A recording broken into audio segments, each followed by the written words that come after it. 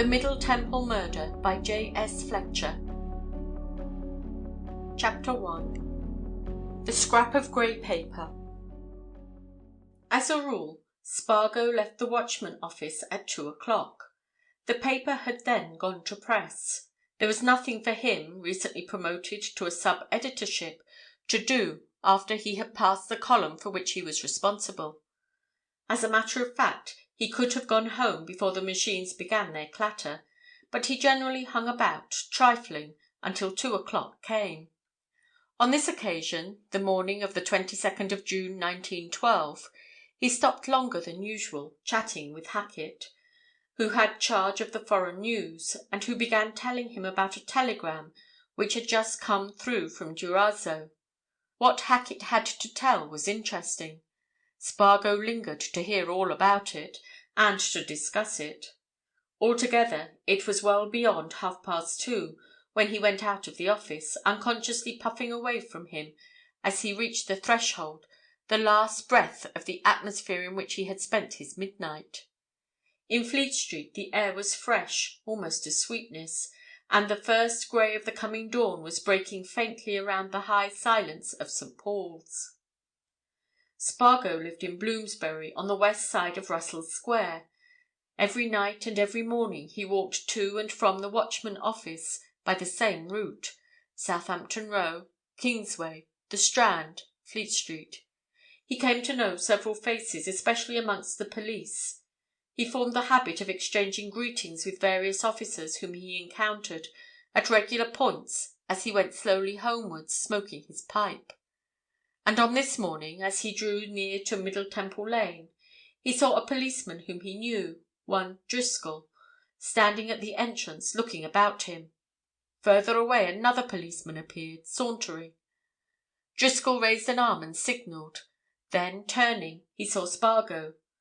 He moved a step or two towards him. Spargo saw news in his face. "What is it?" asked Spargo. Driscoll jerked a thumb over his shoulder towards the partly open door of the lane.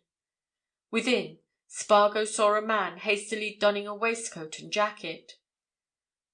"He says," answered Driscoll, "him there, the porter, that there's a man lying in one of them entries down the lane, and he thinks he's dead.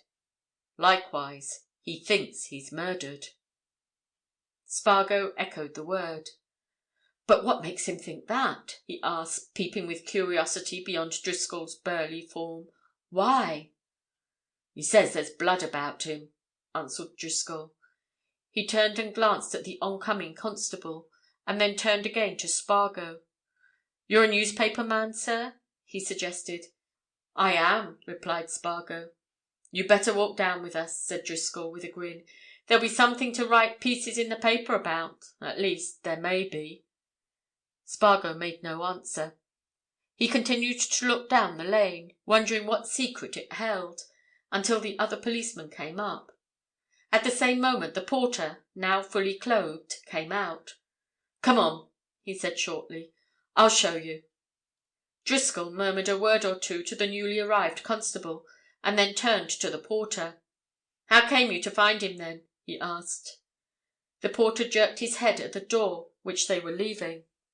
"I heard that door slam," he replied irritably, as if the fact which he mentioned caused him offence. "I know I did, so I got up to look around. Then—well, I saw that." He raised a hand, pointing down the lane. The three men followed his outstretched finger, and Spargo then saw a man's foot, booted, grey-socked, protruding from an entry on the left hand. "Sticking out there, just as you see it now," said the porter. "I ain't touched it, and so—" He paused and made a grimace, as if at the memory of some unpleasant thing. Driscoll nodded comprehendingly. "And so you went along and looked?" he suggested. "Just so.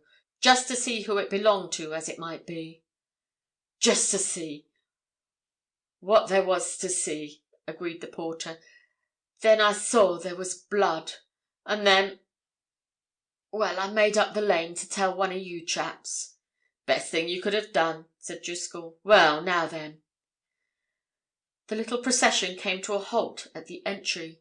The entry was a cold and formal thing of itself, not a nice place to lie dead in, having glazed white tiles for its walls and concrete for its flooring. Something about its appearance in that grey morning air suggested to Spargo the idea of a mortuary. And that the man whose foot projected over the step was dead, he had no doubt. The limpness of his pose certified to it. For a moment none of the four men moved or spoke. The two policemen unconsciously stuck their thumbs in their belts and made play with their fingers. The porter rubbed his chin thoughtfully. Spargo remembered afterwards the rasping sound of his action. He himself put his hands in his pockets and began to jingle his money and his keys. Each man had his own thoughts as he contemplated the piece of human wreckage which lay before him. "You'll notice," suddenly observed Driscoll, speaking in a hushed voice, "you'll notice that he's lying there in a queer way, same as if he'd been put there, sort of propped up against that wall at first, and had slid down like." Spargo was taking in all the details with a professional eye. He saw at his feet the body of an elderly man. The face was turned away from him, crushed in against the glaze of the wall, but he judged the man to be elderly because of the grey hair and whitening whisker. It was clothed in a good, well-made suit of grey check cloth, tweed, and the boots were good. So, too, was the linen cuff which projected from the sleeve that hung so limply. One leg was half doubled under the body, the other was stretched straight out across the threshold. The trunk was twisted to the wall. Over the white glaze of the tiles against which it and the shoulder towards which it had sunk were crushed, there were gouts and stains of blood. And Driscoll, taking a hand out of his belt, pointed a finger at them. "Seems to me," he said slowly, "seems to me as how he's been struck down from behind as he came out of here. That blood's from his nose, gushed out as he fell. What do you say, Jim?" The other policeman coughed. "Better get the inspector here," he said, "and the doctor and the ambulance. Dead, ain't he?" Driscoll bent down and put a thumb on the hand which lay on the pavement. "As they ever make 'em," he remarked laconically. "And stiff, too. Well, hurry up, Jim." Spargo waited until the inspector arrived, waited until the hand ambulance came. More policemen came with it. They moved the body for transference to the mortuary, and Spargo then saw the dead man's face. He looked long and steadily at it while the police arranged the limbs, wondering all the time who it was that he gazed at, how he came to that end, what was the object of his murderer, and many other things. There was some professionalism in Spargo's curiosity, but there was also a natural dislike that a fellow being should have been so unceremoniously smitten out of the world. There was nothing very remarkable about the dead man's face. It was that of a man of apparently 60 to 65 years of age, plain, even homely of feature, clean-shaven, except for a fringe of white whisker, trimmed, after an old-fashioned pattern, between the ear and the point of the jaw. The only remarkable thing about it was that it was much lined and seamed. The wrinkles were many and deep around the corners of the lips and the angles of the eyes. This man, you would have said to yourself, has led a hard life and weathered storm, mental as well as physical. Driscoll nudged Spargo with a turn of his elbow. He gave him a wink. "Better come down to the dead house," he muttered confidentially. "Why?" asked Spargo. "They'll go through him," whispered Driscoll. "Search him, d'you see? Then you'll get to know all about him, and so on. Help to write that piece in the paper, eh?" Spargo hesitated. He had had a stiff night's work, and until his encounter with Driscoll he had cherished warm anticipation of the meal which would be laid out for him at his rooms, and of the bed into which he would subsequently tumble. Besides, a telephone message would send a man from the Watchman to the mortuary. This sort of thing was not in his line now. "You'll be for getting one of them big play cards out, with something about a mystery on it," suggested Driscoll. "You never know what lies at the bottom of these affairs, no more you don't." That last observation decided Spargo. Moreover, the old instinct for getting news began to assert itself. "All right," he said, "I'll go along with you." And relighting his pipe, he followed the little cortege through the streets, still deserted and quiet, and as he walked behind, he reflected on the unobtrusive fashion in which murder could stalk about. Here was the work of murder, no doubt, and it was being quietly carried along a principal London thoroughfare, without fuss or noise, by officials to whom the dealing with it was all a matter of routine. Surely— "My opinion," said a voice at Spargo's elbow, "my opinion is that it was done elsewhere, not there. He was put there, that's what I say." Spargo turned and saw that the porter was at his side. He, too, was accompanying the body. "Oh," said Spargo, "you think—" "I think he was struck down elsewhere and carried there," said the porter. "In somebody's chambers, maybe. I've known of some queer games in our bit of London. Well, he never came in at my lodge last night, I'll stand to that. And who is he, I should like to know? From what I see of him, not the sort to be about our place." "That's what we shall hear presently," said Spargo. "They're going to search him." But Spargo was presently made aware that the searchers had found nothing. The police surgeon said that the dead man had, without doubt, been struck down from behind by a terrible blow which had fractured the skull and caused death almost instantaneously. In Driscoll's opinion, the murder had been committed for the sake of plunder, for there was nothing whatever on the body. It was reasonable to suppose that a man who was well dressed would possess a watch and chain, and have money in his pockets, and possibly rings on his fingers. But there was nothing valuable to be found. In fact, there was nothing at all to be found that could lead to identification. No letters, no papers, nothing. It was plain that whoever had struck the dead man down had subsequently stripped him of whatever was on him. The only clue to possible identity lay in the fact that a soft cap of grey cloth appeared to have been newly purchased at a fashionable shop in the West End. Spargo went home. There seemed to be nothing to stop for. He ate his food and he went to bed, only to do poor things in the way of sleeping. He was not the sort to be impressed by horrors, but he recognized at last that the morning's event had destroyed his chance of rest. He accordingly rose, took a cold bath, drank a cup of coffee and went out. He was not sure of any particular idea when he strolled away from Bloomsbury, but it did not surprise him when, half an hour later, he found that he had walked down to the police station near which the unknown man's body lay in the mortuary. And there he met Driscoll, just going off duty. Driscoll grinned at sight of him. "You're in luck," he said. "'Tisn't 5 minutes since they found a bit of grey writing paper crumpled up in the poor man's waistcoat pocket. It had slipped into a crack. Come in and you'll see it." Spargo went into the inspector's office. In another minute he found himself staring at the scrap of paper. There was nothing on it but an address, scrawled in pencil. Ronald Breton, barrister, King's Bench Walk, Temple, London.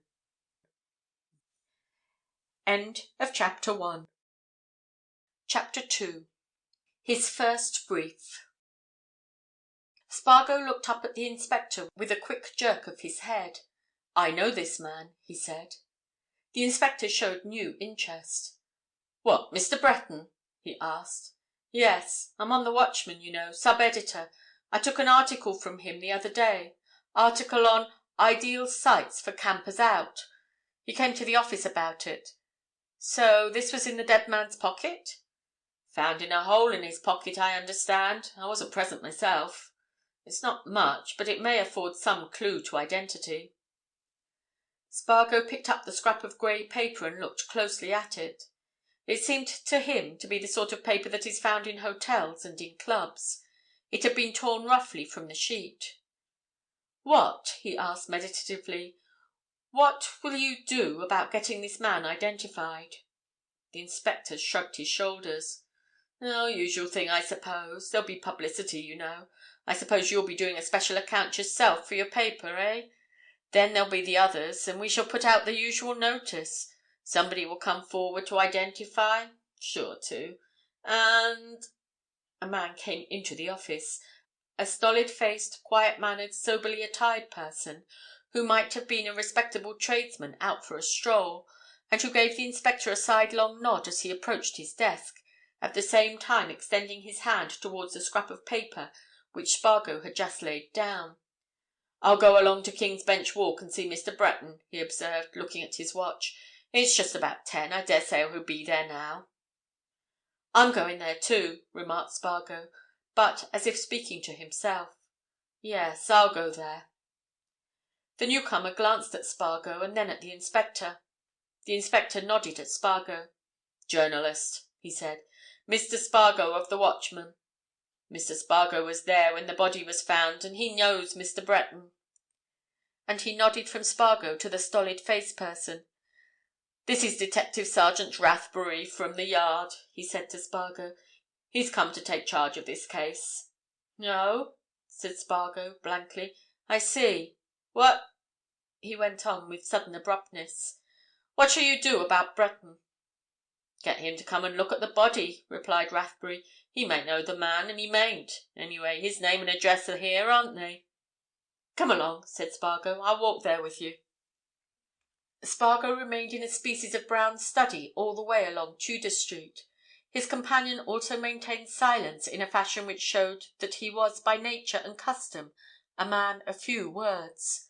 It was not until the two were climbing the old balustraded staircase of the house in King's Bench Walk, in which Ronald Breton's chambers were somewhere situate, that Spargo spoke. "Do you think that old chap was killed for what he may have had on him?" he asked, suddenly turning to the detective. "I should like to know what he had on him before I answered that question, Mr. Spargo," replied Rathbury with a smile. "Yes," said Spargo dreamily. "I suppose so. He might have had—nothing on him, eh?" The detective laughed, and pointed to a board on which names were printed. "We don't know anything yet, sir," he observed, "except that Mr. Breton is on the 4th floor, by which I conclude that it isn't long since he was eating his dinner." "Oh, he's young, he's quite young," said Spargo. "I should say he's about 24. I've met him only—" At that moment the unmistakable sounds of girlish laughter came down the staircase. Two girls seemed to be laughing. Presently masculine laughter mingled with the lighter feminine. "Seems to be studying law in very pleasant fashion up here, anyway," said Rathbury. "Mr. Breton's chambers, too, and the door's open." The outer oak door of Ronald Breton's chambers stood thrown wide. The inner one was well ajar. Through the opening thus made, Spargo and the detective obtained a full view of the interior of Mr. Ronald Breton's rooms. There, against a background of law books, bundles of papers tied up with pink tape, and black framed pictures of famous legal notables, they saw a pretty, vivacious-eyed girl who, perched on a chair, wigged and gowned, and flourishing a mass of crisp paper, was haranguing an imaginary judge and jury, to the amusement of a young man who had his back to the door, and of another girl who leant confidentially against his shoulder. "I put it to you, gentlemen of the jury, I put it to you with confidence, feeling that you must necessarily be, perhaps brothers, perhaps husbands and fathers. Can you, on your consciences, do my client the great wrong, the irreparable injury, the— "Think of some more adjectives," exclaimed the young man. "Hot and strong uns, pile 'em up. That's what they like. Hello!" This exclamation arose from the fact that at this point of the proceedings the detective rapped at the inner door and then put his head round its edge. Whereupon the young lady who was orating from the chair jumped hastily down, and the other young lady withdrew from the young man's protecting arm. There was a feminine giggle and a feminine swishing of skirts, and a hasty bolt into an inner room, and Mr. Ronald Breton came forward, blushing a little, to greet the interrupter. Come in," he exclaimed hastily. Then he paused, catching sight of Spargo, and held out his hand with a look of surprise. "Oh, Mr. Spargo!" he said. "How do you do? We were just having a lark. I'm off to court in a few minutes. What can I do for you, Mr. Spargo?" He had backed to the inner door as he spoke, and he now closed it and turned again to the two men, looking from one to the other. The detective, on his part, was looking at the young barrister. He saw a tall, slimly built youth, of handsome features and engaging presence, perfectly groomed and immaculately garbed, and having upon him a general air of well-to-doness, and he formed the impression from these matters that Mr. Breton was one of those fortunate young men who may take up a profession but are certainly not dependent upon it. He turned and glanced at the journalist. "How do you do?" said Spargo slowly. The fact is, I came here with Mr. Rathbury. He wants to see you. Detective Sergeant Rathbury, of New Scotland Yard."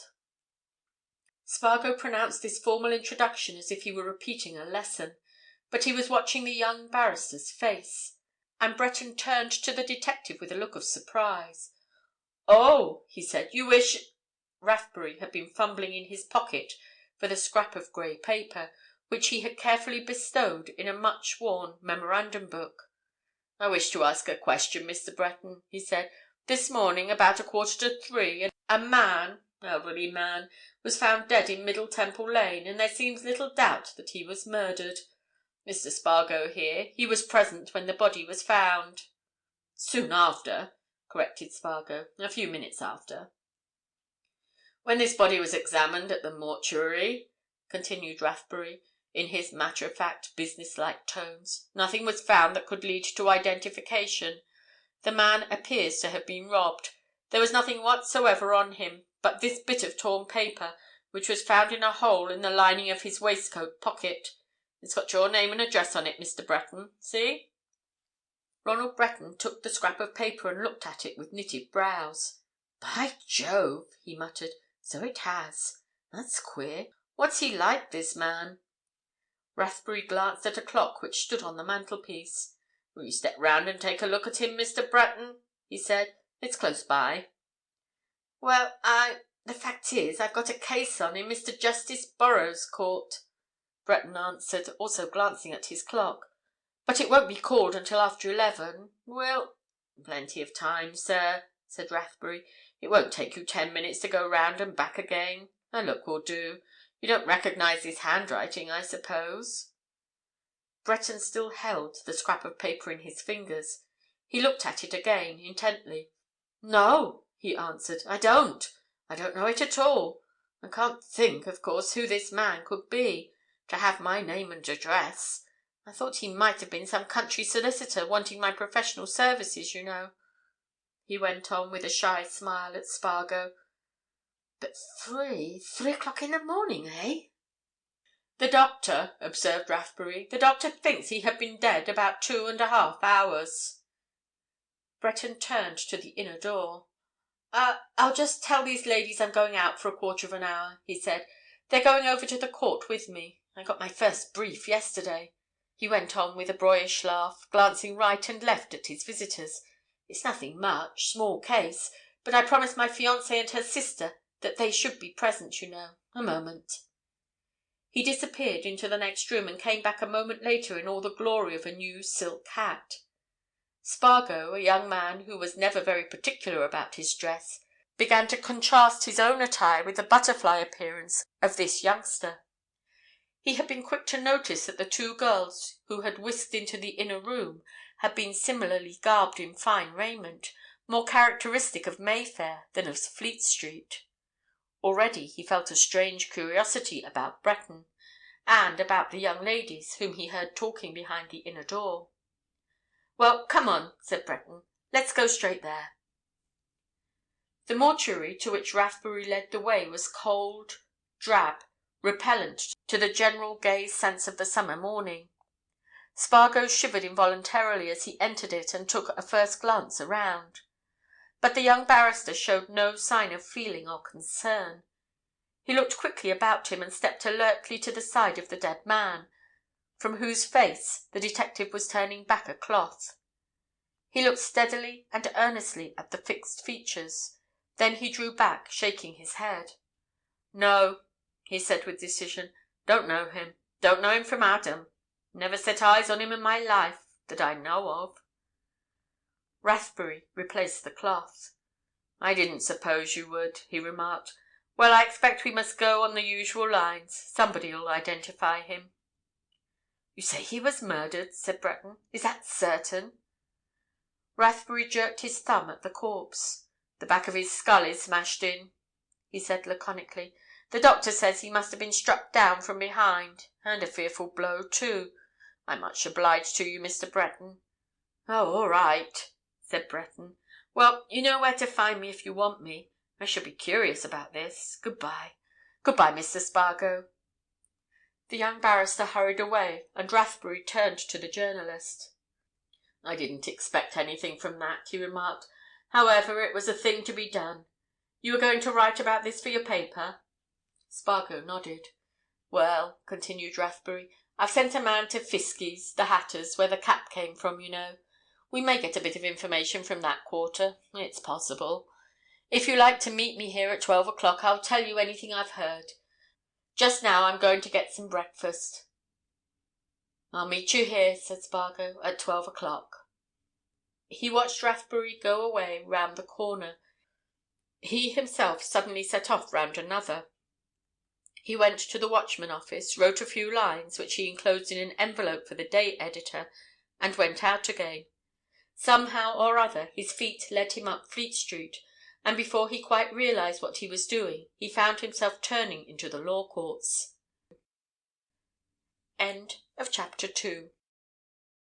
Chapter 3. The Clue of the Cap. Having no clear conception of what had led him to these scenes of litigation, Spargo went wandering aimlessly about in the great hall and the adjacent corridors until an official, who took him to be lost, asked him if there was any particular part of the building he wanted. For a moment Spargo stared at the man as if he did not comprehend his question. Then his mental powers reasserted themselves. "Isn't Mr. Justice Borrow sitting in one of the courts this morning?" he suddenly asked. "Number 7," replied the official. "What's your case, when it's down?" "I haven't got a case," said Spargo. "I'm a pressman, reporter, you know." The official stuck out a finger. "Round the corner, first to your right, second on the left," he said automatically. "You'll find plenty of room. Nothing much doing there this morning." He turned away, and Spargo recommenced his apparently aimless perambulation of the dreary, depressing corridors. "Upon my honour," he muttered, "upon my honour, I really don't know what I've come up here for. I've no business here." Just then he turned a corner and came face to face with Ronald Breton. The young barrister was now in his wig and gown, and carried a bundle of papers tied up with pink tape. He was escorting two young ladies, who were laughing and chattering as they tripped along at his side. And Spargo, glancing at them meditatively, instinctively told himself which of them it was that he and Rathbury had overheard as she made her burlesque speech. It was not the elder one, who walked by Ronald Breton with something of an air of proprietorship, but the younger, the girl with the laughing eyes and the vivacious smile. And it suddenly dawned upon him that somewhere, deep within him, there had been a notion, a hope of seeing this girl again. Why, he could not then think. Spargo, thus coming face to face with these three, mechanically lifted his hat. Breton stopped, half inquisitive. His eyes seemed to ask a question. "Yes," said Spargo. The fact is, I remembered that you said you were coming up here, and I came after you. I want, when you've time, to have a talk, to ask you a few questions. About this affair of the dead man, you know." Breton nodded. He tapped Spargo on the arm. "Look here," he said. "When this case of mine is over, I can give you as much time as you like.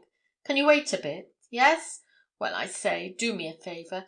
I was taking these young ladies round to the gallery, round there and up the stairs, and I'm a bit pressed for time. I've a solicitor waiting for me. You take them, there's a good fellow. Then, when the case is over, bring them down here and you and I will talk. Here, I'll introduce you all. No ceremony. Miss Aylmore, Miss Jessie Aylmore. Mr. Spargo of the Watchman. Now, I'm off." Breton turned on the instant, his gown whisked round the corner, and Spargo found himself staring at two smiling girls. He saw then that both were pretty and attractive, and that one seemed to be the elder by some 3 or 4 years.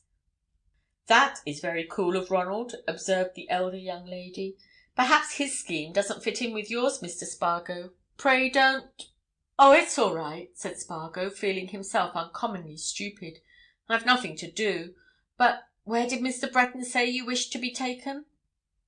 "Into the gallery of No. 7 Court," said the younger girl promptly.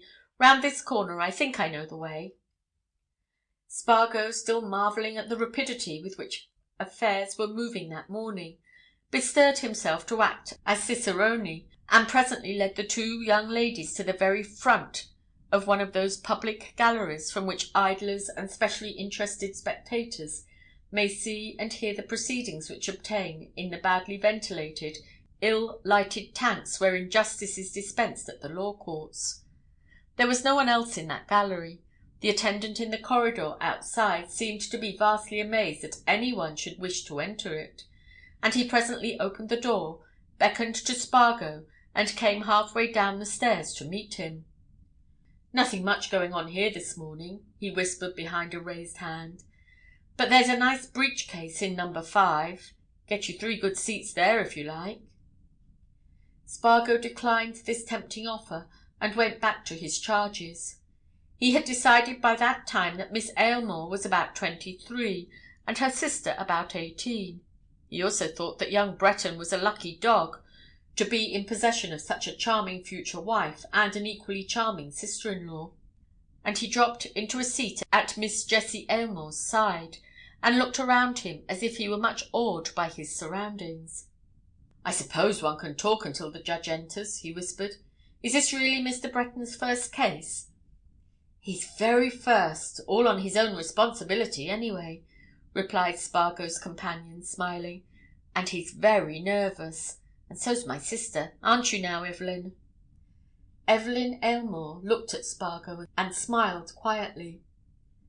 "I suppose one's always nervous about first appearances," she said.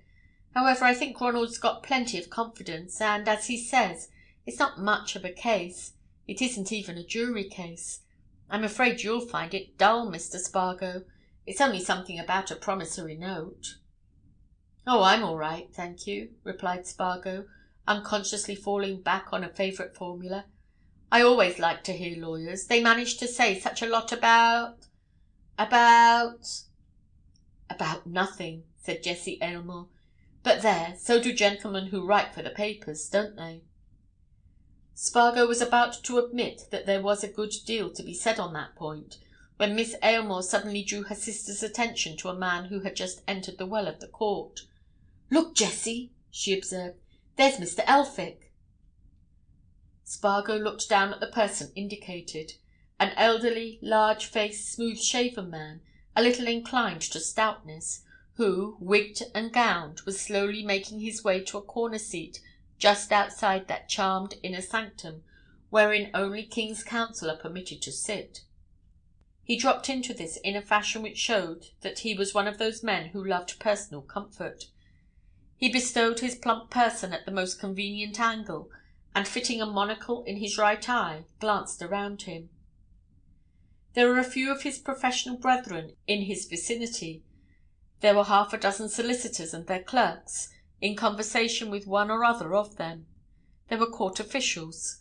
But the gentleman of the monocle swept all these with an indifferent look and cast his eyes upward until he caught sight of the 2 girls. Thereupon he made a most gracious bow in their direction. His broad face beamed in a genial smile, and he waved a white hand. "Do you know Mr. Elphick, Mr. Spargo?" inquired the younger Miss Aylmore. "I rather think I've seen him somewhere about the Temple," answered Spargo. "In fact, I'm sure I have." "His chambers are in paper buildings," said Jessie. "Sometimes he gives tea parties in them. He is Ronald's guardian, and preceptor, and mentor, and all that, and I suppose he's dropped into this court to hear how his pupil goes on." "Here is Ronald," whispered Miss Aylmore. "And here," said her sister, "is his lordship, looking very cross. Now, Mr. Spargo, you're in for it." Spargo, to tell the truth, paid little attention to what went on beneath him. The case which young Breton presently opened was a commercial one, involving certain rights and properties in a promissory note. It seemed to the journalist that Breton dealt with it very well, showing himself master of the financial details and speaking with readiness and assurance. He was much more interested in his companions, and especially in the younger one, and he was meditating on how he could improve his further acquaintance, when he awoke to the fact that the defence, realising that it stood no chance, had agreed to withdraw, and that Mr. Justice Borrow was already giving judgment in Ronald Breton's favour. In another minute he was walking out of the gallery in rear of the two sisters. Very good indeed," he said absent-mindedly. "I thought he put his facts very clearly and concisely." Downstairs in the corridor, Ronald Breton was talking to Mr. Elphick. He pointed a finger at Spargo as the latter came up with the girls. Spargo gathered that Breton was speaking of the murder and of his, Spargo's, connection with it, and directly they approached he spoke. "This is Mr. Spargo, sub-editor of the Watchman," Breton said. "Mr. Elphick, Mr. Spargo. I was just telling Mr. Elphick, Spargo, that you saw this poor man soon after he was found." Spargo, glancing at Mr. Elphick, saw that he was deeply interested. The elderly barrister took him, literally, by the buttonhole. "My dear sir," he said, "you saw this poor fellow lying dead in the third entry down Middle Temple Lane? The third entry, eh?" "Yes," replied Spargo simply. "I saw him. It was the third entry." "Singular!" said Mr. Elphick musingly. "I know a man who lives in that house. In fact, I visited him last night and did not leave until nearly midnight. And this unfortunate man had Mr. Ronald Breton's name and address in his pocket?" Spargo nodded. He looked at Breton and pulled out his watch. Just then he had no idea of playing the part of informant to Mr. Elphick. "Yes, that's so," he answered shortly. Then, looking at Breton significantly, he added, "If you can give me those few minutes now." Yes," responded Ronald Breton, nodding. "I understand. Evelyn, I'll leave you and Jessie to Mr. Elphick. I must go." Mr. Elphick seized Spargo once more. "My dear sir," he said eagerly, "do you think I could possibly see—the body?" "It's at the mortuary," answered Spargo. "I don't know what their regulations are." Then he escaped with Breton. They had crossed Fleet Street and were in the quieter shades of the Temple before Spargo spoke. "About what I wanted to say to you," he said at last. "It was this. I've always wanted, as a journalist, to have a real big murder case. I think this is one. I want to go right into it, thoroughly, first and last, and I think you can help me." "How do you know that it is a murder case?" asked Breton quietly. "It's a murder case," answered Spargo stolidly. "I feel it. Instinct, perhaps. I'm going to ferret out the truth, and it seems to me—" He paused and gave his companion a sharp glance. "It seems to me," he presently continued, "that the clue lies in that scrap of paper. That paper and that man are connecting links between you and—somebody else." "Possibly," agreed Breton. "You want to find the somebody else?" "I want you to help me to find the somebody else," answered Spargo. "I believe this is a big, very big affair. I want to do it. I don't believe in police methods, much. By the by, I'm just going to meet Rathbury. He may have heard of something. Would you like to come?" Breton ran into his chambers in King's Bench Walk, left his gown and wig, and walked round with Spargo to the police office. Rathbury came out as they were stepping in. "Oh!" he said. "I've got what may be helpful, Mr. Spargo. I told you I'd sent that man to Fiskie's, the hatter. Well, he's just returned. The cap which the dead man was wearing was bought at Fiskie's yesterday afternoon, and it was sent to Mr. Marbury, room 20, at the Anglo-Orient Hotel." "Where is that?" asked Spargo. "Waterloo district," answered Rathbury. A small house, I believe. Well, I'm going there. Are you coming?" "Yes," replied Spargo. "Of course. And Mr. Breton wants to come too." "If I'm not in the way," said Breton. Rathbury laughed. "Well, we may find out something about this scrap of paper," he observed, and he waved a signal to the nearest taxi-cab driver.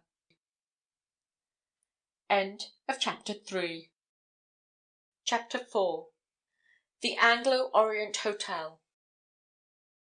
The house at which Spargo and his companions presently drew up was an old-fashioned place in the immediate vicinity of Waterloo railway station, a plain-fronted, four-square erection, essentially mid-Victorian in appearance, and suggestive somehow of the very early days of railway travelling. Anything more in contrast with the modern ideas of a hotel it would have been difficult to find in London, and Ronald Breton said so as he and the others crossed the pavement. "And yet a good many people used to favour this place on their way to and from Southampton in the old days," remarked Rathbury. "And I dare say that old travellers, coming back from the East after a good many years' absence, still rush in here. You see, it's close to the station, and travellers have a knack of walking into the nearest place when they've a few thousand miles of steamboat and railway train behind them. Look there now." They had crossed the threshold as the detective spoke, and as they entered a square, heavily furnished hall, he made a sidelong motion of his head towards a bar on the left, wherein stood or lounged a number of men who, from their general appearance, their slouched hats, and their bronzed faces, appeared to be colonials, or, at any rate, to have spent a good part of their time beneath Oriental skies. There was a murmur of tongues that had a colonial accent in it, an aroma of tobacco that suggested Sumatra and Trichinopoli, and Rathbury wagged his head sagely. "Lay you anything the dead man was a colonial, Mr. Spargo," he remarked. "Well, now, I suppose that's the landlord and landlady." There was an office facing them at the rear of the hall, and a man and woman were regarding them from a box window which opened above a ledge on which lay a register book. They were middle-aged folk, the man a fleshy, round-faced, somewhat pompous-looking individual, who might at some time have been a butler; the woman a tall, spare-figured, thin-featured, sharp-eyed person, who examined the newcomers with an inquiring gaze. Rathbury went up to them with easy confidence. "You the landlord of this house, sir?" he asked. "Mr. Walters? Just so. And Mrs. Walters, I presume?" The landlord made a stiff bow and looked sharply at his questioner. "What can I do for you, sir?" he enquired. "A little matter of business, Mr. Walters," replied Rathbury, pulling out a card. "You'll see there who I am. Detective Sergeant Rathbury of the Yard. This is Mr. Frank Spargo, a newspaper man. This is Mr. Ronald Breton, a barrister."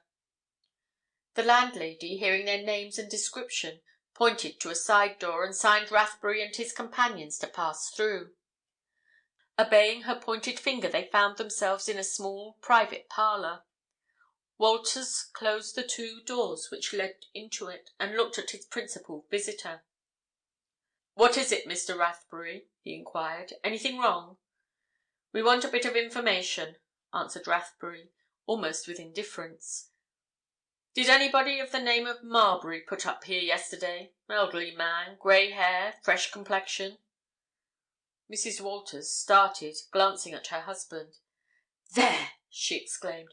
"I knew some inquiry would be made. Yes, and Mr. Marbury took a room here yesterday morning, just after the noon train got in from Southampton.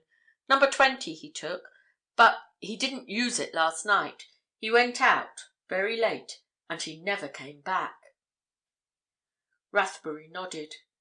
Answering a sign from the landlord, he took a chair, and, sitting down, looked at Mrs. Walters. "What made you think some inquiry would be made, ma'am?" he asked. "Had you noticed anything?" Mrs. Walters seemed a little confused by this direct question. Her husband gave vent to a species of growl. "Nothing to notice," he muttered. "Her way of speaking, that's all." "Well, why I said that was this," said the landlady. "He happened to tell us, did Mr. Marbury, that he hadn't been in London for over 20 years, and couldn't remember anything about it. Him, he said, never having known much about London at any time.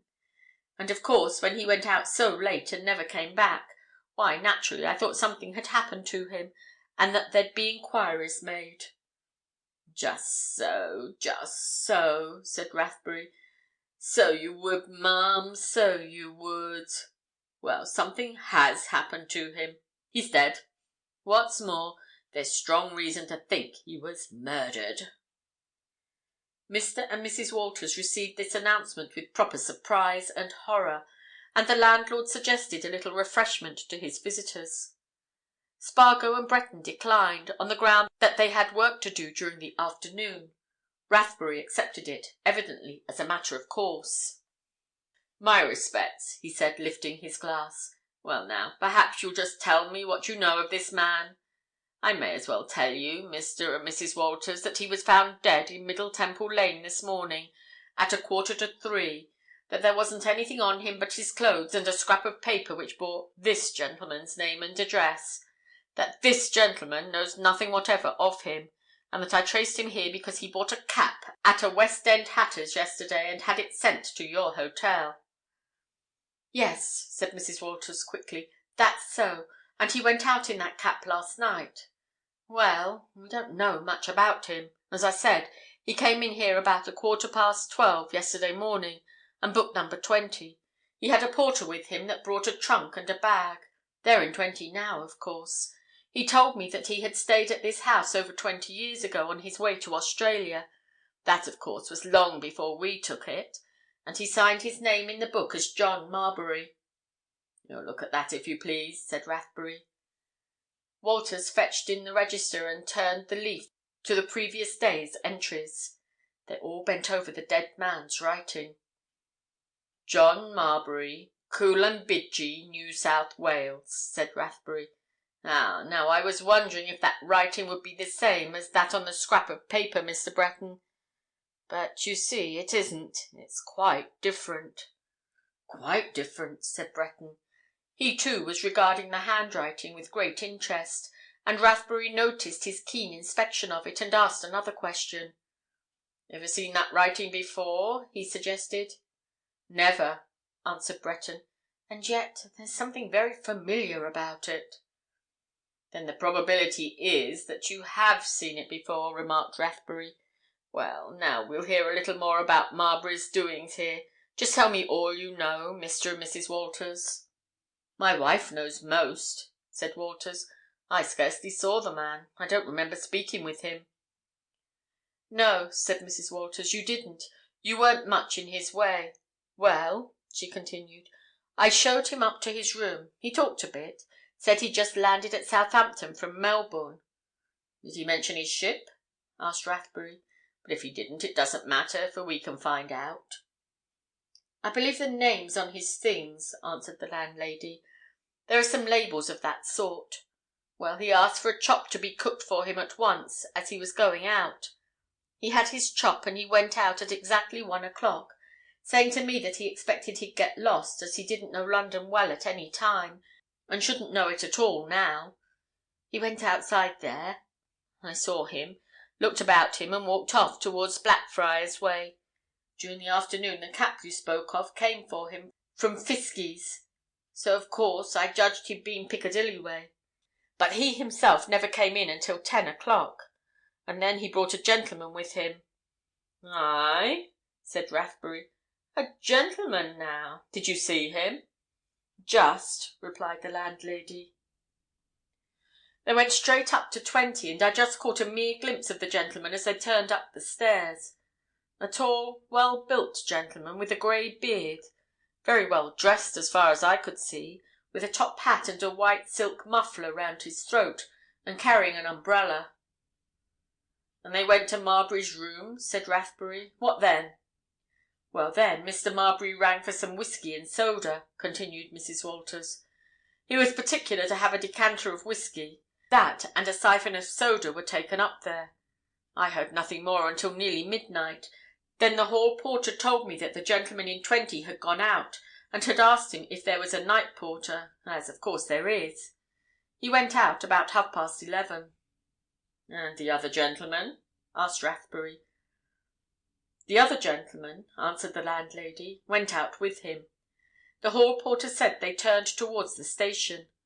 And that was the last anybody in this house saw of Mr. Marbury. He certainly never came back. "That," observed Rathbury, with a quiet smile, "that is quite certain, ma'am. Well, I suppose we'd better see this number 20 room and have a look at what he left there." "Everything," said Mrs. Walters. "It's just as he left it. Nothing's been touched." It seemed to two of the visitors that there was little to touch. On the dressing-table lay a few ordinary articles of toilet, none of them of any quality or value. The dead man had evidently been satisfied with the plain necessities of life. An overcoat hung from a peg. Rathbury, without ceremony, went through its pockets. Just as unceremoniously he proceeded to examine trunk and bag, and finding both unlocked, he laid out on the bed every article they contained, and examined each separately and carefully.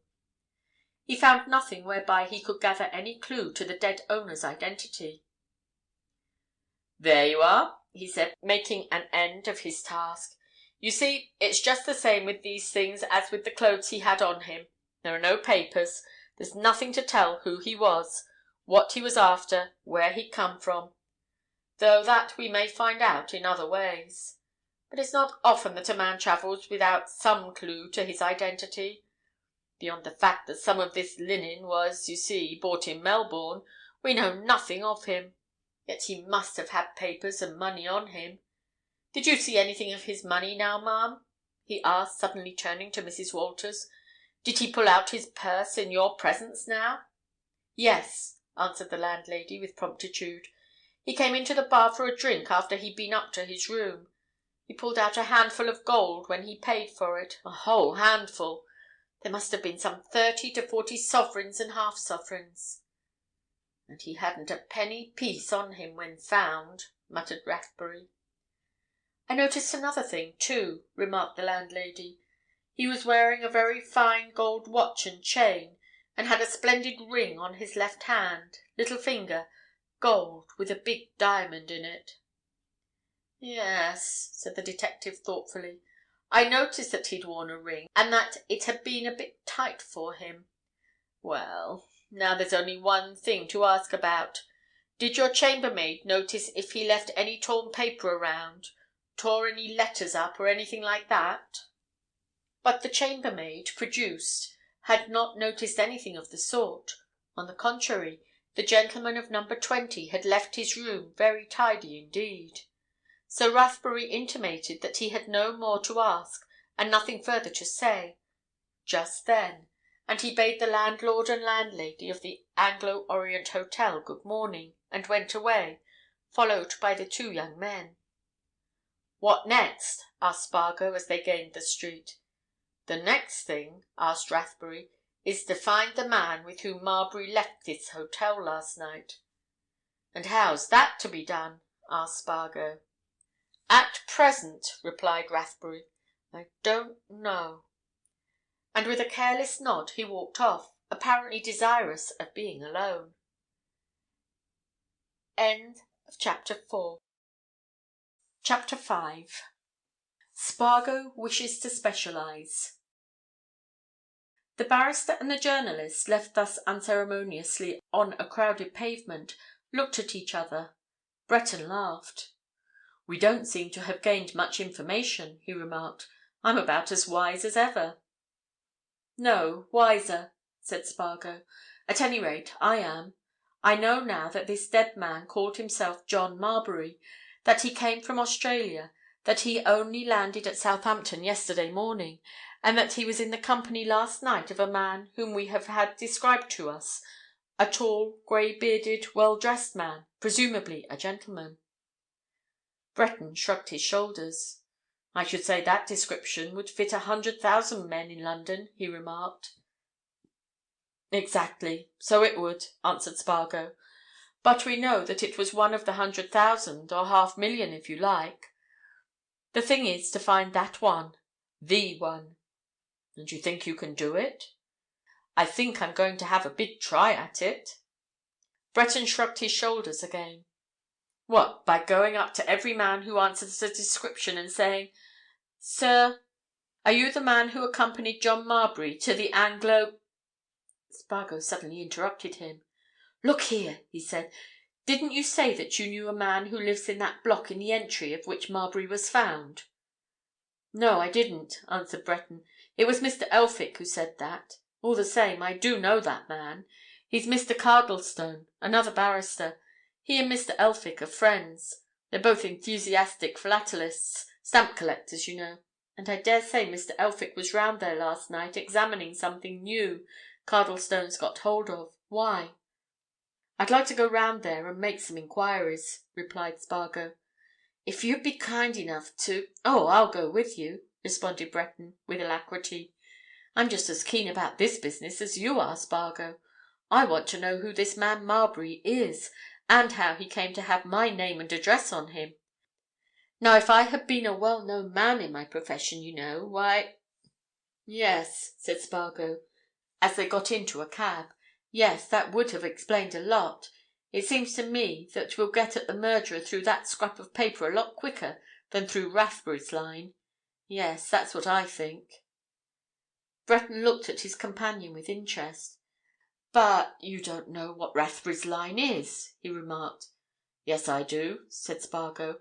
"Rathbury's gone off to discover who the man is with whom Marbury left the Anglo-Orient Hotel last night. That's his line." "And you want—" "I want to find out the full significance of that bit of paper and who wrote it," answered Spargo. "I want to know why that old man was coming to you when he was murdered." Breton started. "By Jove!" he exclaimed. "I never thought of that. You really think he was coming to me when he was struck down?" "Certain. Hadn't he got an address in the Temple? Wasn't he in the Temple? Of course he was trying to find you." "But the late hour—" "No matter. How else can you explain his presence in the Temple? I think he was asking his way. That's why I want to make some inquiries in this block." It appeared to Spargo that a considerable number of people, chiefly of the office boy variety, were desirous of making inquiries about the dead man. Being luncheon hour, that bit of Middle Temple Lane where the body was found was thick with the inquisitive and the sensation-seeker, for the news of the murder had spread, and though there was nothing to see but the bare stones on which the body had lain, there were more open mouths and staring eyes around the entry than Spargo had seen for many a day. And the nuisance had become so great that the occupants of the adjacent chambers had sent for a policeman to move the curious away. And when Spargo and his companion presented themselves at the entry, this policeman was being lectured as to his duties by a little wizened-faced gentleman, in very snuffy and old-fashioned garments, and an ancient silk hat, who was obviously greatly exercised by the unwonted commotion. "Drive them all out into the street!" exclaimed this personage. "Drive them all away, constable, into Fleet Street or upon the Embankment, anywhere, so long as you rid this place of them. This is a disgrace and an inconvenience, a nuisance, a—" "That's old Cardlestone," whispered Breton. "He's always irascible, and I don't suppose we'll get anything out of him. Mr. Cardlestone," he continued, making his way up to the old gentleman, who was now retreating up the stone steps, brandishing an umbrella as ancient as himself. "I was just coming to see you, sir. This is Mr. Spargo, a journalist, who is much interested in this murder. He—" "I know nothing about the murder, my dear sir," exclaimed Mr. Cardlestone. "And I never talk to journalists, a pack of busybodies, sir, saving your presence. I'm not aware that any murder has been committed, and I object to my doorway being filled by a pack of office boys and street loungers. Murder, indeed! I suppose a man fell down these steps and broke his neck. Drunk, most likely." He opened his outer door as he spoke, and Breton, with a reassuring smile and a nod at Spargo, followed him into his chambers on the first landing, motioning the journalists to keep at their heels. "Mr. Elphick tells me that he was with you until a late hour last evening, Mr. Cardlestone," he said. "Of course, neither of you heard anything suspicious." "What should we hear that was suspicious in the Temple, sir?" demanded Mr. Cardlestone angrily. "I hope the Temple is free from that sort of thing, young Mr. Breton." Your respected guardian and myself had a quiet evening on our usual peaceful pursuits, and when he went away, all was as quiet as the grave, sir. What may have gone on in the chambers above and around me, I know not. Fortunately, our walls are thick, sir, substantial. I say, sir, the man probably fell down and broke his neck.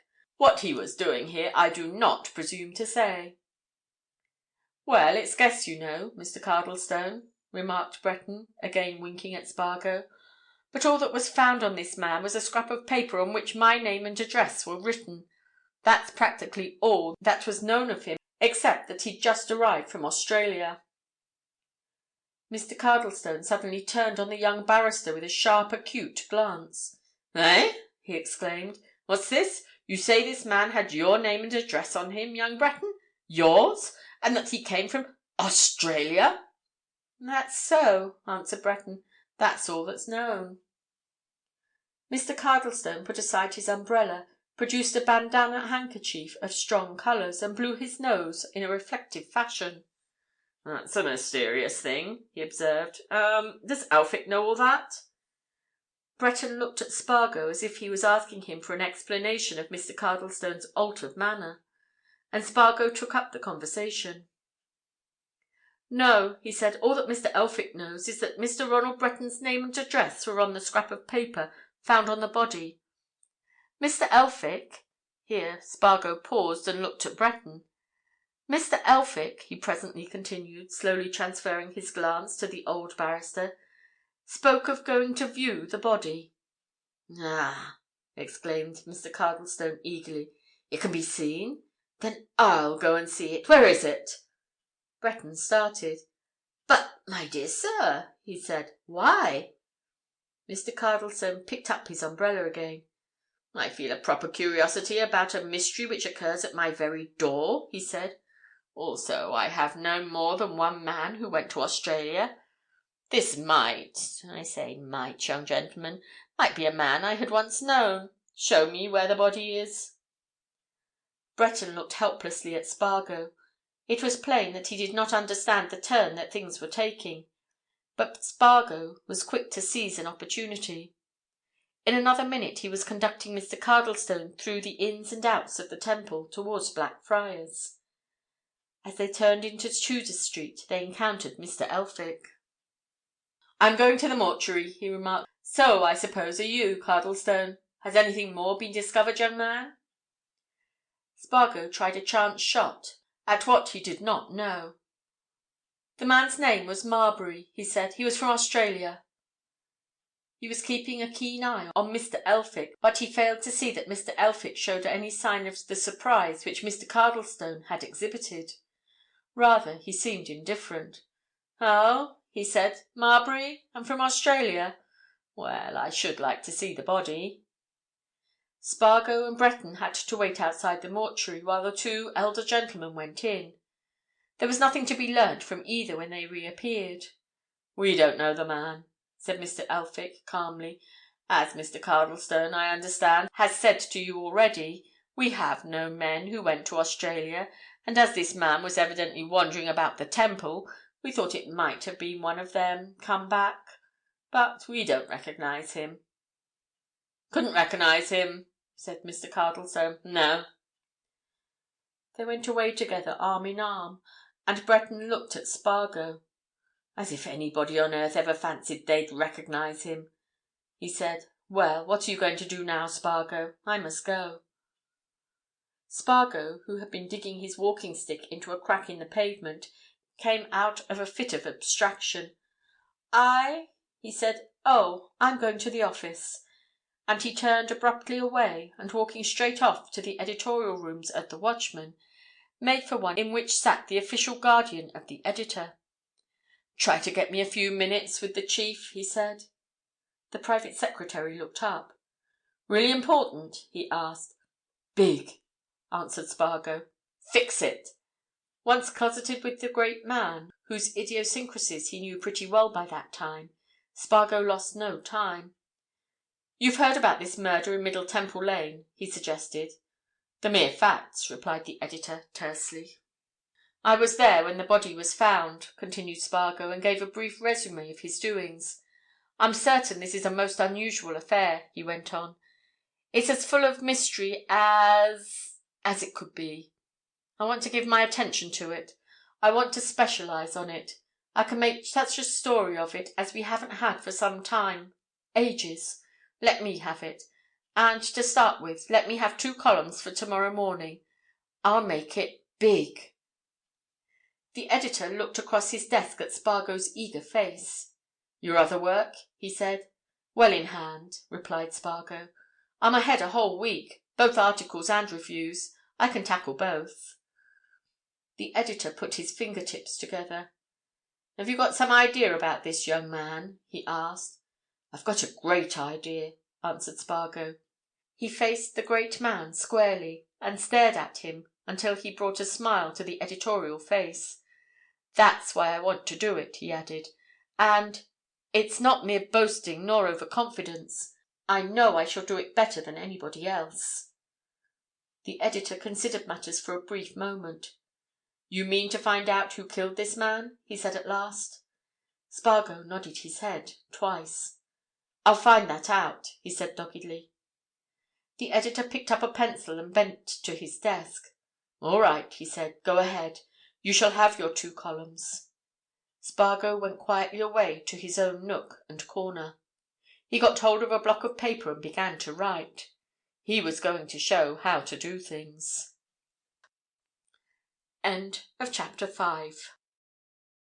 Chapter 6. Witness to a Meeting. Ronald Breton walked into the Watchman office and into Spargo's room next morning, holding a copy of the current issue in his hand.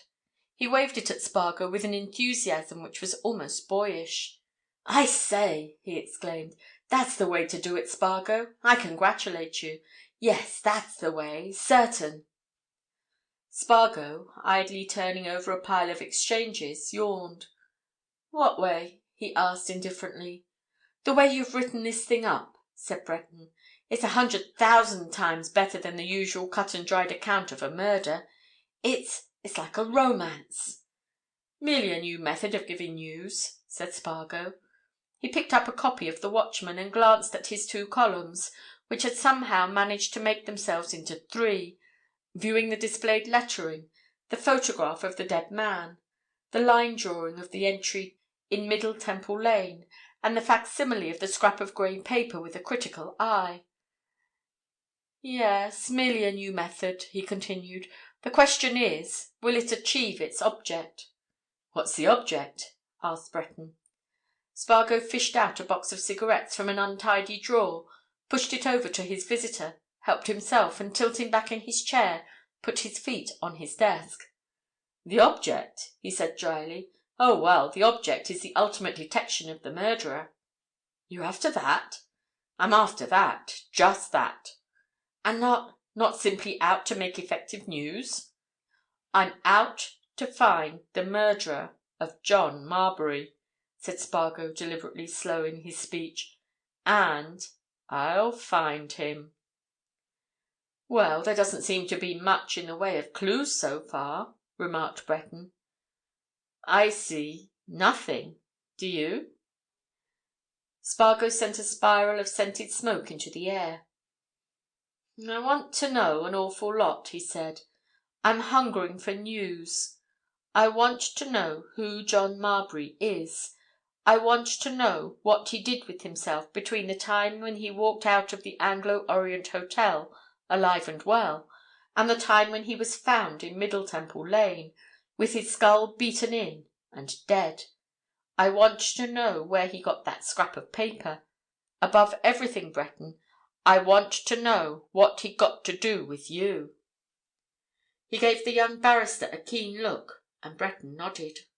"Yes," he said. "I confess that's a corker, but I think—" "Well?" said Spargo.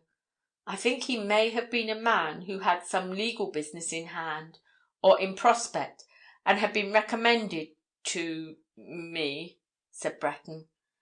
Spargo smiled a little sardonically. "That's good," he said. "You had your very first brief yesterday. Come, Your fame isn't blown abroad through all the heights yet, my friend. Besides, don't intending clients approach— Isn't it strictly etiquette for them to approach barristers through solicitors?" "Quite right in both your remarks," replied Breton good-humouredly. "Of course, I'm not known a bit, but all the same, I've known several cases where a barrister has been approached in the first instance and asked to recommend a solicitor. Somebody who wanted to do me a good turn may have given this man my address." "Possible," said Spargo. "But he wouldn't have come to consult you at midnight.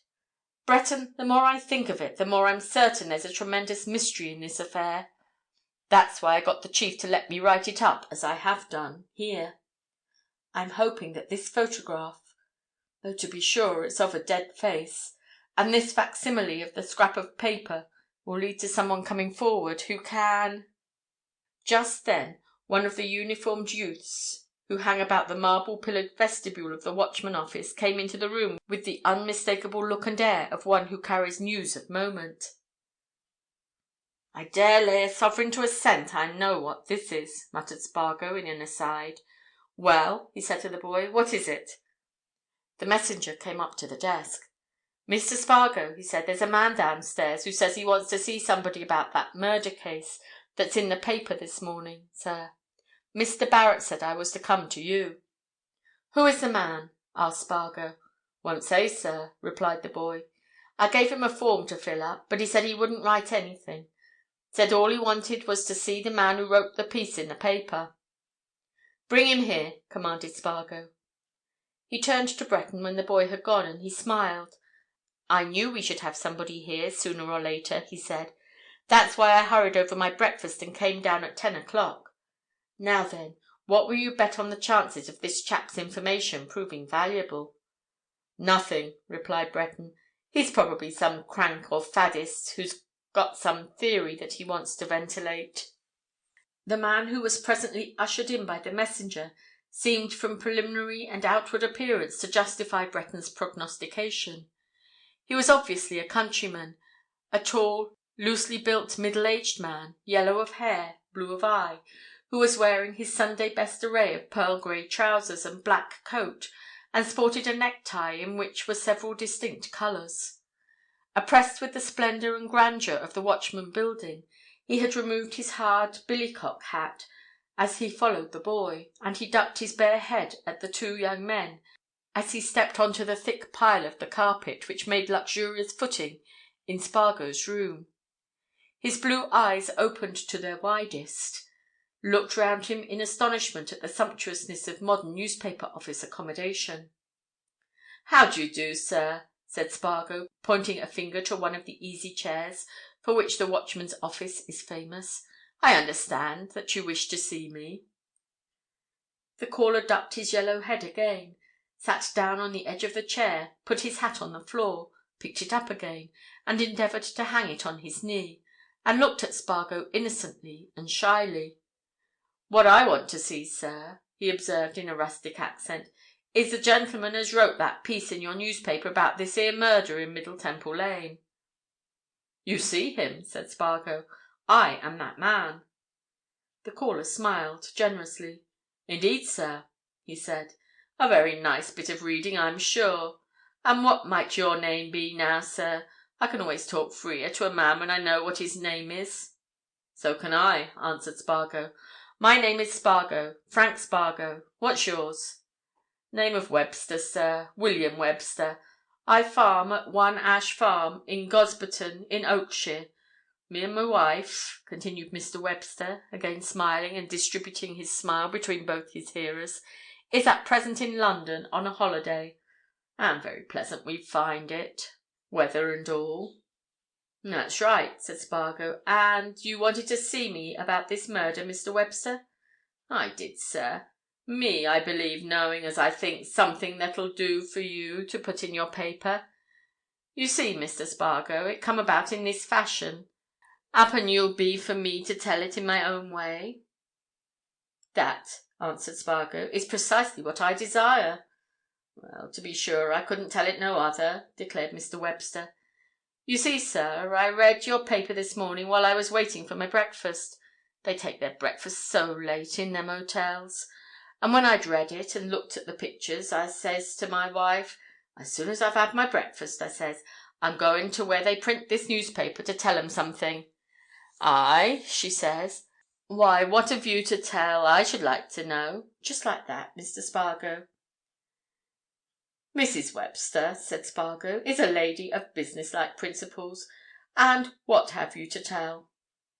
Mr. Webster looked into the crown of his hat, looked out of it, and smiled knowingly. Well, sir, he continued, last night my wife, she went out to a part they call Clapham to take her tea and supper with an old friend of hers as lives there, and as they wanted to have a bit of woman talk like, I didn't go. So thinks I to myself, I'll go and see this here House of Commons. There was a neighbour of mine as told me that all you'd got to do was to tell the policeman at the door that you wanted to see your own Member of Parliament. So when I got there, I told them that I wanted to see our MP, Mr. Stonewood. You'll have heard tell of him, no doubt. He knows me very well.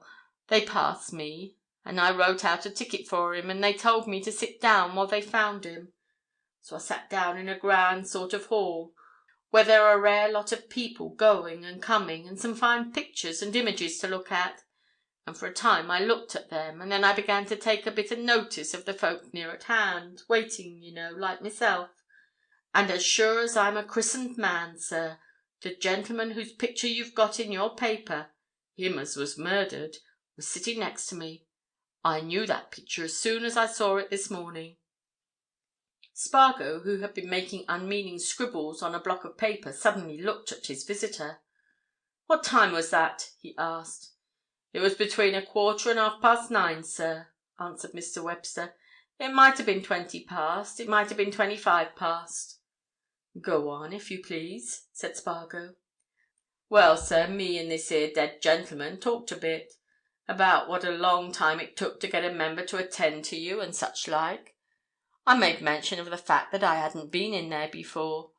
Neither have I, he says. I came in out of curiosity, he says, and then he laughed, sir, queer like. And it was just after that what I'm going to tell you about happened. Tell, commanded Spargo.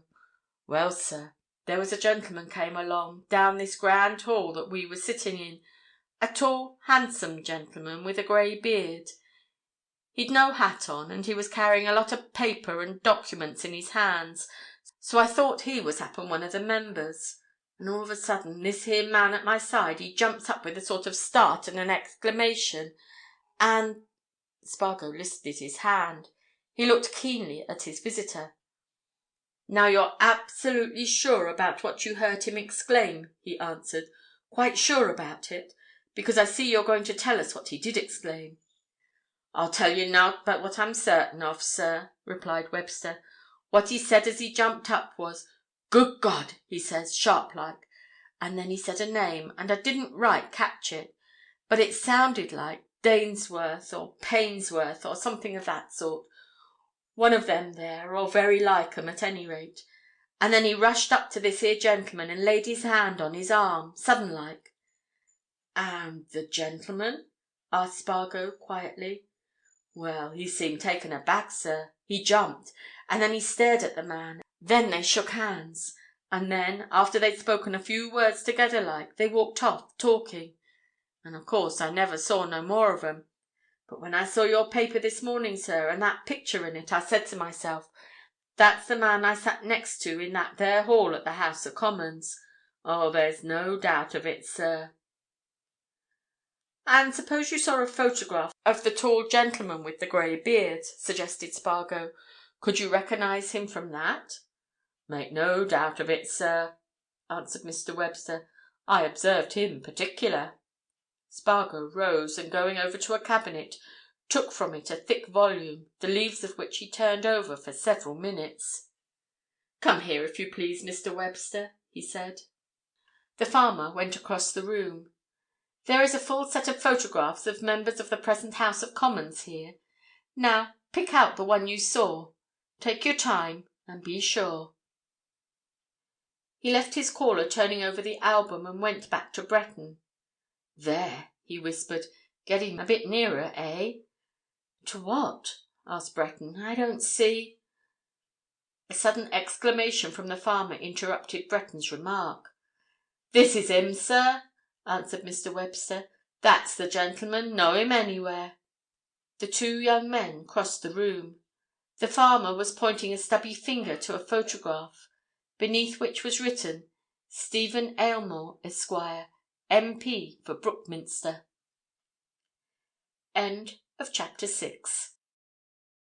Chapter 7. Mr. Aylmore. Spargo, keenly observant and watchful, felt, rather than saw, Breton start. He himself preserved an imperturbable equanimity. He gave a mere glance at the photograph to which Mr. Webster was pointing. "Oh!" he said. "That he?" "That's the gentleman, sir," replied Webster. "Done to the life, that is. No difficulty in recognizing of that, Mr. Spargo." "You're absolutely sure?" demanded Spargo. "There are a lot of men in the House of Commons, you know, who wear beards, and many of the beards are grey." But Webster wagged his head. "That's him, sir," he repeated. "I'm as sure of that as I am that my name's William Webster. That's the man I saw talking to him whose picture you've got in your paper. Can't say no more, sir." "Very good," said Spargo. "I'm much obliged to you. I'll see Mr. Aylmore. Leave me your address in London, Mr. Webster. How long do you remain in town?" "My address is the Beechcroft Hotel, Bloomsbury, sir, and I shall be there for another week," answered the farmer. "Hope I've been of some use, Mr. Spargo. As I says to my wife—" Spargo cut his visitor short in polite fashion and bowed him out. He turned to Breton, who still stood staring at the album of portraits. "There! What did I tell you?" he said. "Didn't I say I should get some news? There it is." Breton nodded his head. He seemed thoughtful. "Yes," he agreed. "Yes, I say, Spargo." "Well?" "Mr. Aylmore is my prospective father-in-law, you know." "Quite aware of it. Didn't you introduce me to his daughters only yesterday?" "But how did you know they were his daughters?" Spargo laughed as he sat down to his desk. "Instinct. Intuition," he answered. "However, never mind that just now. Well, I've found something out. Marbury, if that is the dead man's real name, and anyway, it's all we know him by, was in the company of Mr. Aylmore that night." "Good!" "What are you going to do about it?" asked Breton. "Do? See Mr. Aylmore, of course." He was turning over the leaves of a telephone address book. One hand had already picked up the mouthpiece of the instrument on his desk. "Look here," said Breton. "I know where Mr. Aylmore is always to be found at 12 o'clock. At the A&P, the Atlantic and Pacific Club, you know, in St. James's. If you like, I'll go with you." Spargo glanced at the clock and laid down the telephone. "All right," he said. 11 o'clock now. I've something to do. I'll meet you outside the A&P at exactly noon." "I'll be there," agreed Breton. He made for the door, and with his hand on it, turned. "What do you expect from what we've just heard?" he asked. Spargo shrugged his shoulders. "Wait until we hear what Mr. Aylmore has to say," he answered. "I suppose this man Marbury was some old acquaintance." Breton closed the door and went away. Left alone, Spargo began to mutter to himself. "Good God!" he says. "Dainsworth, Painsworth, something of that sort. One of the two. Excellent that our farmer friend should have so much observation. Ah, and why should Mr. Stephen Aylmore be recognized as Dainsworth or Painsworth or something of that sort? Now, Who is Mr. Stephen Aylmore, beyond being what I know him to be? Spargo's fingers went instinctively to one of a number of books of reference which stood on his desk. They turned with practised swiftness to a page over which his eye ran just as swiftly. He read aloud: Aylmore Stephen, MP for Brookminster since 1910. Residences 23 St. Osythe Court, Kensington. Buena Vista, Great Marlow. Member Atlantic and Pacific and City Venturers Clubs. Interested in South American enterprise. Muttered Spargo, putting the book away. That's not very illuminating. However, we've got one move finished. Now we'll make another. Going over to the album of photographs, Spargo deftly removed that of Mr. Aylmore, put it in an envelope and the envelope in his pocket, and, leaving the office, hailed a taxicab and ordered its driver to take him to the Anglo-Orient Hotel. This was the something to do of which he had spoken to Breton. Spargo wanted to do it alone. Mrs. Walters was in her low-windowed office when Spargo entered the hall. She recognised him at once and motioned him into her parlour. "I remember you," said Mrs. Walters. "You came with the detective, Mr. Rathbury." "Have you seen him since?" asked Spargo. "Not since," replied Mrs. Walters. "No. And I was wondering if he'd be coming round because—" She paused there and looked at Spargo with particular inquiry. "You're a friend of his, aren't you?" she asked. "I suppose you know as much as he does about this?" "He and I," replied Spargo, with easy confidence, "are working this case together. You can tell me anything you'd tell him." The landlady rummaged in her pocket and produced an old purse, from an inner compartment of which she brought out a small object wrapped in tissue paper. "Well," she said, unwrapping the paper, "we found this in number 20 this morning. It was lying under the dressing-table. The girl that found it brought it to me, and I thought it was a bit of glass, but Walters, he says as how he shouldn't be surprised if it's a diamond. And since we found it, the waiter who took the whisky up to 20, after Mr. Marbury came in with the other gentleman, has told me that when he went into the room the two gentlemen were looking at a paper full of things like this. So there?" Spargo fingered the shining bit of stone.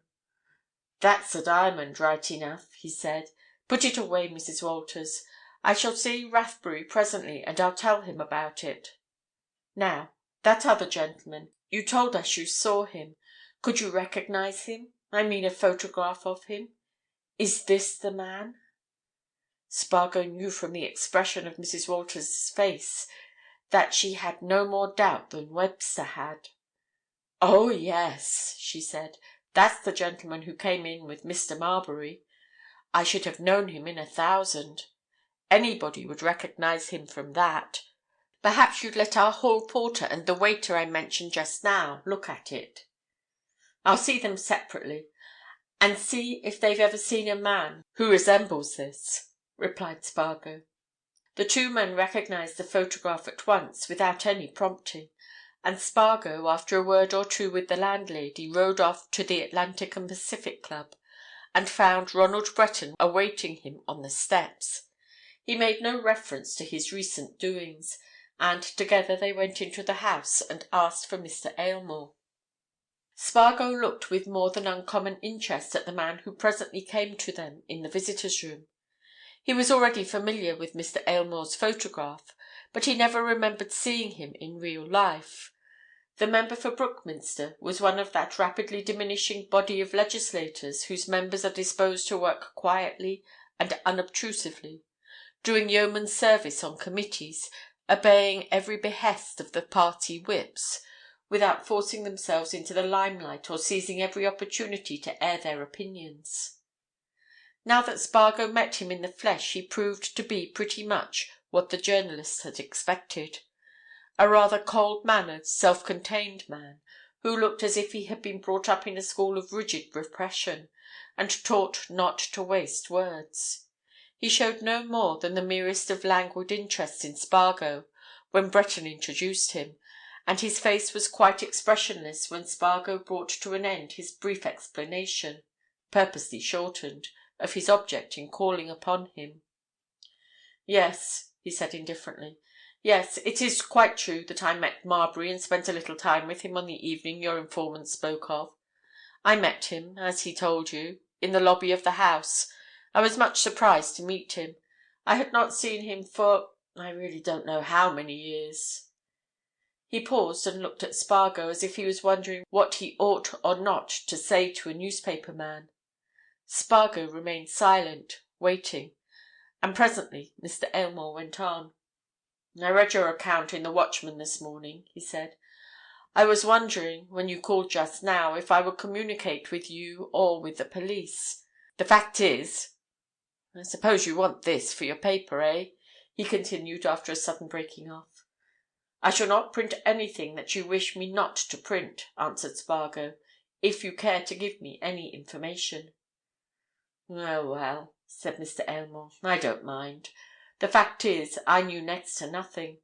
Marbury was a man with whom I had business relations of a sort, a great many years ago. It must be 20, perhaps more, since I lost sight of him. When he came up to me in the lobby the other night, I had to make an effort of memory to recall him. He wished me, having once met me, to give him some advice, and as there was little doing in the house that night, and as he had once been almost a friend, I walked to his hotel with him, chatting. He told me that he had only landed from Australia that morning, and what he wanted my advice about, principally, was diamonds. Australian diamonds." "I was unaware," remarked Spargo, "that diamonds were ever found in Australia." Mr. Aylmore smiled, a little cynically. "Perhaps so," he said. "But diamonds have been found in Australia from time to time, ever since Australia was known to Europeans, and, in the opinion of experts, they will eventually be found there in quantity. Anyhow, Marbury had got hold of some Australian diamonds, and he showed them to me at his hotel, a number of them. We examined them in his room." "What did he do with them afterwards?" asked Spargo. "He put them in his waistcoat pocket, in a very small wash leather bag from which he had taken them. There were, in all, 16 or 20 stones, not more, and they were all small. I advised him to see some expert. I mentioned Streeter's to him. Now, I can tell you how he got hold of Mr. Breton's address." The two young men pricked up their ears. Spargo unconsciously tightened his hold on the pencil with which he was making notes. "He got it from me," continued Mr. Aylmore. "The handwriting on the scrap of paper is mine, hurriedly scrawled. He wanted legal advice. As I knew very little about lawyers, I told him that if he called on Mr. Breton would be able to tell him of a first-class, sharp solicitor.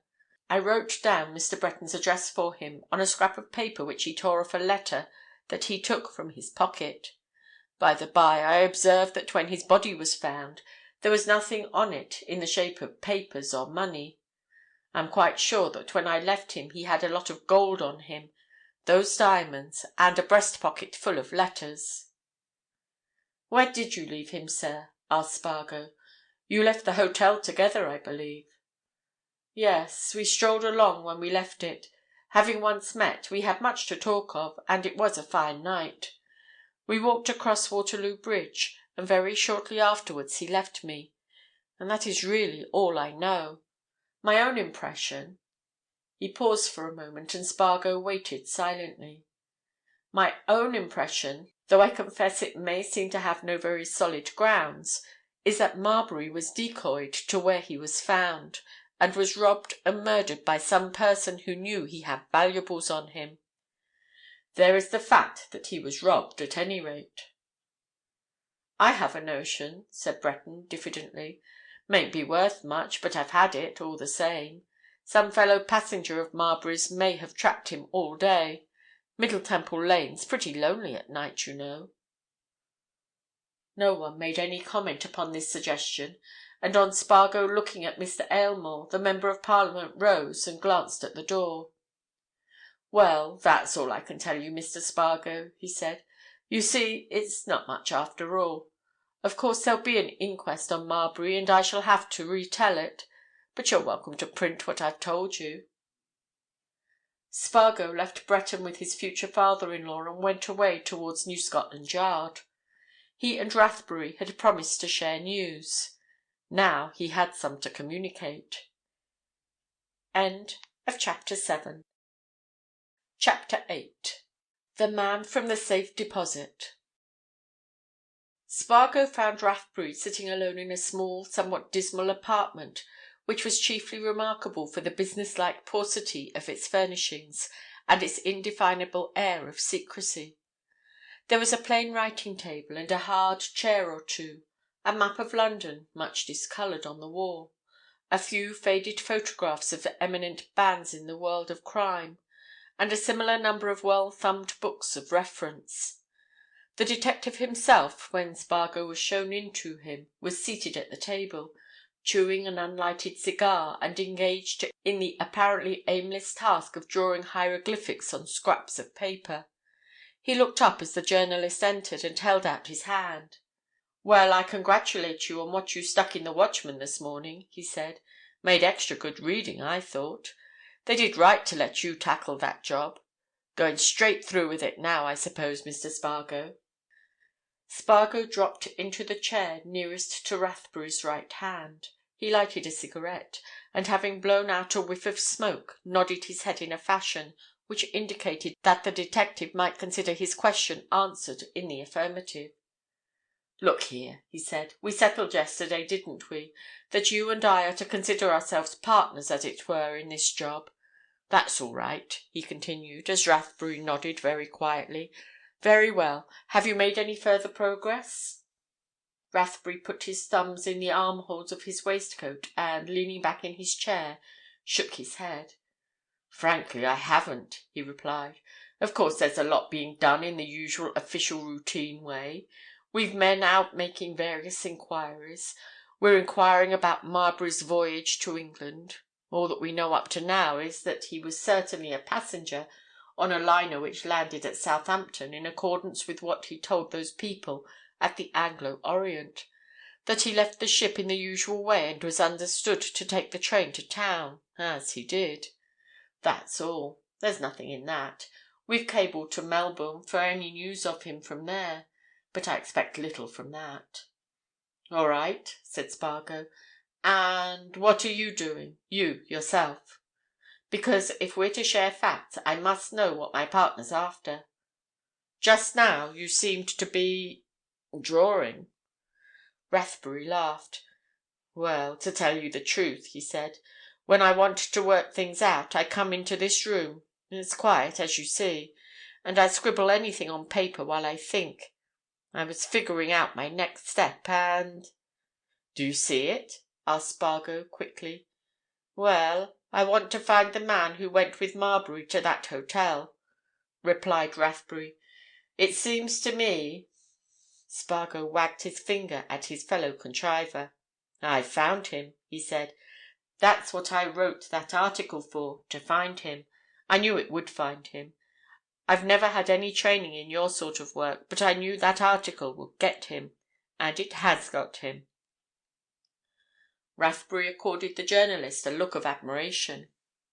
"Good!" he said. "And who is he?" "I'll tell you the story," answered Spargo, "and in a summary. This morning a man named Webster, a farmer, a visitor to London, came to me at the office and said that being at the House of Commons last night, he witnessed a meeting between Marbury and a man who was evidently a Member of Parliament, and saw them go away together. I showed him an album of photographs of the present members, and he immediately recognized the portrait of one of them as the man in question. I thereupon took the portrait to the Anglo-Orient Hotel. Mrs. Walters also at once recognized it as that of the man who came to the hotel with Marbury, stopped with him a while in his room, and left with him.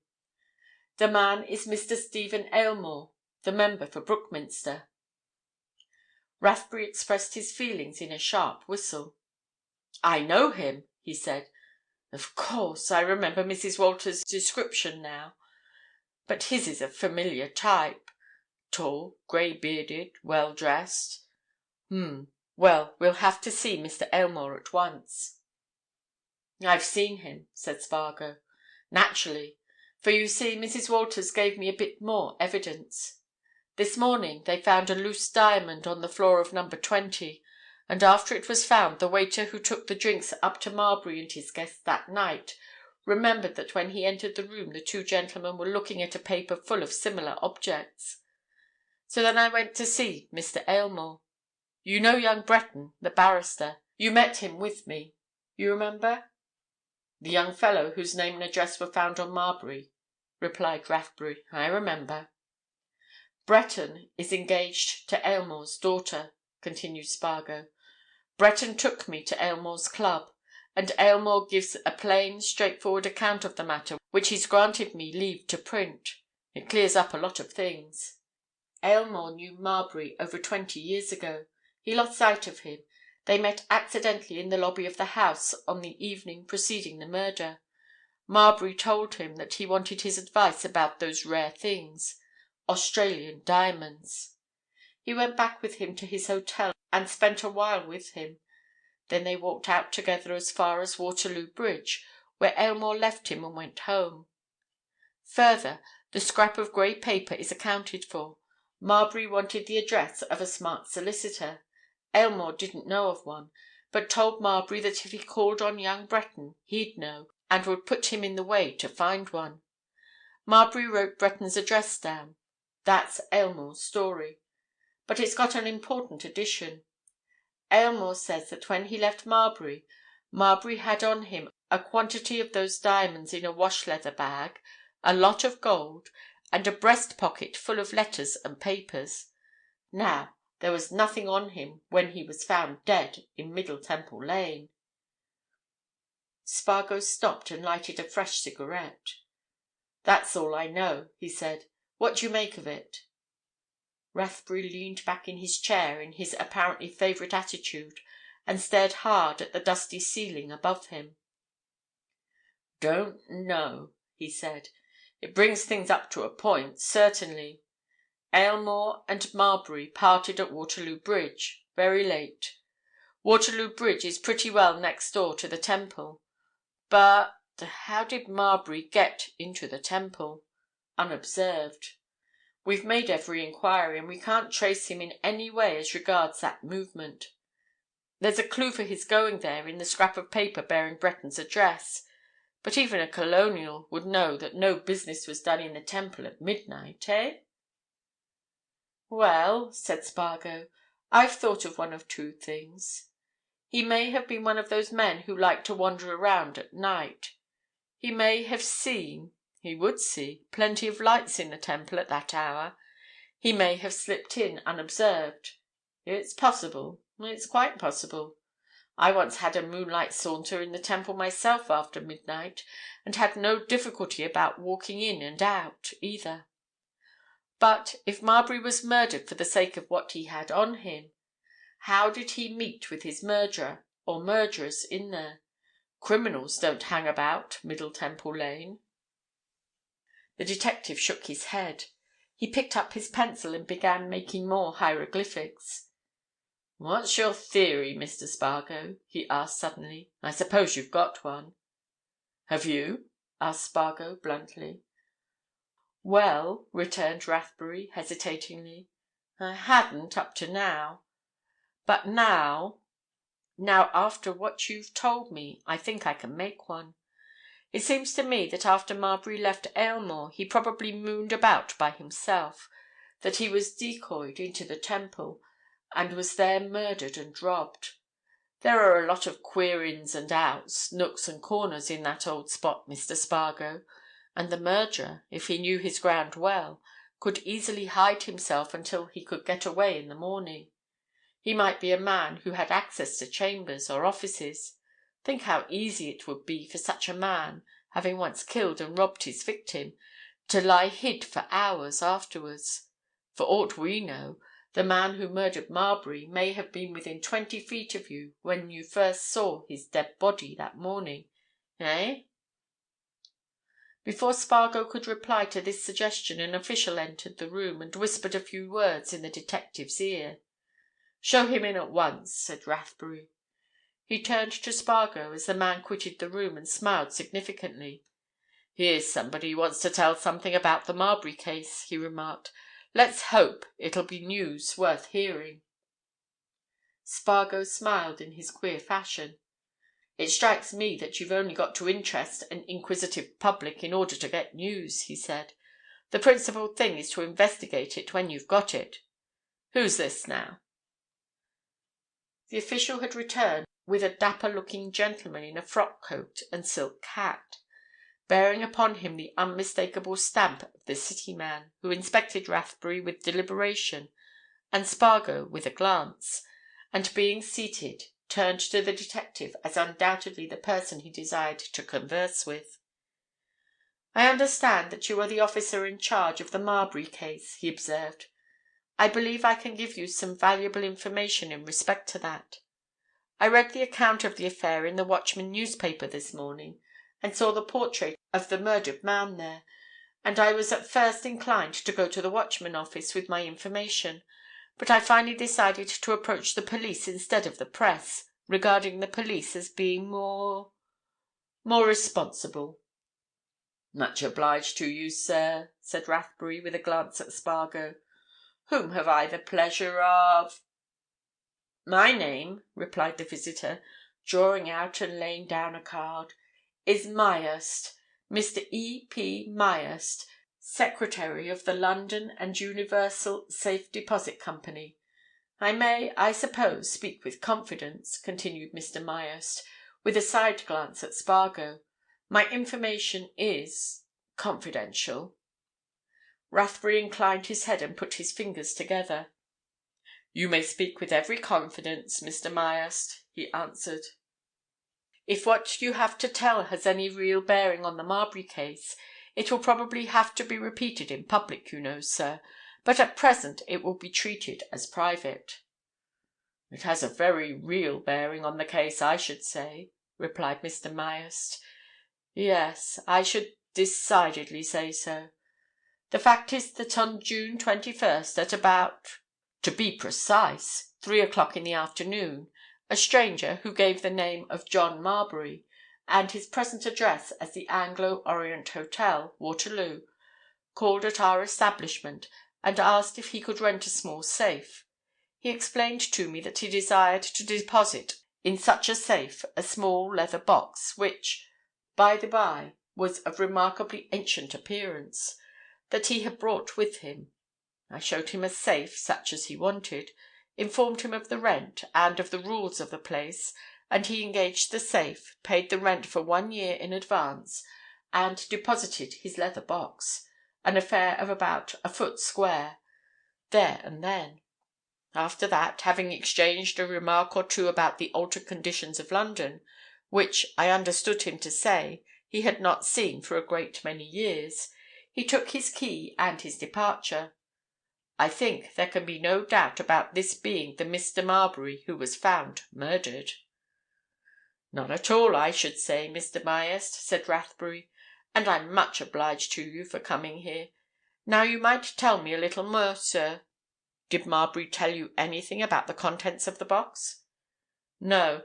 He merely remarked that he wished the greatest care to be taken of it," replied the secretary. "Didn't give you any hint as to what was in it?" asked Rathbury. "None.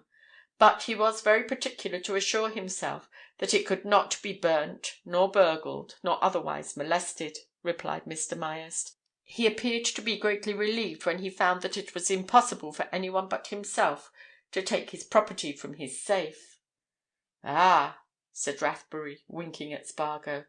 "So he would, no doubt. And Marbury himself, sir, now, how did he strike you?" Mr. Myerst gravely considered this question. "Mr. Marbury struck me," he answered at last, "as a man who had probably seen strange places. And before leaving he made, what I will term, a remarkable remark. about his leather box." "His leather box?" said Rathbury. "And what was it, sir?" "This," replied the secretary. "That box," he said, "is safe now. But it's been safer. It's been buried, and deep down, too, for many and many a year." End of Chapter 8. Chapter 9. A dealer in rare stamps. "Buried and deep down, too, for many and many a year," repeated Mr. Myerst, eyeing his companions with keen glances. "I consider that, gentlemen, a very remarkable remark. Very remarkable." Rathbury stuck his thumbs in the armholes of his waistcoat again and began swaying backwards and forwards in his chair. He looked at Spargo, and with his knowledge of men he knew that all Spargo's journalistic instincts had been aroused, and that he was as keen as mustard to be off on a new scent. "Remarkable, Mr. Myerst," he assented. "What do you say, Mr. Spargo?" Spargo turned slowly, and for the first time since Myerst had entered made a careful inspection of him. The inspection lasted several seconds. Then Spargo spoke. "And what did you say to that?" he asked quietly. Myerst looked from his questioner to Rathbury, and Rathbury thought it time to enlighten the caller. "I may as well tell you, Mr. Myerst," he said smilingly, "that this is Mr. Spargo of the Watchman. Mr. Spargo wrote the article about the Marbury case of which you spoke when you came in. Mr. Spargo, you'll gather, is deeply interested in this matter, and he and I, in our different capacities, are working together. So, you understand?" Myerst regarded Spargo in a new light, and while he was so looking at him, Spargo repeated the question he had just put. "I said, what did you say to that?" Myerst hesitated. "I don't think I said anything," he replied. "Nothing that one might call material, you know." "Didn't ask him what he meant?" suggested Spargo. "Oh, no, not at all," replied Myerst. Spargo got up abruptly from his chair. "Then you missed one of the finest opportunities I ever heard of," he said, half sneeringly. "You might have heard such a story." He paused, as if it were not worth while to continue, and turned to Rathbury, who was regarding him with amusement. "Look here, Rathbury," he said. "Is it possible to get that box opened?" "It'll have to be opened," answered Rathbury, rising.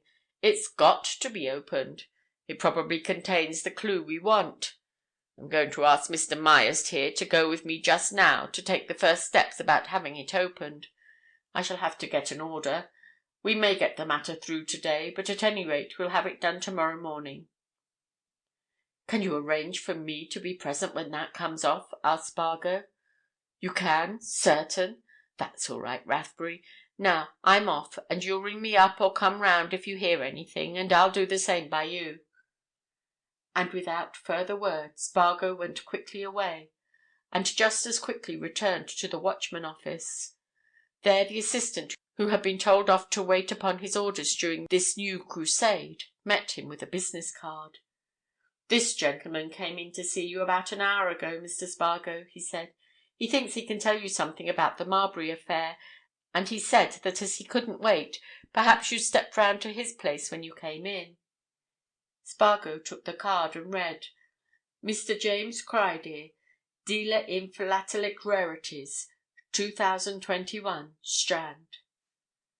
Spargo put the card in his waistcoat pocket and went out again, wondering why Mr. James Criedir could not, would not, or did not call himself a dealer in rare postage stamps, and so use plain English. He went up Fleet Street and soon found the shop indicated on the card, and his first glance at its exterior showed that whatever business might have been done by Mr. Criedir in the past at that establishment, there was to be none done there in the future by him, for there were newly printed bills in the window announcing that the place was to let. And inside he found a short, portly, elderly gentleman who was superintending the packing up and removal of the last of his stock. He turned a bright, inquiring eye on the journalist. "Mr. Criedir?" said Spargo. "The same, sir," answered the philatelist. "You are—" "Mr. Spargo of the Watchman. You called on me." Mr. Criedir opened the door of a tiny apartment at the rear of the very little shop and motioned his caller to enter. He followed him in and carefully closed the door. "Glad to see you, Mr. Spargo," he said genially. "Take a seat, sir. I'm all in confusion here. Giving up business, you see. Yes, I called on you. I think, having read the Watchman account of that Marbury affair, and having seen the murdered man's photograph in your columns, that I can give you a bit of information." "Material?" asked Spargo tersely. Mr. Criedir cocked one of his bright eyes at his visitor. He coughed dryly. "That's for you to decide when you've heard it," he said. "I should say, considering everything, that it was material. Well, it's this. I kept open until yesterday, everything as usual, you know, stock in the window and so on, so that anybody who was passing would naturally have thought that the business was going on. Though, as a matter of fact, I'm retired," added Mr. Criedir with a laugh, "last night. Now, but won't you take down what I've got to tell you?" "I'm taking it down," answered Spargo. "Every word, in my head." Mr. Criedir laughed and rubbed his hands. "Oh," he said. "Oh, well, in my young days, journalists used to pull out pencil and notebook at the first opportunity. But you modern young men—" "Just so," agreed Spargo. "This information, now." "Well," said Mr. Criedir, "we'll go on then. Yesterday afternoon the man described as Marbury came into my shop. He—" "What time? Exact time?" asked Spargo. 2, to the very minute, by St. Clement Danes clock," answered Mr. Criedir. "I'd swear 20 affidavits on that point. He was precisely as you've described him, dressed, everything. I tell you I knew his photo as soon as I saw it. He was carrying a little box." "What sort of box?" asked Spargo. "A queer, old-fashioned, much-worn leather box. A very miniature trunk, in fact," replied Mr. Criedir. "About a foot square, the sort of thing you never see nowadays. It was very much worn. It attracted me for that very reason. He set it on the counter and looked at me.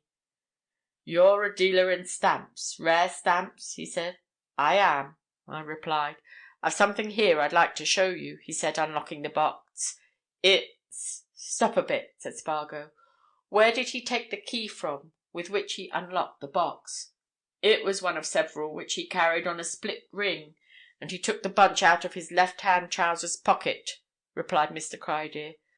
'Oh, I keep my eyes open, young gentleman. Well, he opened his box. It seemed to me to be full of papers. At any rate, there were a lot of legal-looking documents on the top, tied up with red tape. To show you how I noticed things, I saw that the papers were stained with age, and that the red tape was faded to a mere washed-out pink." "Good," murmured Spargo.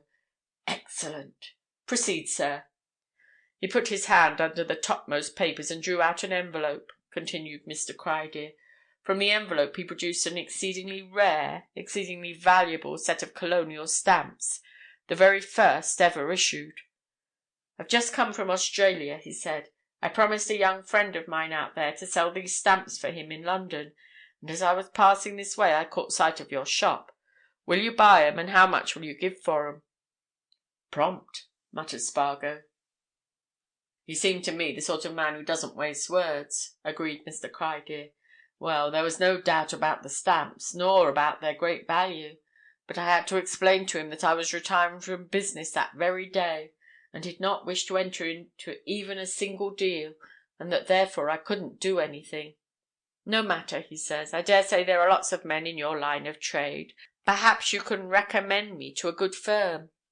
'I could recommend you to a dozen extra good firms,' I answered. 'But I can do better for you.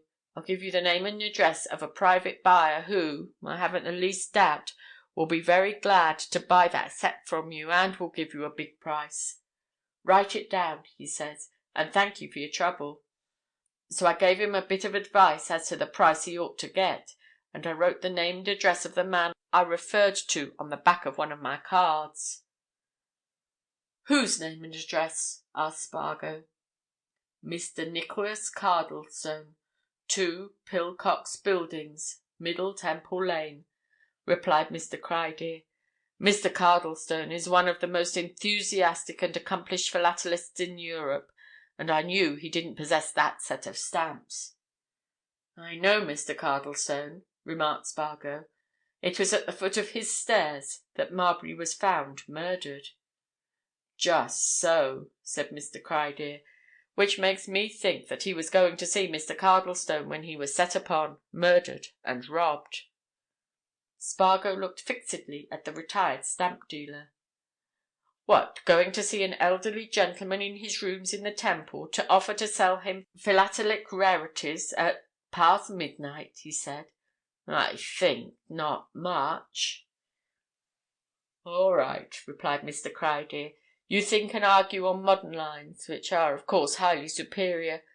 But how do you account for my having given Marbury Mr. Cardlestone's address, and for his having been found dead, murdered, at the foot of Cardlestone's stairs a few hours later?"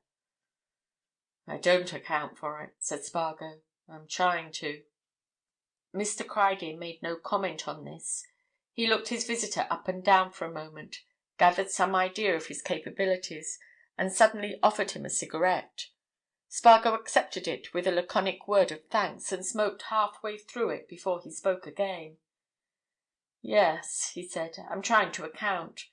And I shall account. And I'm much obliged to you, Mr. Criedir, for what you've told me.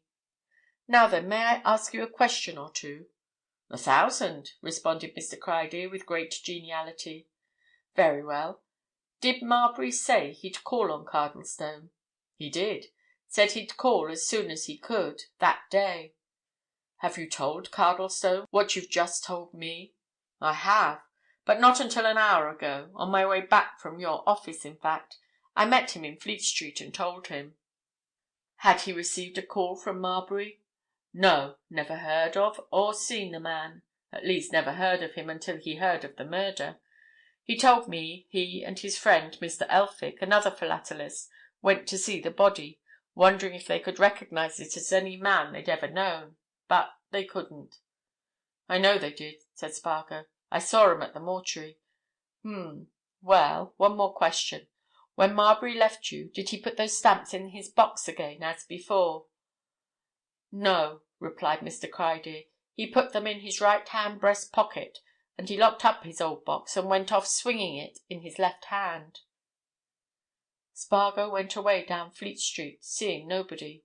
He muttered to himself, and was still muttering when he got into his room at the office. And what he muttered was the same thing, repeated over and over again. 6 hours. 6 hours. 6 hours. Those 6 hours. Next morning the Watchman came out with 4 leaded columns of up-to-date news about the Marbury case, and right across the top of the 4 ran a heavy double line of great capitals, black and staring. "Who saw John Marbury between 3:15 p.m. and 9:15 p.m. on the day preceding his murder?" End of Chapter 9. Chapter 10. The Leather Box. Whether Spargo was sanguine enough to expect that his staring headline would bring him information of the sort he wanted was a secret which he kept to himself. That a good many thousands of human beings must have set eyes on John Marbury between the hours which Spargo set forth in that headline was certain. The problem was, what particular owner or owners of a pair or of many pairs of those eyes would remember him? Why should they remember him? Walters and his wife had reason to remember him. Criedir had reason to remember him. So had Myerst. So had William Webster. But between 3:15, when he left the London and Universal Safe Deposit, and 9:15 when he sat down by Webster's side in the lobby of the House of Commons, nobody seemed to have any recollection of him except Mr. Fiskey, the hatter, and he only remembered him faintly, and because Marbury had bought a fashionable cloth cap at his shop. At any rate, by noon of that day, nobody had come forward with any recollection of him. He must have gone west from seeing Myerst, because he bought his cap at Fiskey's. He must eventually have gone south-west, because he turned up at Westminster. But where else did he go? What did he do? To whom did he speak? No answer came to these questions. "That shows," observed young Mr. Ronald Breton, lazing an hour away in Spargo's room at the Watchman at that particular hour which is neither noon nor afternoon, wherein even busy men do nothing. "That shows how a chap can go about London as if he were merely an ant that had strayed into another ant-heap than his own. Nobody notices." "You'd better go and read up a little elementary entomology, Breton," said Spargo. "I don't know much about it myself, but I've a pretty good idea that when an ant walks into the highways and byways of a colony to which he doesn't belong, he doesn't survive his intrusion very many seconds." "Well, you know what I mean," said Breton. "London's an ant-heap, isn't it? One human ant more or less doesn't count. This man Marbury must have gone about a pretty tidy lot during those 6 hours. He'd ride on a bus, almost certain. He'd get into a taxi-cab. I think that's much more certain, because it would be a novelty to him. He'd want some tea. Anyway, he'd be sure to want a drink. And he'd turn in somewhere to get one or the other. He'd buy things in shops. These colonials always do. He'd go somewhere to get his dinner. But what's the use of enumeration in this case?" "A mere piling up of platitudes," answered Spargo. "What I mean is," continued Breton, "that piles of people must have seen him, and yet it's now hours and hours since your paper came out this morning, and nobody's come forward to tell anything. And when you come to think of it, why should they? Who'd remember an ordinary man in a grey tweed suit?" "An ordinary man in a grey tweed suit," repeated Spargo. "Good line. You haven't any copyright in it, remember. It would make a good cross-heading." Breton laughed. "You're a queer chap, Spargo," he said. "Seriously, do you think you're getting any nearer anything?" "I'm getting nearer something with everything that's done," Spargo answered. "You can't start on a business like this without evolving something out of it, you know." "Well," said Breton, "to me there's not so much mystery in it. Mr. Aylmore's explained the reason why my address was found on the body. Criedir, the stamp man, has explained—" Spargo suddenly looked up. "What?" he said sharply. "Why, the reason of Marbury's being found where he was found," replied Breton. "Of course, I see it all. Marbury was mooning around Fleet Street. He slipped into Middle Temple Lane, late as it was, just to see where old Cardlestone hangs out, and he was set upon and done for. The thing's plain to me. The only thing now is to find who did it." "Yes, that's it," agreed Spargo. "That's it." He turned over the leaves of the diary which lay on his desk. "By the by," he said, looking up with some interest, "the adjourned inquest is at 11 o'clock tomorrow morning. Are you going?" "I shall certainly go," answered Breton. "What's more, I'm going to take Miss Aylmore and her sister. As the gruesome details were over at the first sitting, and as there'll be nothing but this new evidence tomorrow, and as they've never been in a coroner's court—" "Mr. Aylmore'll be the principal witness tomorrow," interrupted Spargo. "I suppose he'll be able to tell a lot more than he told—me." Breton shrugged his shoulders. "I don't see that there's much more to tell," he said. "But," he added, with a sly laugh, "I suppose you want some more good copy, eh?" Spargo glanced at his watch, rose and picked up his hat. "I'll tell you what I want," he said. "I want to know who John Marbury was. That would make good copy. Who he was 20, 25, 40 years ago, eh?" "And you think Mr. Aylmore can tell?" asked Breton. "Mr. Aylmore," answered Spargo as they walked towards the door, "is the only person I have met so far who has admitted that he knew John Marbury in the—past. But he didn't tell me—much. Perhaps he'll tell the coroner and his jury more. Now, I'm off, Breton. I've an appointment." And leaving Breton to find his own way out, Spargo hurried away, jumped into a taxicab and speeded to the London and Universal Safe Deposit. At the corner of its building he found Rathbury awaiting him. "Well," said Spargo as he sprang out, "how is it?" "It's all right," answered Rathbury. "You can be present. I got the necessary permission. As there are no relations known, there'll only be one or two officials and you, and the safe deposit people, and myself. Come on, it's about time." "It sounds," observed Spargo, "like an exhumation." Rathbury laughed. "Well, we're certainly going to dig up a dead man's secrets," he said. "At least, we may be going to do so. In my opinion, Mr. Spargo, we'll find some clue in this leather box." Spargo made no answer. They entered the office, to be shown into a room where already assembled Mr. Myerst, a gentleman who turned out to be the chairman of the company, and the officials of whom Rathbury had spoken. And in another moment Spargo heard the chairman explaining that the company possessed duplicate keys to all safes, and that the proper authorization having been received from the proper authorities, those present would now proceed to the safe recently tenanted by the late Mr. John Marbury, and take from it the property which he himself had deposited there, a small leather box, which they would afterwards bring to that room and cause to be opened in each other's presence. It seemed to Spargo that there was an unending unlocking of bolts and bars before he and his fellow processionists came to the safe so recently rented by the late Mr. John Marbury, now undoubtedly deceased. And at first sight of it, he saw that it was so small an affair that it seemed ludicrous to imagine that it could contain anything of any importance. In fact, it looked to be no more than a plain wooden locker, one amongst many in a small strong room. It reminded Spargo irresistibly of the locker in which, in his school days, he had kept his personal belongings and the jam tarts, sausage rolls, and hardbake smuggled in from the tuck shop. Marbury's name had been newly painted upon it. The paint was scarcely dry.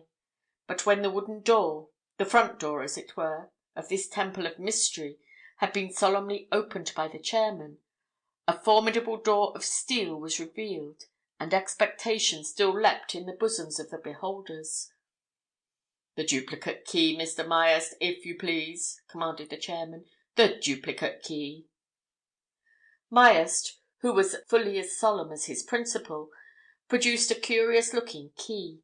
The chairman lifted his hand as if he were about to christen a battleship. The steel door swung slowly back, and there, in a 2-foot square cavity, lay the leather box. It struck Spargo, as they filed back to the secretary's room, that the procession became more funereal-like than ever. First walked the chairman, abreast with the high official who had brought the necessary authorization from the all-powerful Quarter.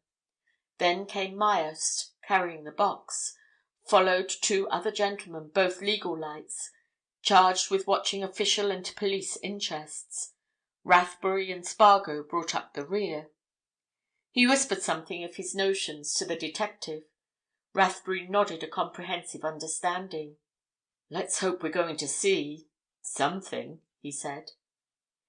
In the secretary's room a man waited who touched his forelock respectfully as the heads of the procession entered. Myerst set the box on the table. The man made a musical jingle of keys. The other members of the procession gathered round.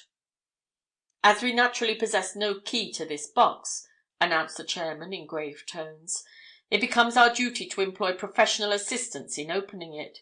Jobson?" He waved a hand, and the man of the keys stepped forward with alacrity. He examined the lock of the box with a knowing eye. It was easy to see that he was anxious to fall upon it. While he considered matters, Spargo looked at the box. It was pretty much what it had been described to him as being: a small, square box of old cowhide, very strongly made, much worn and tarnished, fitted with a handle projecting from the lid, and having the appearance of having been hidden away somewhere for many a long day. There was a click, a spring. Jobson stepped back. "That's it, if you please, sir," he said. The chairman motioned to the high official. "If you would be good enough to open the box, sir," he said, "our duty is now concluded." As the high official laid his hand on the lid, the other men gathered round with craning necks and expectant eyes. The lid was lifted. Somebody sighed deeply, and Spargo pushed his own head and eyes nearer. The box was empty. Empty, as anything that can be empty is empty, thought Spargo. There was literally nothing in it. They were all staring into the interior of a plain, time-worn little receptacle, lined out with old-fashioned chintz stuff, such as our mid-Victorian forefathers were familiar with, and containing nothing. "God bless my soul!" exclaimed the chairman. "This is—dear me! Why, there is nothing in the box." "That," remarked the high official drily, "appears to be obvious." The chairman looked at the secretary. "I understood the box was valuable, Mr. Myerst," he said, with a half-injured air of a man who considers himself to have been robbed of an exceptionally fine treat. "Valuable!" Myerst coughed. "I can only repeat what I have already said, Sir Benjamin," he answered. "The late Mr. Marbury spoke of the deposit as being of great value to him. He never permitted it out of his hand until he placed it in the safe. He appeared to regard it as of the greatest value." "But we understand from the evidence of Mr. Criedir, given to the Watchman newspaper, that it was full of papers and other articles," said the chairman. "Criedir saw papers in it about an hour before it was brought here." Myerst spread out his hands. "I can only repeat what I have said, Sir Benjamin," he answered. "I know nothing more." "But why should a man deposit an empty box?" began the chairman. The high official interposed. "That the box is empty is certain," he observed. "Did you ever handle it yourself, Mr. Myerst?" Myerst smiled in a superior fashion. "I have already observed, sir, that from the time the deceased entered this room until the moment he placed the box in the safe which he rented, the box was never out of his hands," he replied. Then there was silence. At last the high official turned to the chairman. "Very well," he said. "We've made the inquiry. Rathbury, take the box away with you and lock it up at the yard." So Spargo went out with Rathbury and the box, and saw excellent, if mystifying, material for the article which had already become the daily feature of his paper.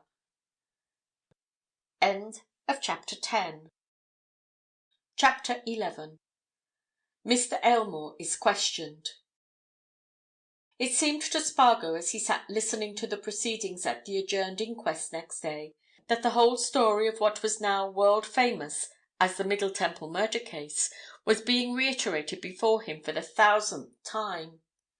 There was not a detail of the story with which he had not become familiar to fullness. The first proceeding before the coroner had been of a merely formal nature. These were thorough and exhaustive. The representative of the Crown and 12 good men and true of the City of London were there to hear and to find out and to arrive at a conclusion as to how the man known as John Marbury came by his death. And although he knew all about it, Spargo found himself tabulating the evidence in a professional manner, and noting how each successive witness contributed, as it were, a chapter to the story. The story itself ran quite easily, naturally, consecutively. You could make it in sections. And Spargo, sitting merely to listen, made them. 1. The Temple porter and Constable Driscoll proved the finding of the body. 2. The police surgeon testified as to the cause of death. the man had been struck down from behind by a blow, a terrible blow, from some heavy instrument, and had died immediately. 3. The police and the mortuary officials proved that when the body was examined, nothing was found in the clothing but the now famous scrap of grey paper. 4.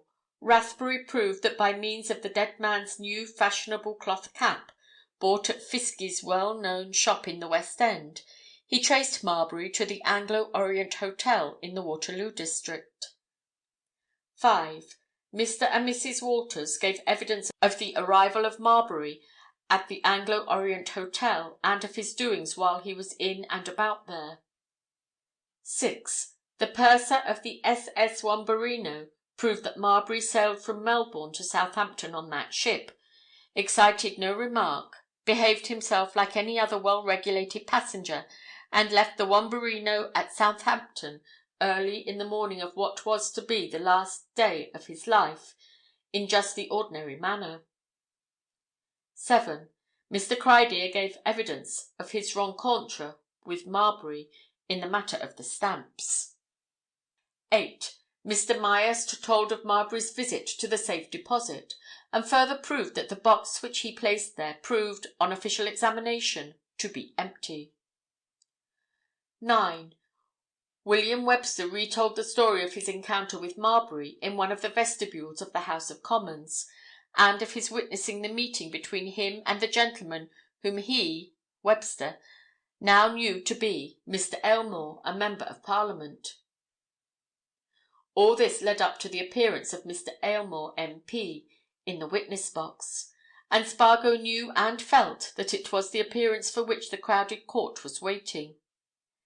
Thanks to his own vivid and realistic specials in the Watchman, everybody there had already become well and thoroughly acquainted with the mass of evidence represented by the 9 witnesses who had been in the box before Mr. Aylmore entered it.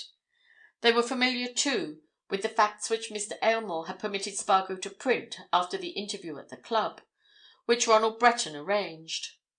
Why, then, the extraordinary interest which the Member of Parliament's appearance aroused? For everybody was extraordinarily interested, from the coroner downwards to the last man who had managed to squeeze himself into the last available inch of the public gallery. All who were there wanted to hear and see the man who met Marbury under such dramatic circumstances, and who went to his hotel with him, hobnobbed with him, gave him advice, walked out of the hotel with him for a stroll from which Marbury never returned. Spargo knew well why the interest was so keen.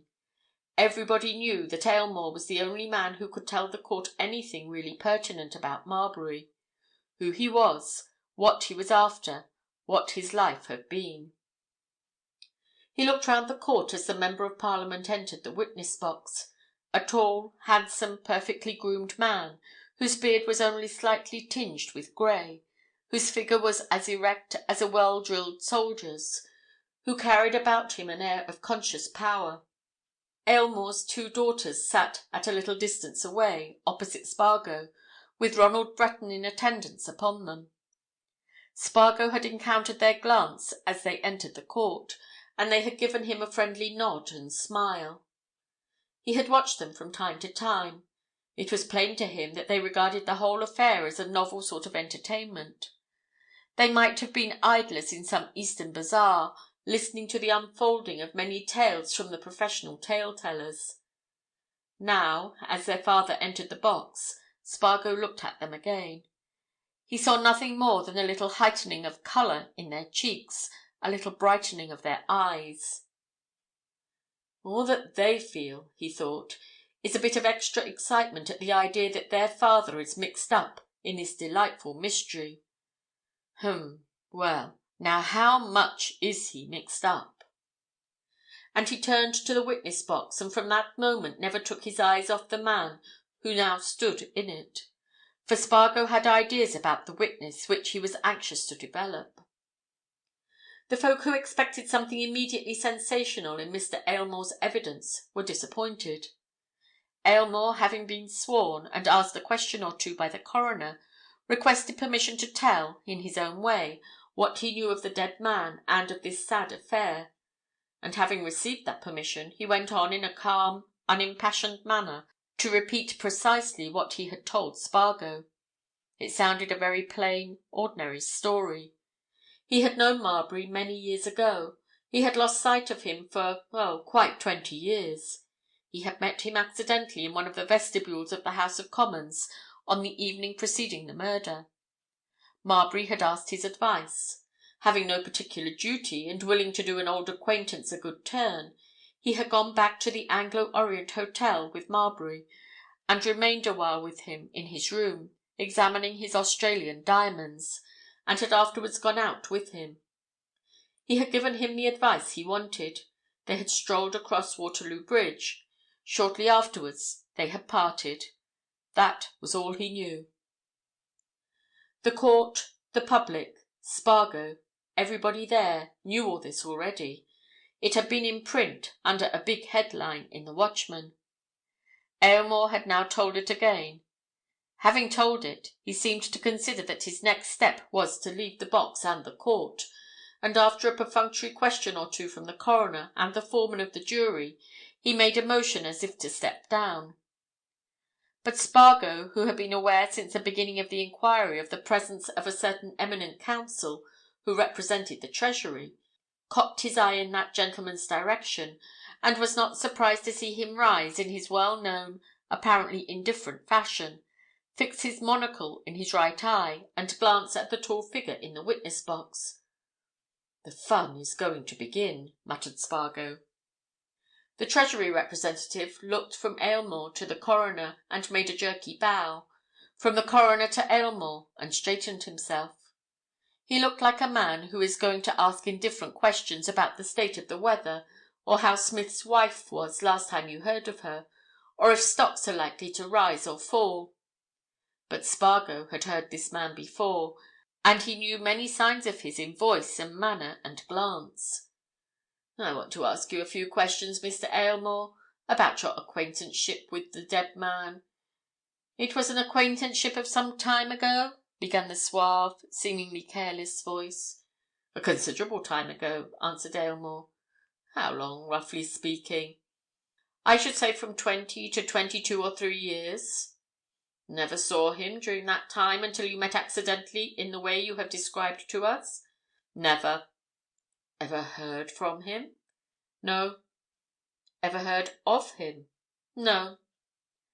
"But when you met you knew each other at once?" "Well, almost at once." "Almost at once. Then I take it you were very well known to each other 20 or 22 years ago?" "We were, yes, well known to each other." "Close friends?" "I said we were acquaintances." "Acquaintances. What was his name when you knew him at that time?" "His name? It was Marbury." "Marbury. The same name. Where did you know him?" Here in London." "What was he?" "Do you mean what was his occupation?" "What was his occupation?" "I believe he was concerned in financial matters." "Concerned in financial matters. Had you dealings with him?" "Well, yes, on occasions." "What was his business address in London?" "I can't remember that." "What was his private address?" "That I never knew." "Where did you transact your business with him?" "Well, we met now and then." "Where? What place? Office? Resort?" "I can't remember particular places. Sometimes in the City." "In the City? Where in the City? Mansion House, or Lombard Street, or St. Paul's Churchyard, or the Old Bailey, or where?" "I have recollections of meeting him outside the Stock Exchange." "Oh! Was he a member of that institution?" "Not that I know of." "Were you?" "Certainly not." "What were the dealings that you had with him?" "Financial dealings, small ones." "How long did your acquaintanceship with him last? What period did it extend over? I should say about 6 months to 9 months. No more? Certainly no more. It was quite a slight acquaintanceship then? Oh, quite. And yet, after losing sight of this merely slight acquaintance for over 20 years, you, on meeting him, take great interest in him. Well, I was willing to do him a good turn. I was interested in what he told me the other evening. I see. Now, you will not object to my asking you a personal question or two. You are a public man, and the facts about the lives of public men are more or less public property. You are represented in this work of popular reference as coming to this country in 1902 from Argentina, where you made a considerable fortune. You have told us, however, that you were in London, acquainted with Mr. Marbury, about the years, say, 1890 to 1892. Did you then leave England soon after knowing Marbury? I did. I left England in 1891 or 1892. I am not sure which. We are wanting to be very sure about this matter, Mr. Aylmore. We want to solve the important question: who was John Marbury, and how did he come by his death? You seem to be the only available person who knows anything about him. What was your business before you left England? I was interested in financial affairs. Like Marbury. Where did you carry on your business? In London, of course. At what address? For some moments Aylmore had been growing more and more restive. His brow had flushed, his moustache had begun to twitch, and now he squared his shoulders and faced his questioner defiantly.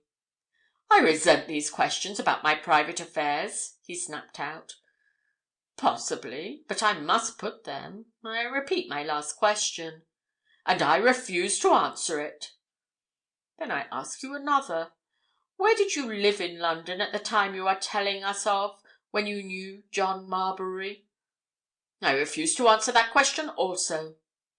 The Treasury Counsel sat down and looked at the coroner. End of chapter 11. Chapter 12. The New Witness. The voice of the coroner, bland, suave, deprecating, broke the silence. He was addressing the witness. I am sure, Mr. Aylmore, he said, there is no wish to trouble you with unnecessary questions, but we are here to get at the truth of this matter of John Marbury's death, and as you are the only witness we have had who knew him personally— Aylmore turned impatiently to the coroner. I have every wish to respect your authority, sir, he exclaimed, and I have told you all that I know of Marbury and of what happened when I met him the other evening. But I resent being questioned on my private affairs of 20 years ago. I very much resent it. Any question that is really pertinent I will answer, but I will not answer questions that seem to me wholly foreign to the scope of this inquiry. The Treasury Counsel rose again. His manner had become of the quietest, and Spargo again became keenly attentive. Perhaps I can put a question or two to Mr. Aylmore which will not yield him offence, he remarked drily. He turned once more to the witness, regarding him as if with interest. Can you tell us of any person now living who knew Marbury in London at the time under discussion, 20 to 22 or 3 years ago? He asked. Aylmore shook his head angrily. No, I can't, he replied. And yet you and he must have had several business acquaintances at that time who knew you both. Possibly, at that time. But when I returned to England, my business and my life lay in different directions to those of that time. I don't know of anybody who knew Marbury then. Anybody. The counsel turned to a clerk who sat behind him, whispered to him. Spargo saw the clerk make a sidelong motion of his head towards the door of the court. The counsel looked again at the witness. One more question. You told the court a little time since that you parted with Marbury on the evening preceding his death at the end of Waterloo Bridge, at, I think you said, 11:45. About that time. And at that place? Yes. That is all I want to ask you, Mr. Aylmore. Just now," said the counsel. He turned to the coroner. "I am going to ask you, sir, at this point to call a witness who has volunteered certain evidence to the police authorities this morning. That evidence is of a very important nature, and I think that this is the stage at which it ought to be given to you and the jury. If you will be pleased to direct that David Lyell be called." Spargo turned instinctively to the door, having seen the clerk who had sat behind the Treasury counsel make his way there. There came into view, ushered by the clerk, a smart-looking, alert, self-confident young man, evidently a Scotsman, who, on the name of David Lyell being called, stepped jauntily and readily into the place which the Member of Parliament just vacated. He took the oath, Scotch fashion, with the same readiness, and turned easily to the Treasury counsel. And Spargo, glancing quickly round, saw that the court was breathless with anticipation, and that its anticipation was that the new witness was going to tell something which related to the evidence just given by Aylmore. "Your name is David Lyell?" "That is my name, sir." "And you reside at 23 Cumbrae Side, Kilmarnock, Scotland?" "I do." "What are you, Mr. Lyell?" "Traveller, sir, for the firm of Messrs. Stevenson, Robertson and Souter, distillers, of Kilmarnock.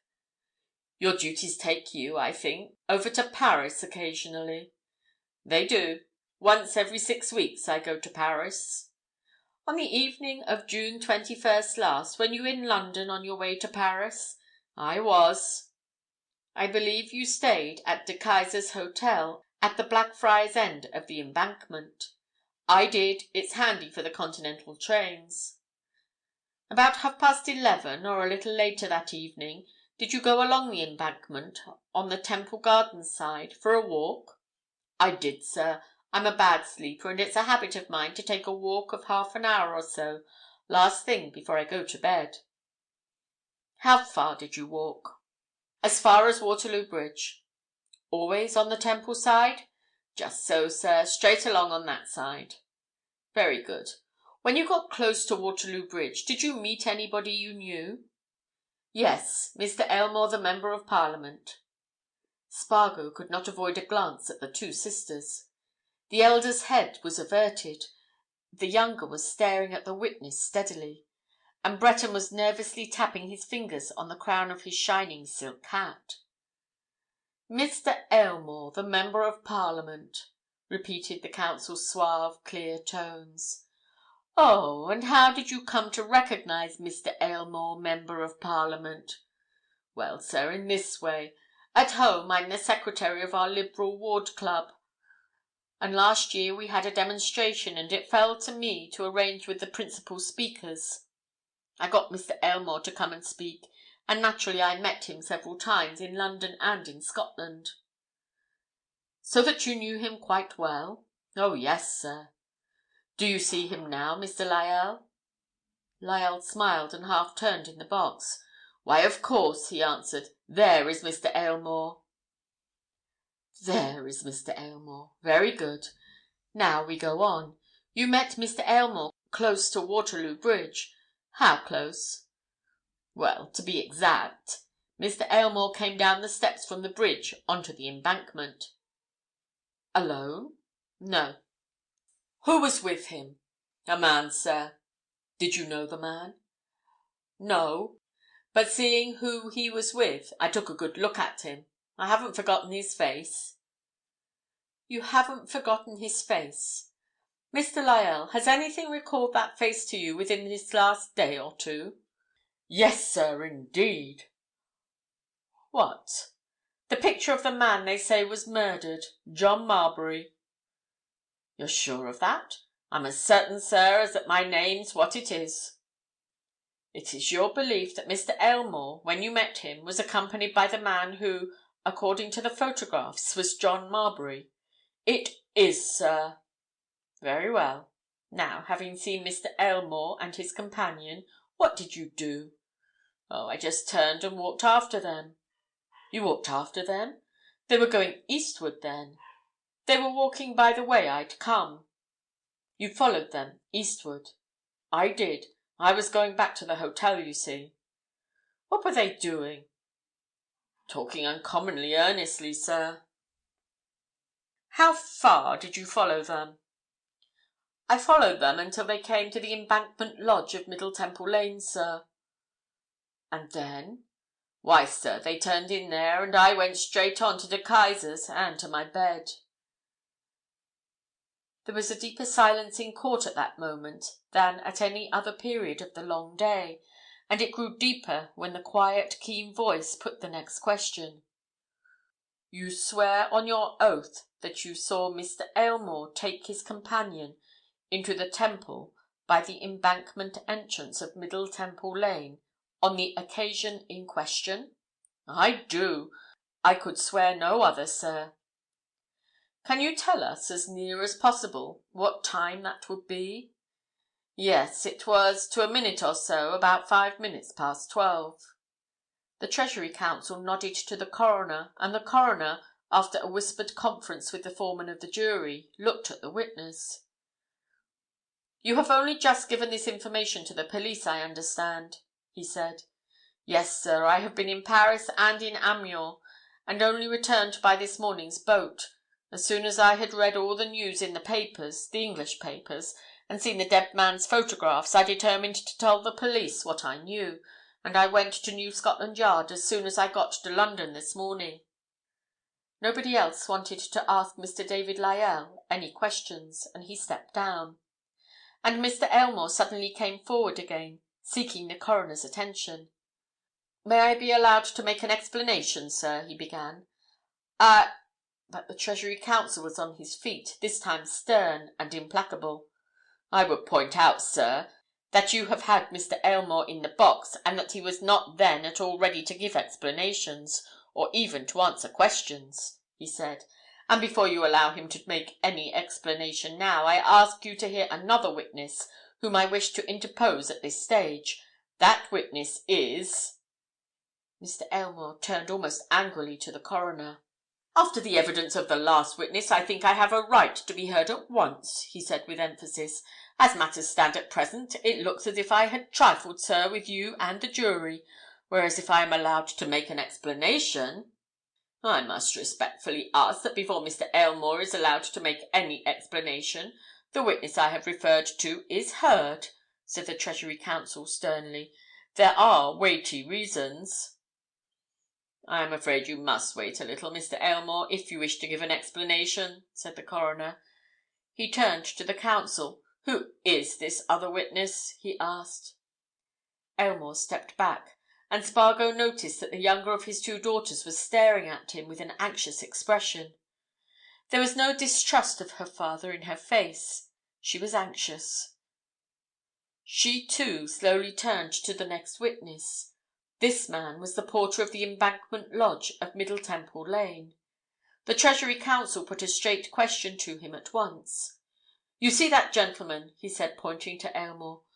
"Do you know him as an inmate of the Temple?" The man stared at Aylmore, evidently confused. "Why, certainly, sir," he answered. "Quite well, sir." "Very good. And now, what name do you know him by?" The man grew evidently more bewildered. "Name, sir? Why, Mr. Anderson, sir," he replied. "Mr. Anderson!"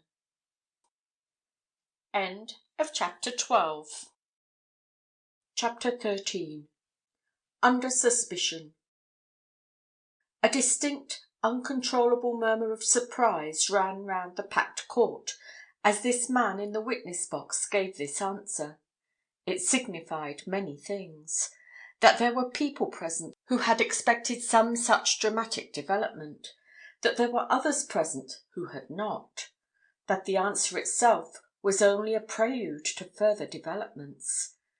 And Spargo, looking narrowly about him, saw that the answer had aroused different feelings in Aylmore's two daughters.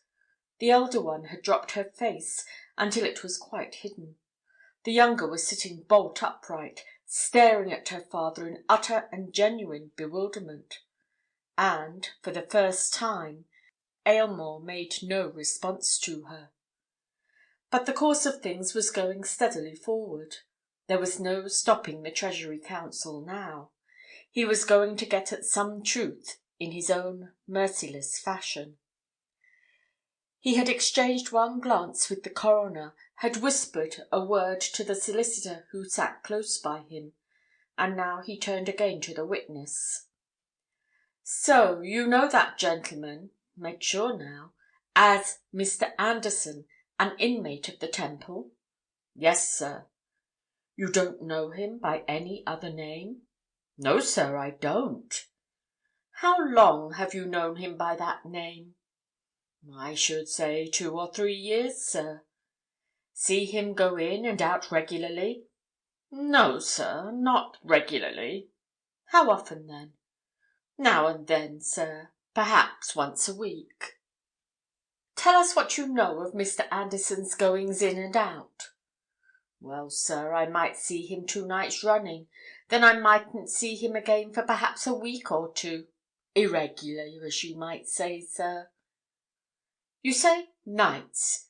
Do I understand that you never see Mr. Anderson except at night?" "Yes, sir. I've never seen him except at night. Always about the same time, sir." "What time?" "Just about midnight, sir." "Very well. Do you remember the midnight of June the 21st to 22nd? "I do, sir." "Did you see Mr. Anderson enter then?" "Yes, sir, just after 12. "Was he alone?" "No, sir. There was another gentleman with him." "Remember anything about that other gentleman?" "Nothing, sir, except that I noticed as they walked through that the other gentleman had grey clothes on." "Had grey clothes on. You didn't see his face?" "Not to remember it, sir." "I don't remember anything but what I've told you, sir. That is that the other gentleman wore a grey suit. Where did Mr. Anderson and this gentleman in the grey suit go when they'd passed through?" "Straight up the lane, sir." "Do you know where Mr. Anderson's rooms in the Temple are?" "Not exactly, sir, but I understood in Fountain Court." "Now, on that night in question, did Mr. Anderson leave again by your lodge?" "No, sir." "You heard of the discovery of the body of a dead man in Middle Temple Lane next morning?" "I did, sir." "Did you connect that man with the gentleman in the grey suit?" "No, sir, I didn't. It never occurred to me. A lot of the gentlemen who live in the Temple bring friends in late of nights. I never gave the matter any particular thought." "Never mentioned it to anybody until now, when you were sent for to come here?" "No, sir, never to anybody." "And you have never known the gentleman standing there as anybody but Mr. Anderson?" "No, sir, never heard any other name but Anderson." The coroner glanced at the counsel. "I think this may be a convenient opportunity for Mr. Aylmore to give the explanation he offered a few minutes ago," he said. "Do you suggest anything?" "I suggest, sir, that if Mr. Aylmore desires to give any explanation, he should return to the witness box and submit himself to examination again on his oath," replied the counsel. "The matter is in your hands." The coroner turned to Aylmore. "Do you object to that?" he asked. Aylmore stepped boldly forward and into the box. "I object to nothing," he said in clear tones, "except to being asked to reply to questions about matters of the past which have not and cannot have anything to do with this case. Ask me what questions you like arising out of the evidence of the last 2 witnesses, and I will answer them so far as I see myself justified in doing so. Ask me questions about matters of 20 years ago, and I shall answer them or not as I see fit. And I may as well say that I will take all the consequences of my silence or my speech." The Treasury Counsel rose again. "Very well, Mr. Aylmore," he said. "I will put certain questions to you. You heard the evidence of David Lyell?" "I did." "Was that quite true as regards yourself?" "Quite true. Absolutely true.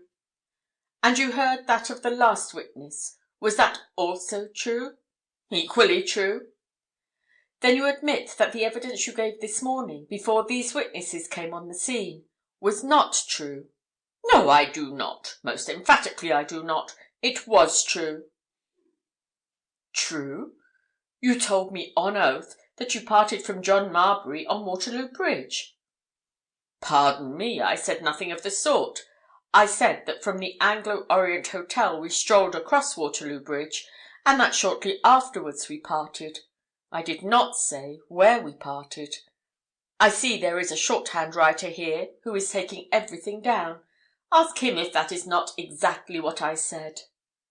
A reference to the stenographer proved Aylmore to be right, and the Treasury Counsel showed plain annoyance.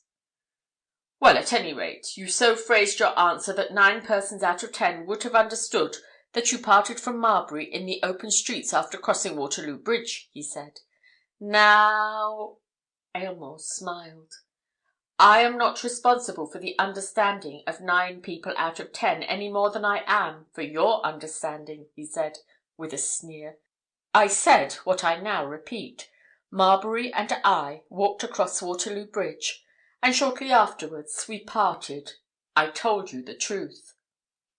Indeed. Perhaps you will continue to tell us the truth, since you have admitted that the evidence of the last 2 witnesses is absolutely correct. Perhaps you will tell us exactly where you and Marbury did part. I will, willingly. We parted at the door of my chambers in Fountain Court. Then, to reiterate, it was you who took Marbury into the Temple that night. It was certainly I who took Marbury into the Temple that night. There was another murmur amongst the crowded benches. Here, at any rate, was fact, solid, substantial fact, and Spargo began to see a possible course of events which he had not anticipated. That is a candid admission, Mr. Aylmore. I suppose you see a certain danger to yourself in making it. I need not say whether I do or I do not. I have made it. Very good. Why did you not make it before? For my own reasons. I told you as much as I considered necessary for the purpose of this inquiry. I have virtually altered nothing now. I asked to be allowed to make a statement, to give an explanation, as soon as Mr. Lyell had left this box. I was not allowed to do so. I am willing to make it now. Make it, then. It is simply this, said Aylmore, turning to the coroner. I have found it convenient, during the past 3 years, to rent a simple set of chambers in the Temple, where I could occasionally, very occasionally as a rule, go late at night. I also found it convenient, for my own reasons, with which I think no one has anything to do, to rent those chambers under the name of Mr. Anderson. It was to my chambers that Marbury accompanied me for a few moments on the midnight with which we are dealing. He was not in them more than 5 minutes at the very outside. I parted from him at my outer door, and I understood that he would leave the Temple by the way we had entered, and would drive or walk straight back to his hotel. That is the whole truth. I wish to add that I ought perhaps to have told all this at first. I had reasons for not doing so. I told what I considered necessary, that I parted from Marbury, leaving him well and alive soon after midnight. What reasons were or are they which prevented you from telling all this at first? Asked the Treasury Counsel. Reasons which are private to me. Will you tell them to the court? No. Then will you tell us why Marbury went with you to the chambers in Fountain Court, which you tenant under the name of Anderson? Yes, to fetch a document which I had in my keeping and had kept for him for 20 years or more. A document of importance? Of very great importance. He would have had it on him when he was, as we believe he was, murdered and robbed? He had it on him when he left me. Will you tell us what it was? Certainly not. In fact, you won't tell us any more than you choose to tell? I have told you all I can tell of the events of that night. Then I am going to ask you a very pertinent question. Is it not a fact that you know a great deal more about John Marbury than you have told this court?" "That I shall not answer." "Is it not a fact that you could, if you would, tell this court more about John Marbury and your acquaintanceship with him 20 years ago?" "I also decline to answer that." The Treasury Counsel made a little movement of his shoulders and turned to the coroner. "I should suggest, sir, that you adjourn this inquiry," he said quietly. "For a week," assented the coroner, turning to the jury. The crowd surged out of the court, chattering, murmuring, exclaiming. Spectators, witnesses, jurymen, reporters, legal folk, police folk, all mixed up together. And Spargo, elbowing his own way out, and busily reckoning up the value of the new complexions put on everything by the day's work, suddenly felt a hand laid on his arm. Turning, he found himself gazing at Jessie Aylmore. End of chapter 13. Chapter 14. The Silver Ticket. With a sudden instinct of protection, Spargo quickly drew the girl aside from the struggling crowd, and within a moment had led her into a quiet by-street. He looked down at her as she stood recovering her breath. "Yes?" he said quietly. Jessie Aylmore looked up at him, smiling faintly.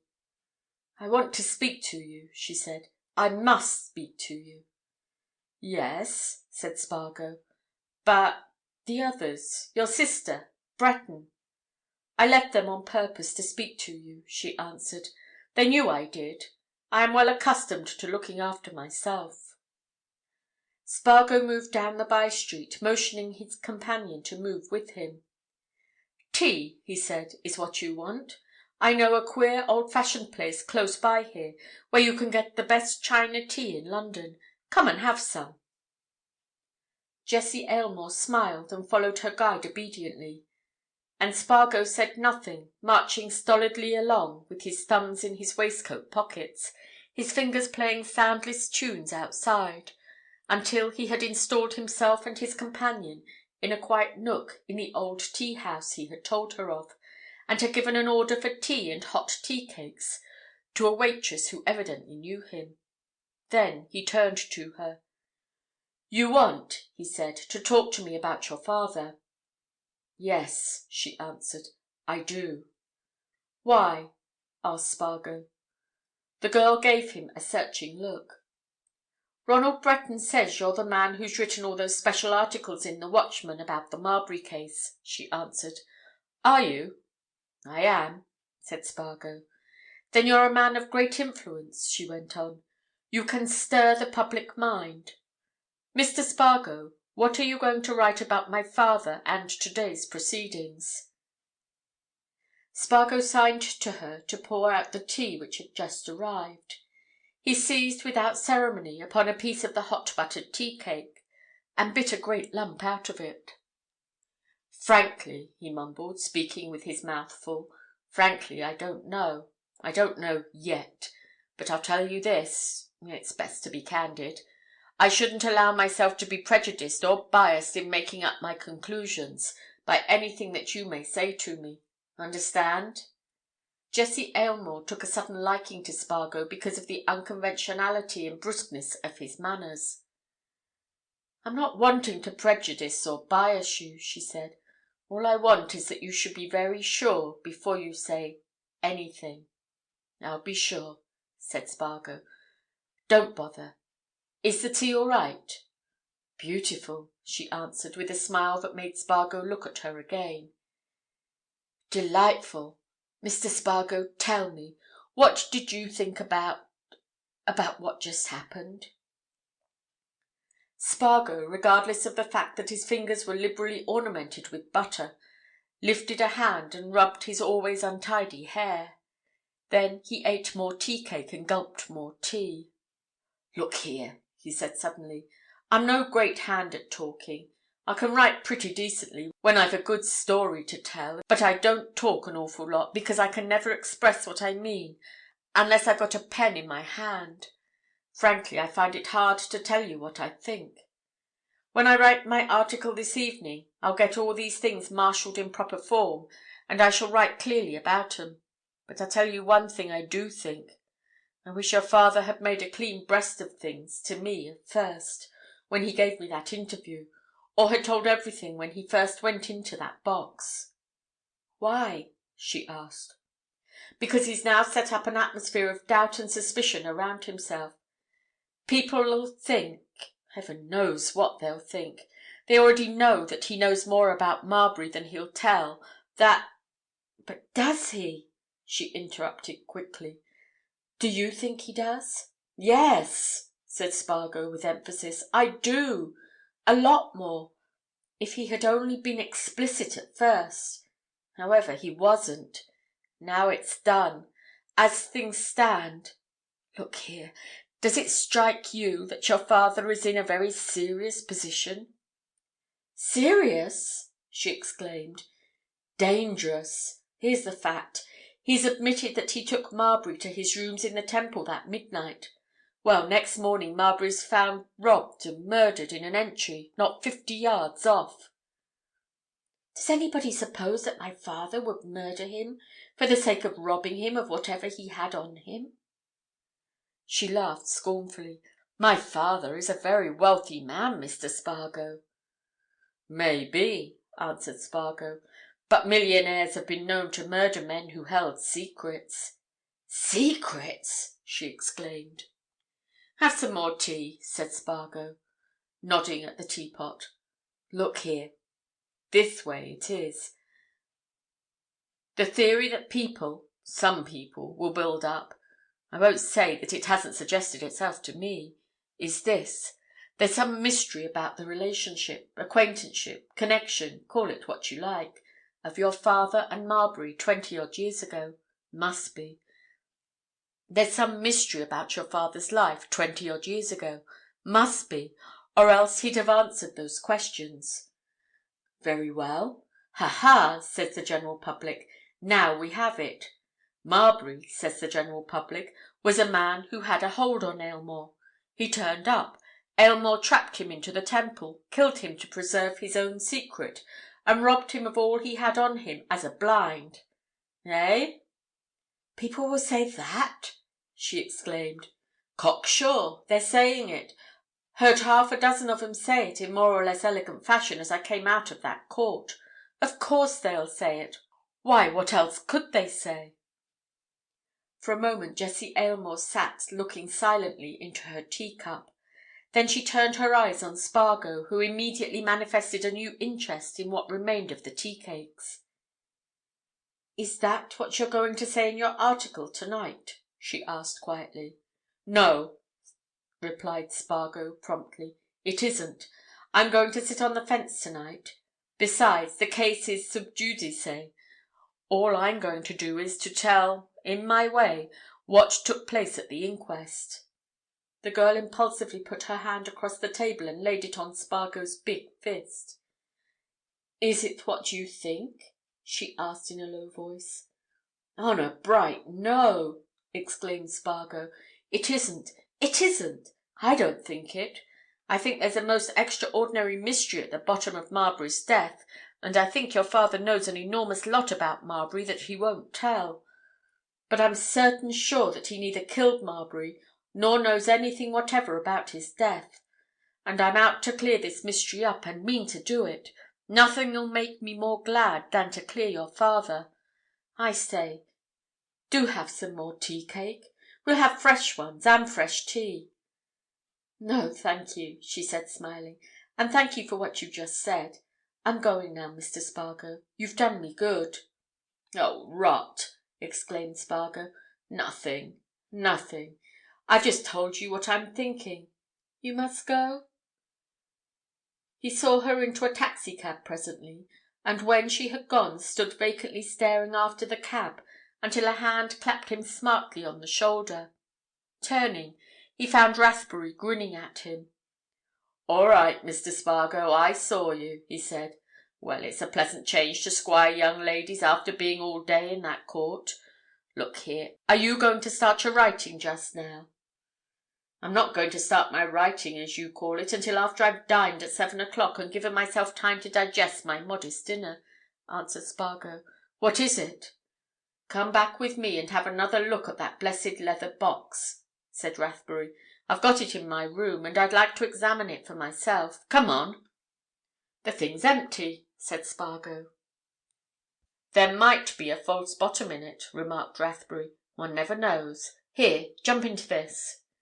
He pushed Spargo into a passing taxicab and following, bade the driver go straight to the yard.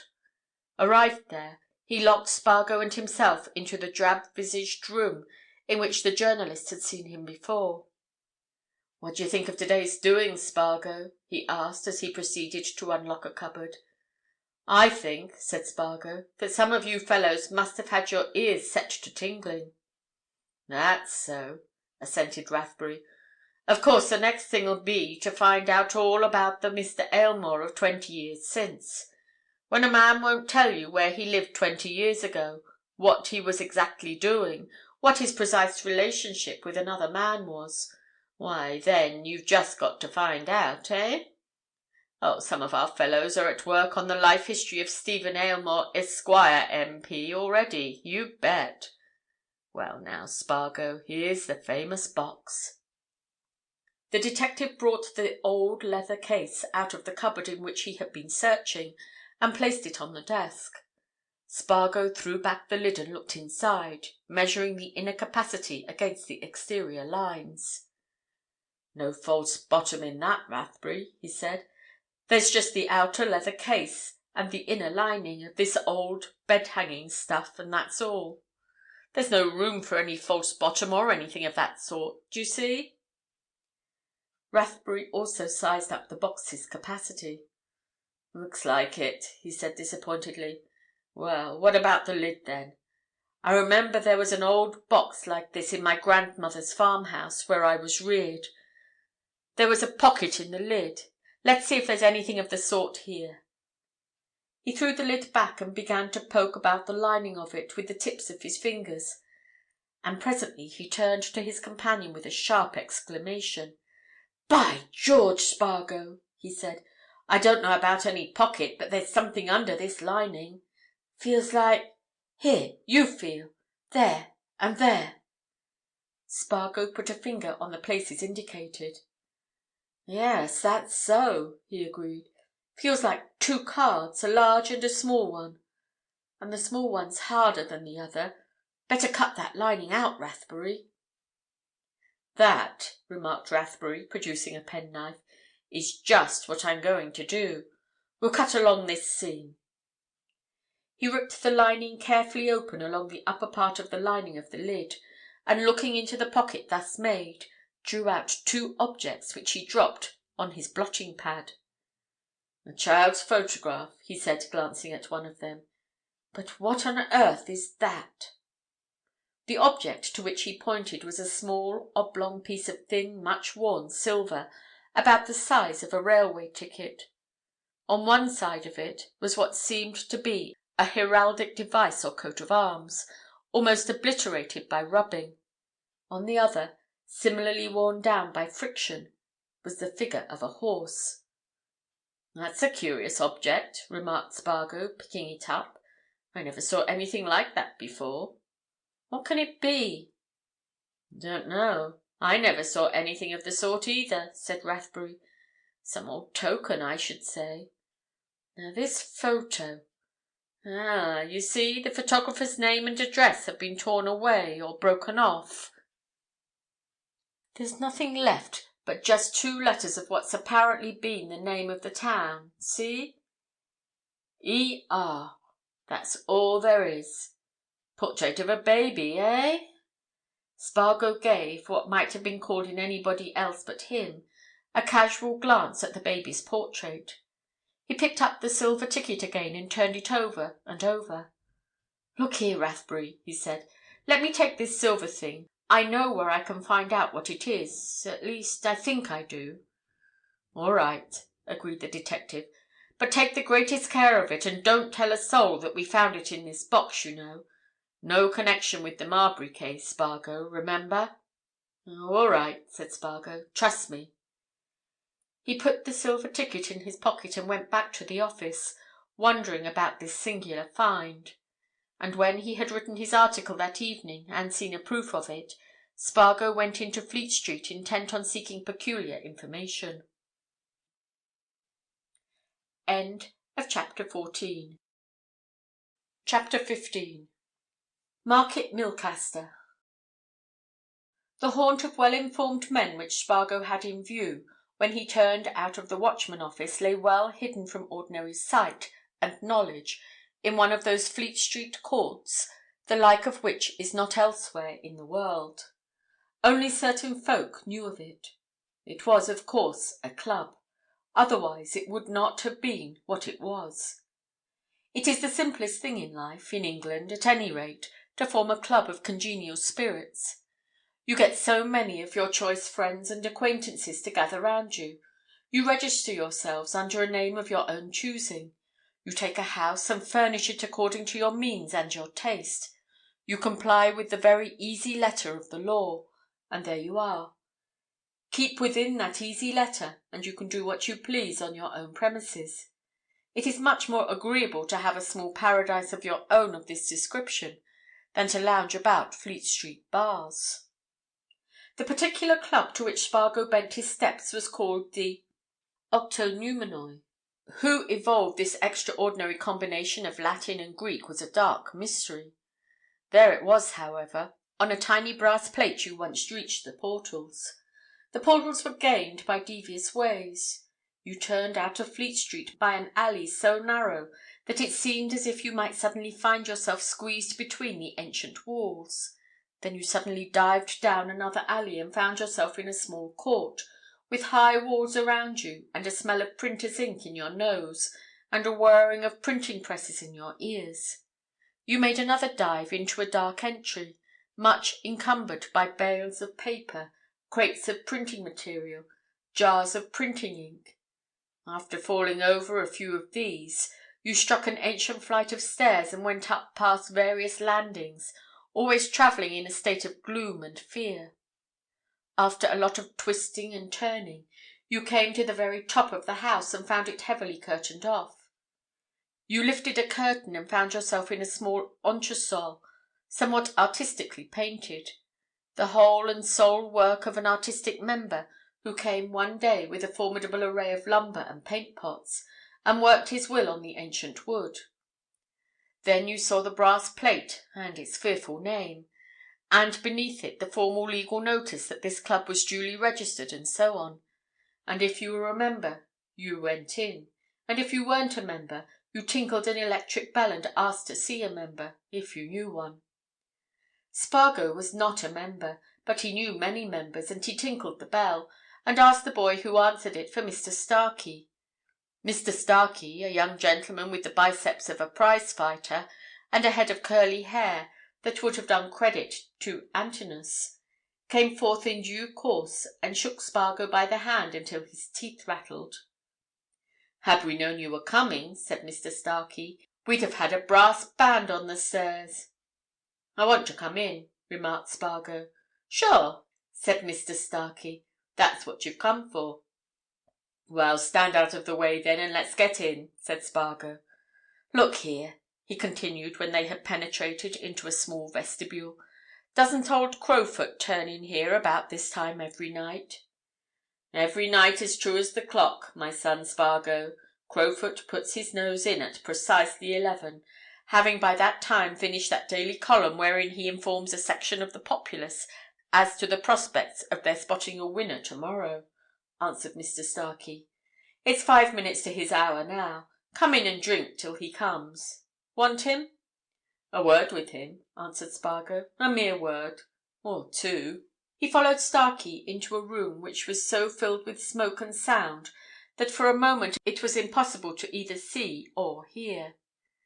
But the smoke was gradually making itself into a canopy, and beneath the canopy Spargo made out various groups of men, of all ages, sitting around small tables, smoking and drinking, and all talking as if the great object of their lives was to get as many words as possible out of their mouths in the shortest possible time.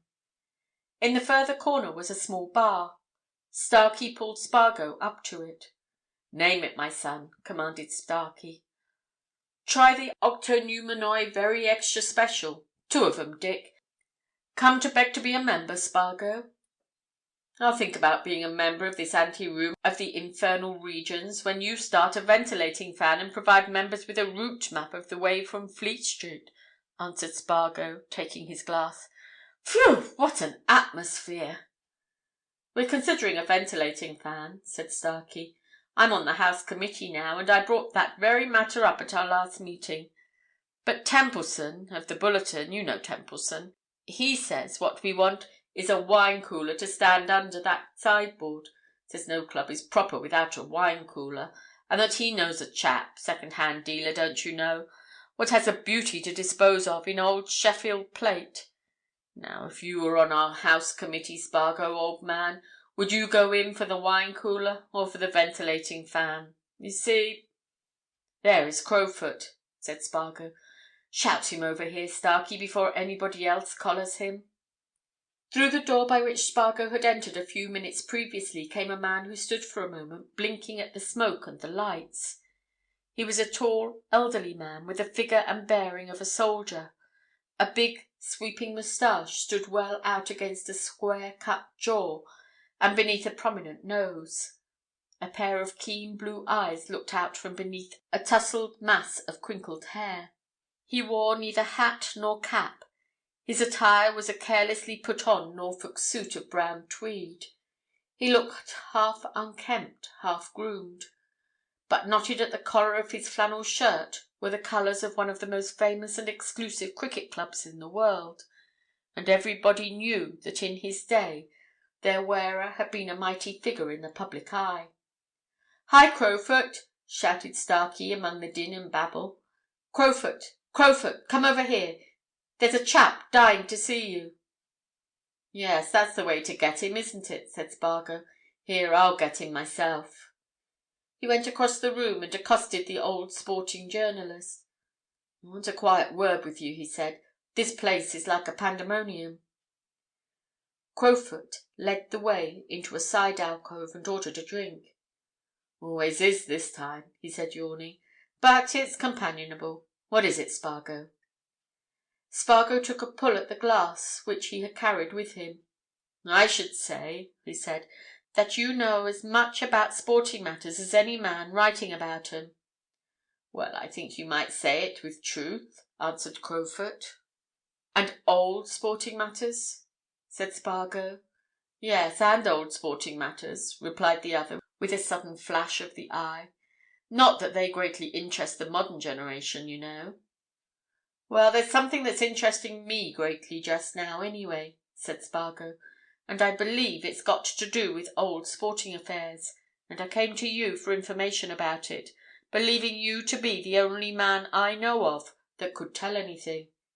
"Yes, what is it?" asked Crowfoot. Spargo drew out an envelope and took from it the carefully wrapped-up silver ticket. He took off the wrappings and laid the ticket on Crowfoot's outstretched palm. "Can you tell me what that is?" he asked. Another sudden flash came into the old sportsman's eyes. He eagerly turned the silver ticket over. "God bless my soul!" he exclaimed. "Where did you get this?" "Never mind just now," replied Spargo. "You know what it is?" "Certainly I know what it is.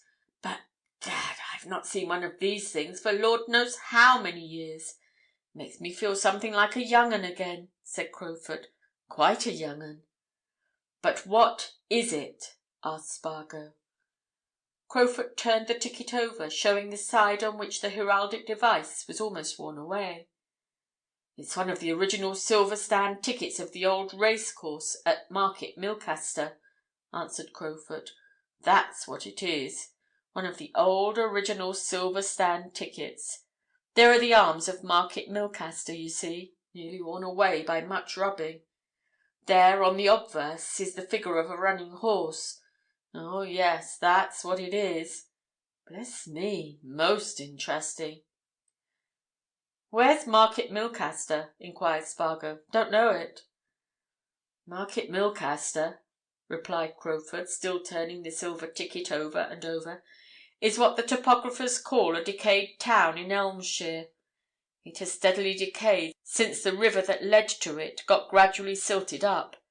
There used to be a famous race meeting there in June every year. It's nearly 40 years since that meeting fell through. I went to it often when I was a lad, often." "And you say that's a ticket for the stand?" asked Spargo. "This is one of 50 silver tickets, or passes, or whatever you like to call 'em, which were given by the race committee to 50 burgesses of the town," answered Crowfoot. "It was, I remember, considered a great privilege to possess a silver ticket. It admitted its possessor, for life, mind you, to the stand, the paddocks, the ring, anywhere. It also gave him a place at the annual race dinner. Where on earth did you get this, Spargo?" Spargo took the ticket and carefully rewrapped it, this time putting it in his purse. "I'm awfully obliged to you, Crowfoot," he said. "The fact is, I can't tell you where I got it just now, but I'll promise you that I will tell you, and all about it too, as soon as my tongue's free to do so."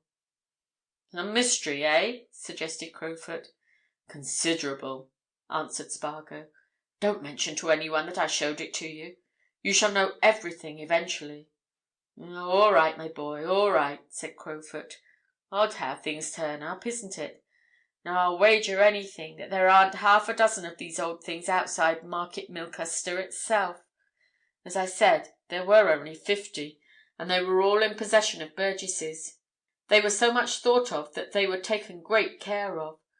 I've been in Market Milcaster myself since the races were given up, and I've seen these tickets carefully framed and hung over mantelpieces, oh yes." Spargo caught at a notion. "How do you get to Market Milcaster?" he asked. "Paddington," replied Crowfoot. "It's a goodish way." "I wonder," said Spargo, "if there's any old sporting man there who would remember things. Anything about this ticket, for instance." "Old sporting man!" exclaimed Crowfoot. "Egad! But no, he must be dead.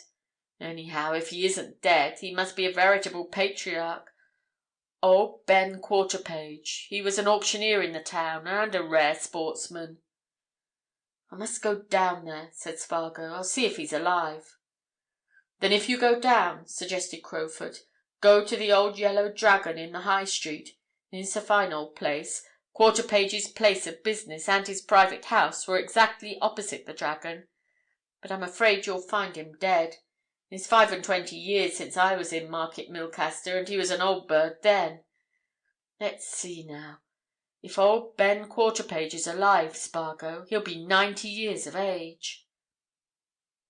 "Well, I've known men of 90 who were spry enough, even in my bit of experience," said Spargo. "I know one, now, my own grandfather. Well, the best of thanks, Crowfoot, and I'll tell you all about it some day." "Have another drink?" suggested Crowfoot. But Spargo excused himself. He was going back to the office, he said. He still had something to do. And he got himself away from the octoneumenoi, in spite of Sparky, who wished to start a general debate on the wisest way of expending the club's ready money balance, and went back to the Watchman, and there he sought the presence of the editor, and in spite of the fact that it was the busiest hour of the night, saw him, and remained closeted with him for the extraordinary space of 10 minutes. And after that, Spargo went home and fell into bed. But next morning, bright and early, he was on the departure platform at Paddington, suitcase in hand, and ticket in pocket for Market Milcaster, and in the course of that afternoon he found himself in an old-fashioned bedroom looking out on Market Milcaster High Street. And there, right opposite him, he saw an ancient house, old brick, ivy-covered, with an office at its side, over the door of which was the name Benjamin Quarterpage. End of chapter 15. Chapter 16. The Yellow Dragon. Spargo, changing his clothes, washing away the dust of his journey in that old-fashioned lavender-scented bedroom, busied his mind in further speculations of his plan of campaign in Market Milcaster. He had no particularly clear plan. The one thing he was certain of was that in the old leather box which the man whom he knew as John Marbury had deposited with the London and Universal Safe Deposit Company, he and Rathbury had discovered one of the old silver tickets of Market Milcaster racecourse, and that he, Spargo, had come to Market Milcaster with the full approval of his editor in an endeavour to trace it. How was he going to set about this difficult task? "The first thing," said Spargo to himself as he tied a new tie, "is to have a look round. That'll be no long job." For he had already seen as he approached the town, and as he drove from the station to the Yellow Dragon Hotel, that Market Milcaster was a very small place. It chiefly consisted of one long, wide thoroughfare, the High Street, with small streets leading from it on either side. In the High Street seemed to be everything that the town could show: the ancient parish church, the town hall, the market cross, the principal houses and shops, the bridge, beneath which ran the river whereupon ships had once come up to the town before its mouth, 4 miles away, became impassably silted up. It was a bright, clean little town, but there were few signs of trade in it, and Spargo had been quick to notice that in the Yellow Dragon, a big, rambling old hostelry, reminiscent of the old coaching days, there seemed to be little doing. He had eaten a bit of lunch in the coffee-room immediately on his arrival. The coffee-room was big enough to accommodate 150 people, but beyond himself, an old gentleman and his daughter, evidently tourists, 2 young men talking golf, and a man who looked like an artist, and an unmistakable honeymooning couple, there was no one in it. There was little traffic in the wide street beneath Spargo's windows, little passage of people to and fro on the sidewalks. Here a countryman drove a lazy cow as lazily along; there a farmer in his light cart sat idly chatting with an aproned tradesman, who had come out of his shop to talk to him. Over everything lay the quiet of the sunlight of the summer afternoon, and through the open windows stole a faint, sweet scent of the new-mown hay lying in the meadows outside the old houses. "A veritable Sleepy Hollow," mused Spargo. "Let's go down and see if there's anybody to talk to. Great Scott! To think that I was in the poisonous atmosphere of the Octoneumenoi only 16 hours ago!"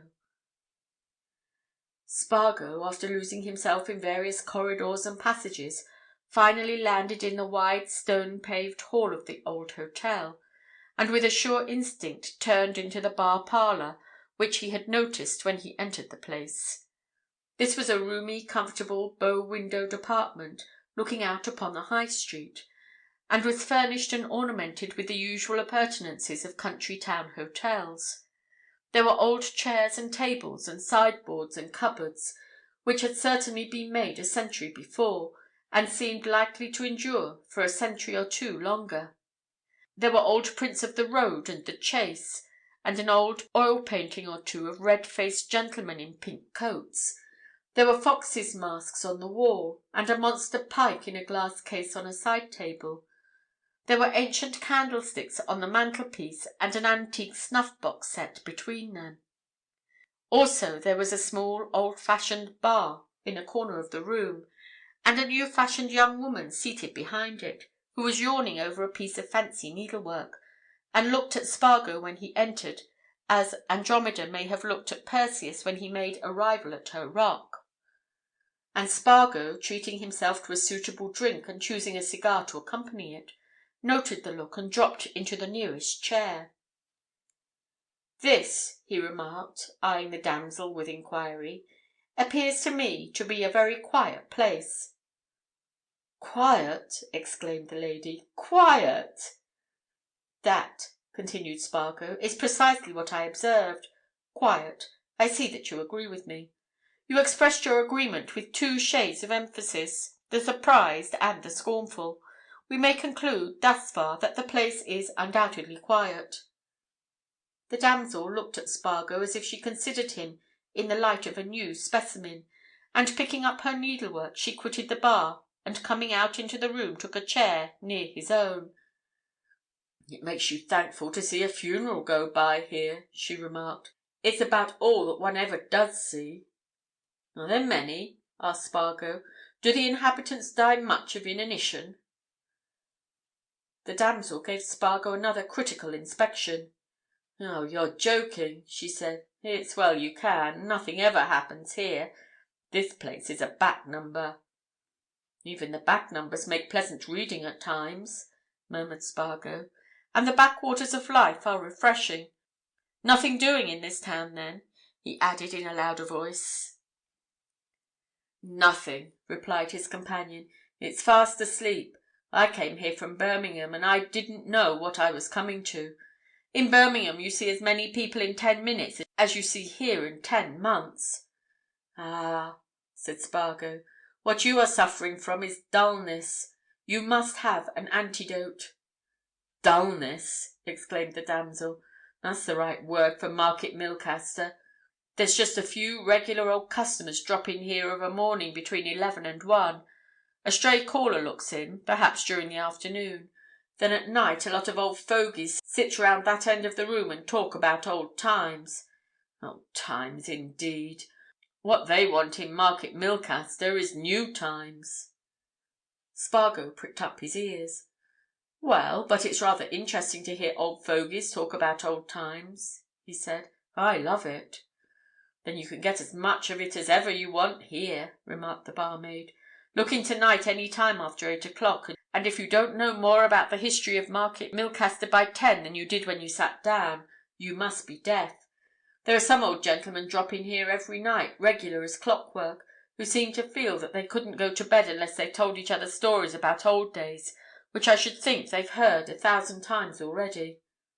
"Very old men?" asked Spargo.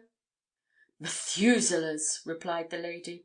"There's old Mr. Quarterpage, across the way there, the auctioneer, though he doesn't do any business now. They say he's 90, though I'm sure you wouldn't take him for more than 70. And there's Mr. Lummis further down the street, he's 81. And Mr. Skene and Mr. Kay, they're regular patriarchs. I've sat here and listened to them till I believe I could write a history of Market Milcaster since the year 1. "I can conceive of that as a pleasant and profitable occupation," said Spargo. He chatted a while longer in a fashion calculated to cheer the barmaid's spirits, after which he went out and strolled around the town until 7 o'clock, the dragon's hour for dinner. There were no more people in the big coffee room than there had been at lunch, and Spargo was glad, when his solitary meal was over, to escape to the bar parlour, where he took his coffee in a corner near to that sacred part in which the old townsman had been reported to him to sit. "And mind you don't sit in one of their chairs," said the barmaid warningly. "They all have their own special chairs and their special pipes there on that rack, and I suppose the ceiling would fall in if anybody touched pipe or chair. But you're all right there, and you'll hear all they've got to say."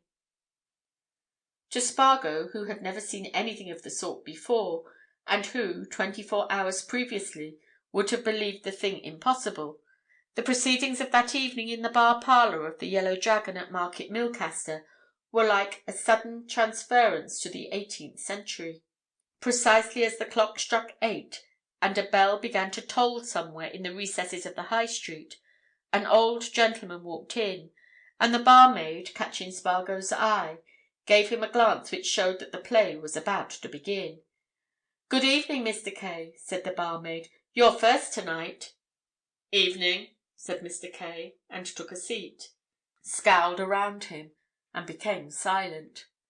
He was a tall, lank old gentleman, clad in rusty black clothes, with a pointed collar sticking up on both sides of his fringe of grey whisker, and a voluminous black neckcloth folded several times round his neck, and by the expression of his countenance was inclined to look on life severely. "Nobody been in yet?" asked Mr. Kay. "No, but here's Mr. Lummis and Mr. Skene," replied the barmaid. 2 more old gentlemen entered the bar parlour. Of these, one was a little dapper-figured man, clad in clothes of an eminently sporting cut, and of very loud pattern. He sported a bright blue necktie, a flower in his lapel, and a tall white hat, which he wore at a rakish angle. The other was a big, portly, bearded man with a Falstaffian swagger and a rakish eye, who chaffed the barmaid as he entered, and gave her a good-humoured chuck under the chin as he passed her. These two also sank into chairs which seemed to have been specially designed to meet them, and the stout man slapped the arms of his as familiarly as he had greeted the barmaid. He looked at his two cronies. "Well," he said, "here's three of us, and there's a symposium." Wait a bit," said the dapper little man. "Grandpa'll be here in a minute. We'll start fair." The barmaid glanced out of the window. "There's Mr. Quarterpage coming across the street now," she announced. "Shall I put the things on the table?" "Aye, put them on, my dear, put them on," commanded the fat man. "Have all in readiness." The barmaid thereupon placed a round table before the sacred chairs, set out upon it a fine old punch bowl, and the various ingredients for making punch, a box of cigars, and an old leaden tobacco box, and she had just completed this interesting prelude to the evening's discourse, when the door opened again, and in walked one of the most remarkable old men Spargo had ever seen. And by this time, knowing that this was the venerable Mr. Benjamin Quarterpage, of whom Crowfoot had told him, he took good stock of the newcomer as he took his place amongst his friends, who on their part received him with ebullitions of delight which were positively boyish. Mr. Quarterpage was a youthful buck of 90, a middle-sized, sturdily built man, straight as a dart, still active of limb, clear-eyed, and strong of voice. His clean-shaven old countenance was ruddy as a sun-warmed pippin. His hair was still only silvered. His hand was steady as a rock. His clothes of buff-coloured whipcord were smart and jaunty, his neckerchief as gay as if he had been going to a fair. It seemed to Spargo that Mr. Quarterpage had a pretty long lease of life before him, even at his age. Spargo, in his corner, sat fascinated while the old gentlemen began their symposium. Another, making 5, came in and joined them. The 5 had the end of the bar parlour to themselves. Mr. Quarterpage made the punch with all due solemnity and ceremony. When it was ladled out, each man lighted his pipe or took a cigar, and the tongues began to wag. Other folk came and went. The old gentlemen were oblivious of anything but their own talk. Now and then a young gentleman of the town dropped in to take his modest half-pint of bitter beer, and to dally in the presence of the barmaid. Such looked with awe at the patriarchs. As for the patriarchs themselves, they were lost in the past. Spargo began to understand what the damsel behind the bar meant when she said that she believed she could write a history of Market Milcaster since the year 1. After discussing the weather, the local events of the day, and various personal matters, the old fellows got to reminiscences of the past, telling tale after tale, recalling incident upon incident of long years before. At last they turned to memories of racing days at Market Milcaster, and at that Spargo determined on a bold stroke. Now was the time to get some information.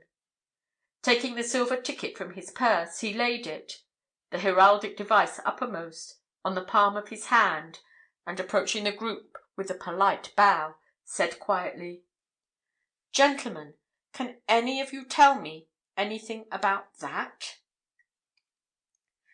End of chapter 16. Chapter 17. Mr. Quarterpage harks back. If Spargo had upset the old gentleman's bowl of punch, the second of the evening, or had dropped an infernal machine in their midst, he could scarcely have produced a more startling effect than that wrought upon them by his sudden production of the silver ticket. Their babble of conversation died out. One of them dropped his pipe. Another took his cigar out of his mouth as if he had suddenly discovered that he was sucking a stick of poison. All lifted astonished faces to the interrupter, staring from him to the shining object exhibited in his outstretched palm, from it back to him. And at last Mr. Quarterpage, to whom Spargo had more particularly addressed himself, spoke, pointing with great empressement to the ticket. "Young gentleman," he said, in accents that seemed to Spargo to tremble a little. "Young gentleman, where did you get that?" "You know what it is, then?" asked Spargo, willing to dally a little with the matter. "You recognise it?" "Know it? Recognise it?" exclaimed Mr. Quarterpage. "Yes, and so does every gentleman present. And it is just because I see you are a stranger to this town that I ask you where you got it. Not, I think, young gentleman, in this town." "No," replied Spargo, "certainly not in this town. How should I get it in this town if I'm a stranger?" "Quite true, murmured Mr. Quarterpage. "I cannot conceive how any person in the town who is in possession of one of those—what shall we call them—heirlooms? Yes, heirlooms of antiquity, could possibly be base enough to part with it. Therefore, I ask again, where did you get that, young gentleman?" "Before I tell you that," answered Spargo, who, in answer to a silent sign from the fat man, had drawn a chair amongst them, "perhaps you will tell me exactly what this is. I see it to be a bit of old, polished, much-worn silver, having on the obverse the arms or heraldic bearings of somebody or something, on the reverse the figure of a running horse. But what is it?" The five old men all glanced at each other and made simultaneous grunts. Then Mr. Quarterpage spoke. "It is one of the original 50 burgess tickets of Market Milcaster, young sir, which gave its holder special and greatly valued privileges in respect to attendance at our once famous race meeting. Now, unfortunately, a thing of the past," he added. 40 years ago, to be in possession of one of those tickets was "A grand thing," said one of the old gentlemen. "Mr. Lummis is right," said Mr. Quarterpage. "It was a grand thing, a very grand thing. Those tickets, sir, were treasured, are treasured. And yet you, a stranger, show us one. You got it, sir?" Spargo saw that it was now necessary to cut matters short. "I found this ticket, under mysterious circumstances, in London," he answered. "I want to trace it. I want to know who its original owner was. That is why I have come to Market Milcaster." Mr. Quarterpage slowly looked round the circle of faces. "Wonderful!" he said. "Wonderful! He found this ticket, one of our famous 50, in London, and under mysterious circumstances. He wants to trace it. He wants to know to whom it belonged. That is why he has come to Market Milcaster. Most extraordinary! Gentlemen, I appeal to you if this is not the most extraordinary event that has happened in Market Milcaster for I don't know how many years." There was a general murmur of assent, and Spargo found everybody looking at him as if he had just announced that he had come to buy the whole town.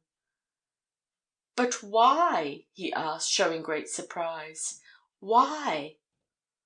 "Why?" exclaimed Mr. Quarterpage. "Why? He asks why?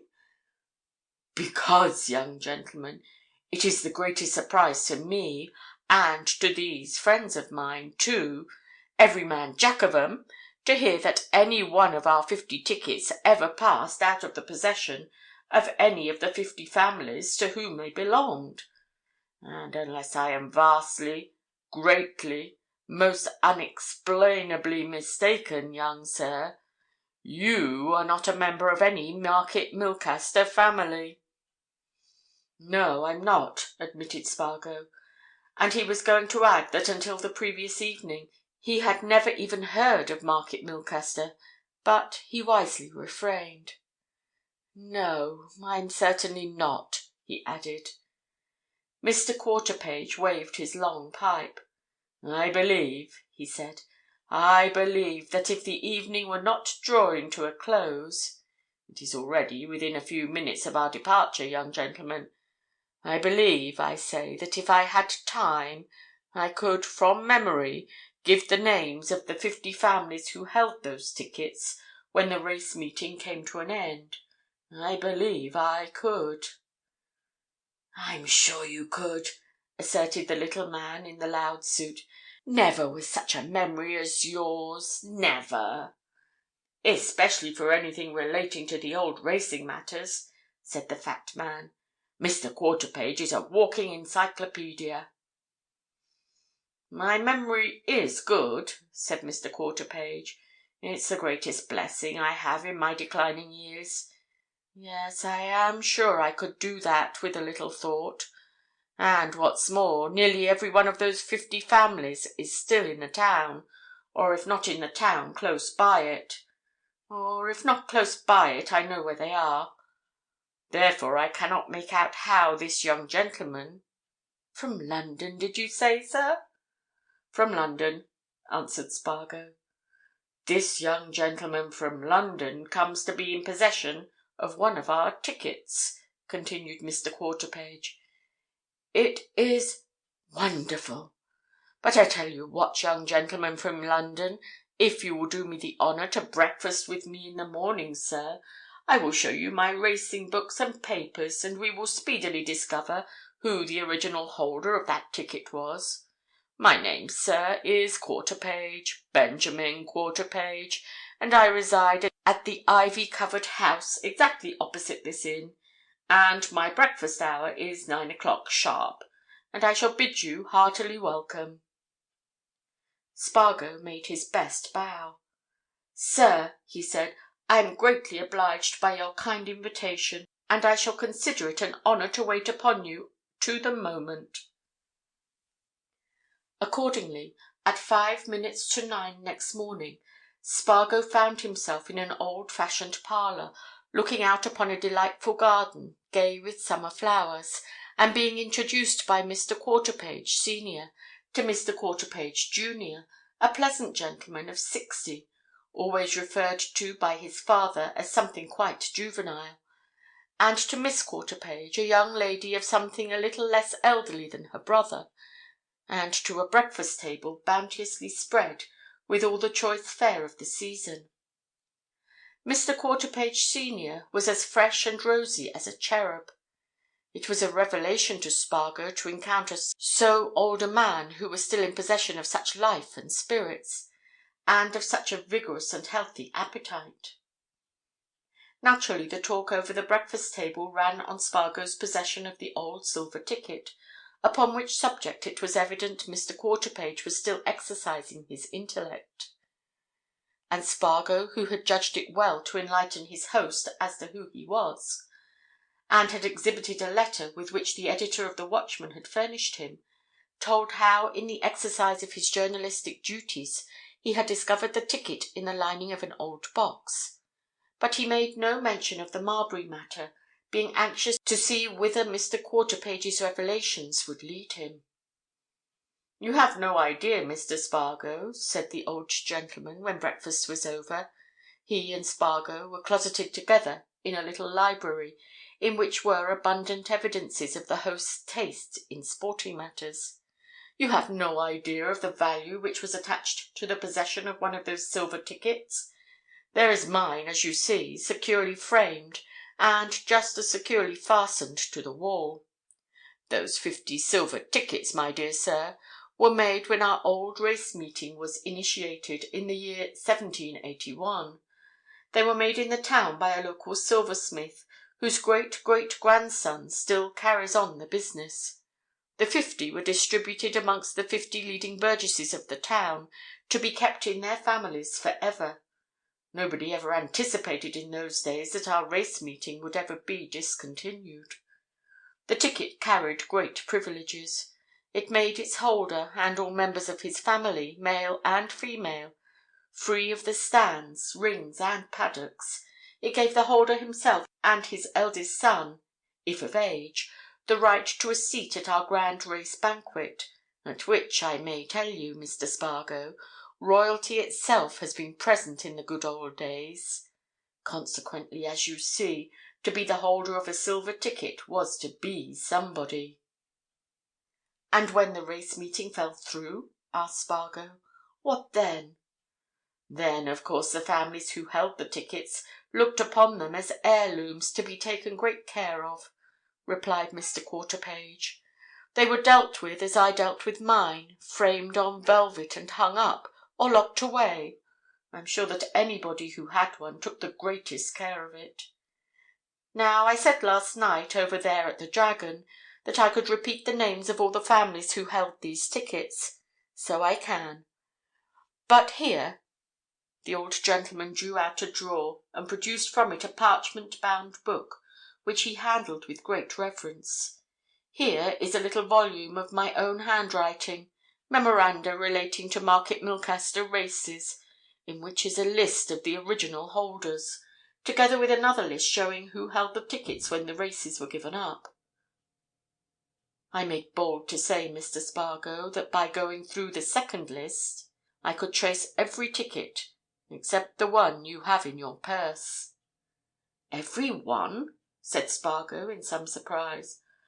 "Every one, for as I told you," continued Mr. Quarterpage, "the families are either in the town—we're a conservative people here in Market Milcaster, and we don't move far afield—or they're just outside the town, or they're not far away.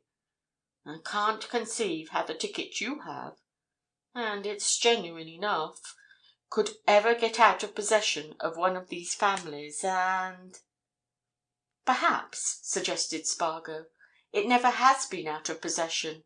I told you it was found in the lining of a box. That box belonged to a dead man." "A dead man!" exclaimed Mr. Quarterpage. "A dead man? Who could— Ah! Perhaps I have an idea. Yes, an idea. I remember something now that I had never thought of." The old gentleman unfastened the clasp of his parchment-bound book, and turned over its pages until he came to one whereon was a list of names. He pointed this out to Spargo. "There is the list of holders of the silver tickets at the time the race meetings came to an end," he said. "If you were acquainted with this town you would know that those are the names of our best-known inhabitants, all, of course, burgesses. There's mine, you see, Quarterpage. There's Lummis, there's Kay, there's Skene, there's Templeby, the gentleman you saw last night. All good old town names. They all are on this list. I know every family mentioned. The holders of that time are many of them dead, but their successors have the tickets.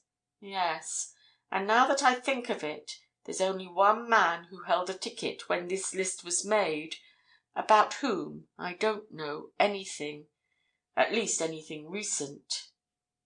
The ticket, Mr. Spargo, which you found, must have been his. But I thought somebody else had it." "And this man, sir, who was he?" asked Spargo, intuitively conscious that he was coming to news. "Is his name there?" The old man ran the tip of his finger down the list of names. "There it is," he said. "John Maitland." Spargo bent over the fine writing. "Yes, John Maitland," he observed. "And who was John Maitland?" Mr. Quarterpage shook his head. He turned to another of the many drawers in an ancient bureau, and began to search amongst a mass of old newspapers, carefully sorted into small bundles and tied up. "If you had lived in Market Milcaster 21 years ago, Mr. Spargo," he said, "you would have known who John Maitland was. For some time, sir, he was the best-known man in the place, aye, and in this corner of the world. But, here it is. The newspaper of October the 5th, 1891. Now, Mr. Spargo, you'll find in this old newspaper who John Maitland was, and all about him. Now, I'll tell you what to do. I've just got to go into my office for an hour to talk the day's business over with my son. You take this newspaper out into the garden there, with one of these cigars, and read what you'll find in it. And when you've read that, we'll have some more talk." Spargo carried the old newspaper into the sunlit garden. End of chapter 17. Chapter 18. An old newspaper. As soon as Spargo unfolded the paper he saw what he wanted on the middle page, headed in 2 lines of big capitals. He lighted a cigar and settled down to read. Market Milcaster Quarter Sessions. Trial of John Maitland. The Quarter Sessions for the borough of Market Milcaster was held on Wednesday last, October the 3rd, 1891, in the Town Hall, before the Recorder, Henry John Campernoun, Esquire, K.C., who was accompanied on the bench by the Worshipful the Mayor of Market Milcaster, Alderman Pettiford, the Vicar of Market Milcaster, the Reverend P.B. Clabberton, M.A., R.D., Alderman Banks, J.P., Alderman Peters, J.P., Sir Gervase Racton, J.P., Colonel Fludgate, J.P., Captain Murrell, J.P., and other magistrates and gentlemen.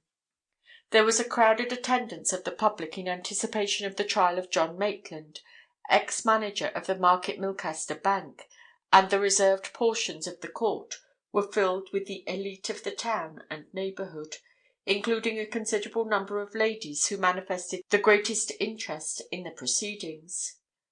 The Recorder, in charging the grand jury, said he regretted that the very pleasant and gratifying experience which had been his upon the occasion of his last 2 official visits to Market Milcaster, he referred to the fact that on both those occasions his friend the Worshipful Mayor had been able to present him with a pair of white gloves, was not to be repeated on the present occasion.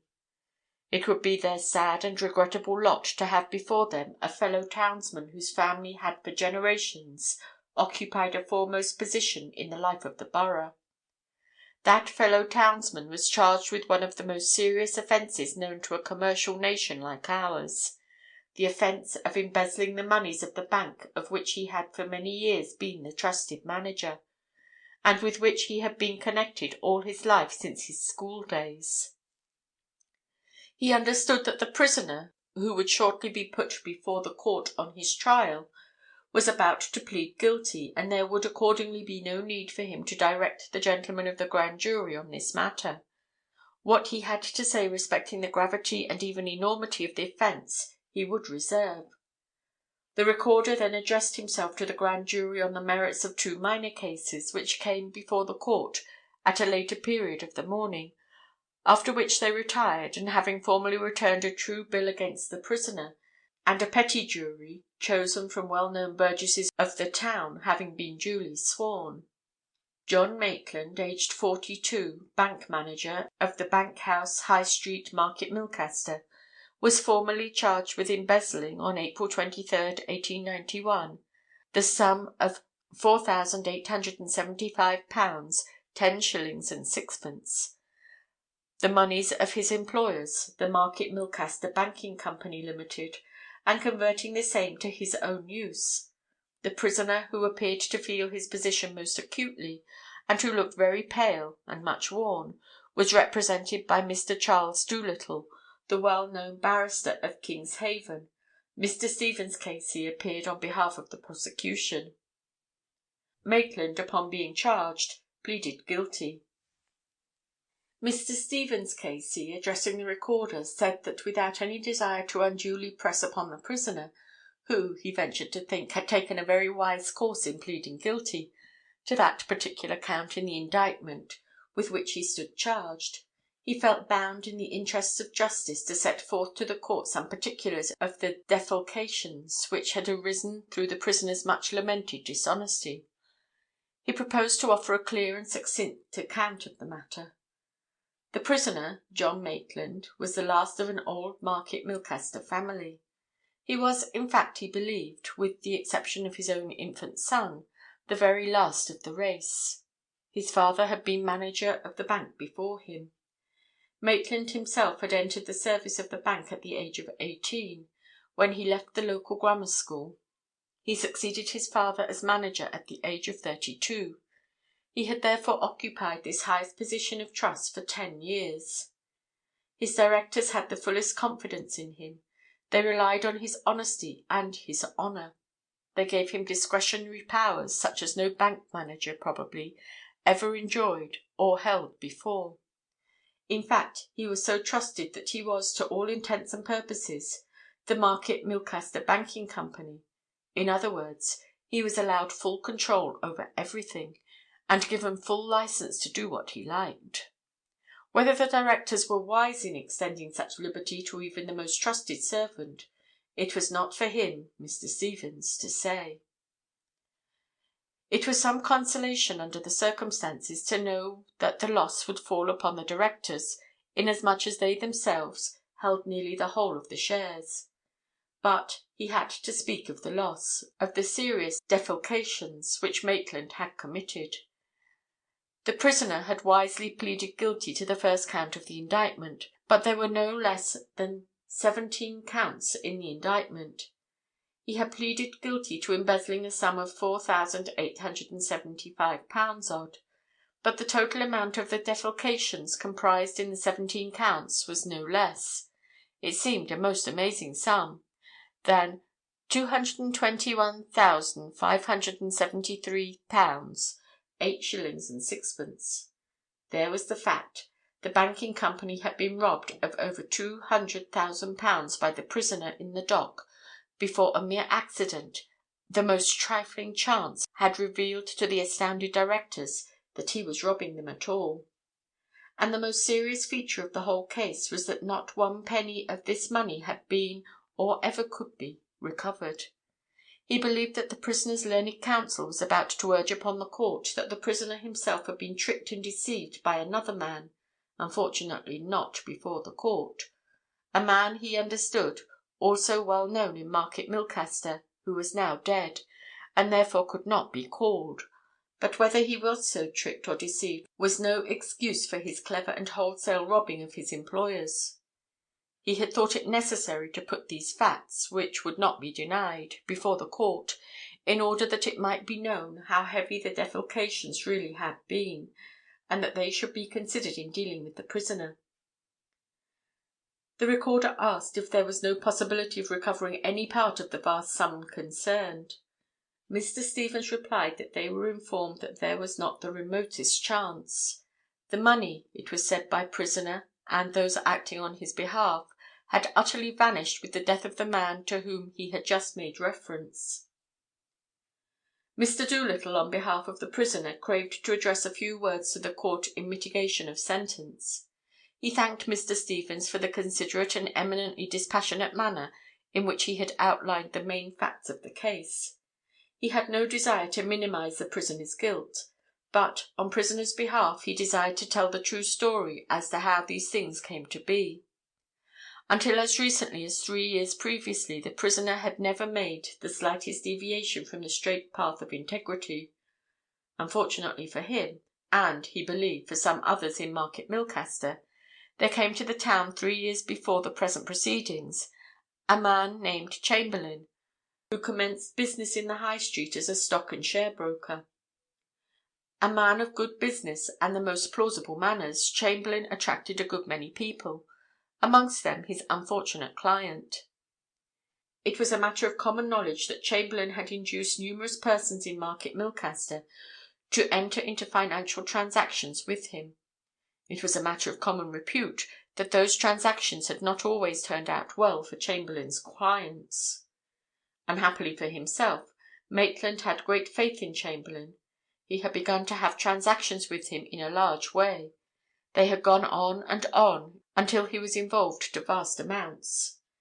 Believing thoroughly in Chamberlayne and his methods, he had entrusted him with very large sums of money.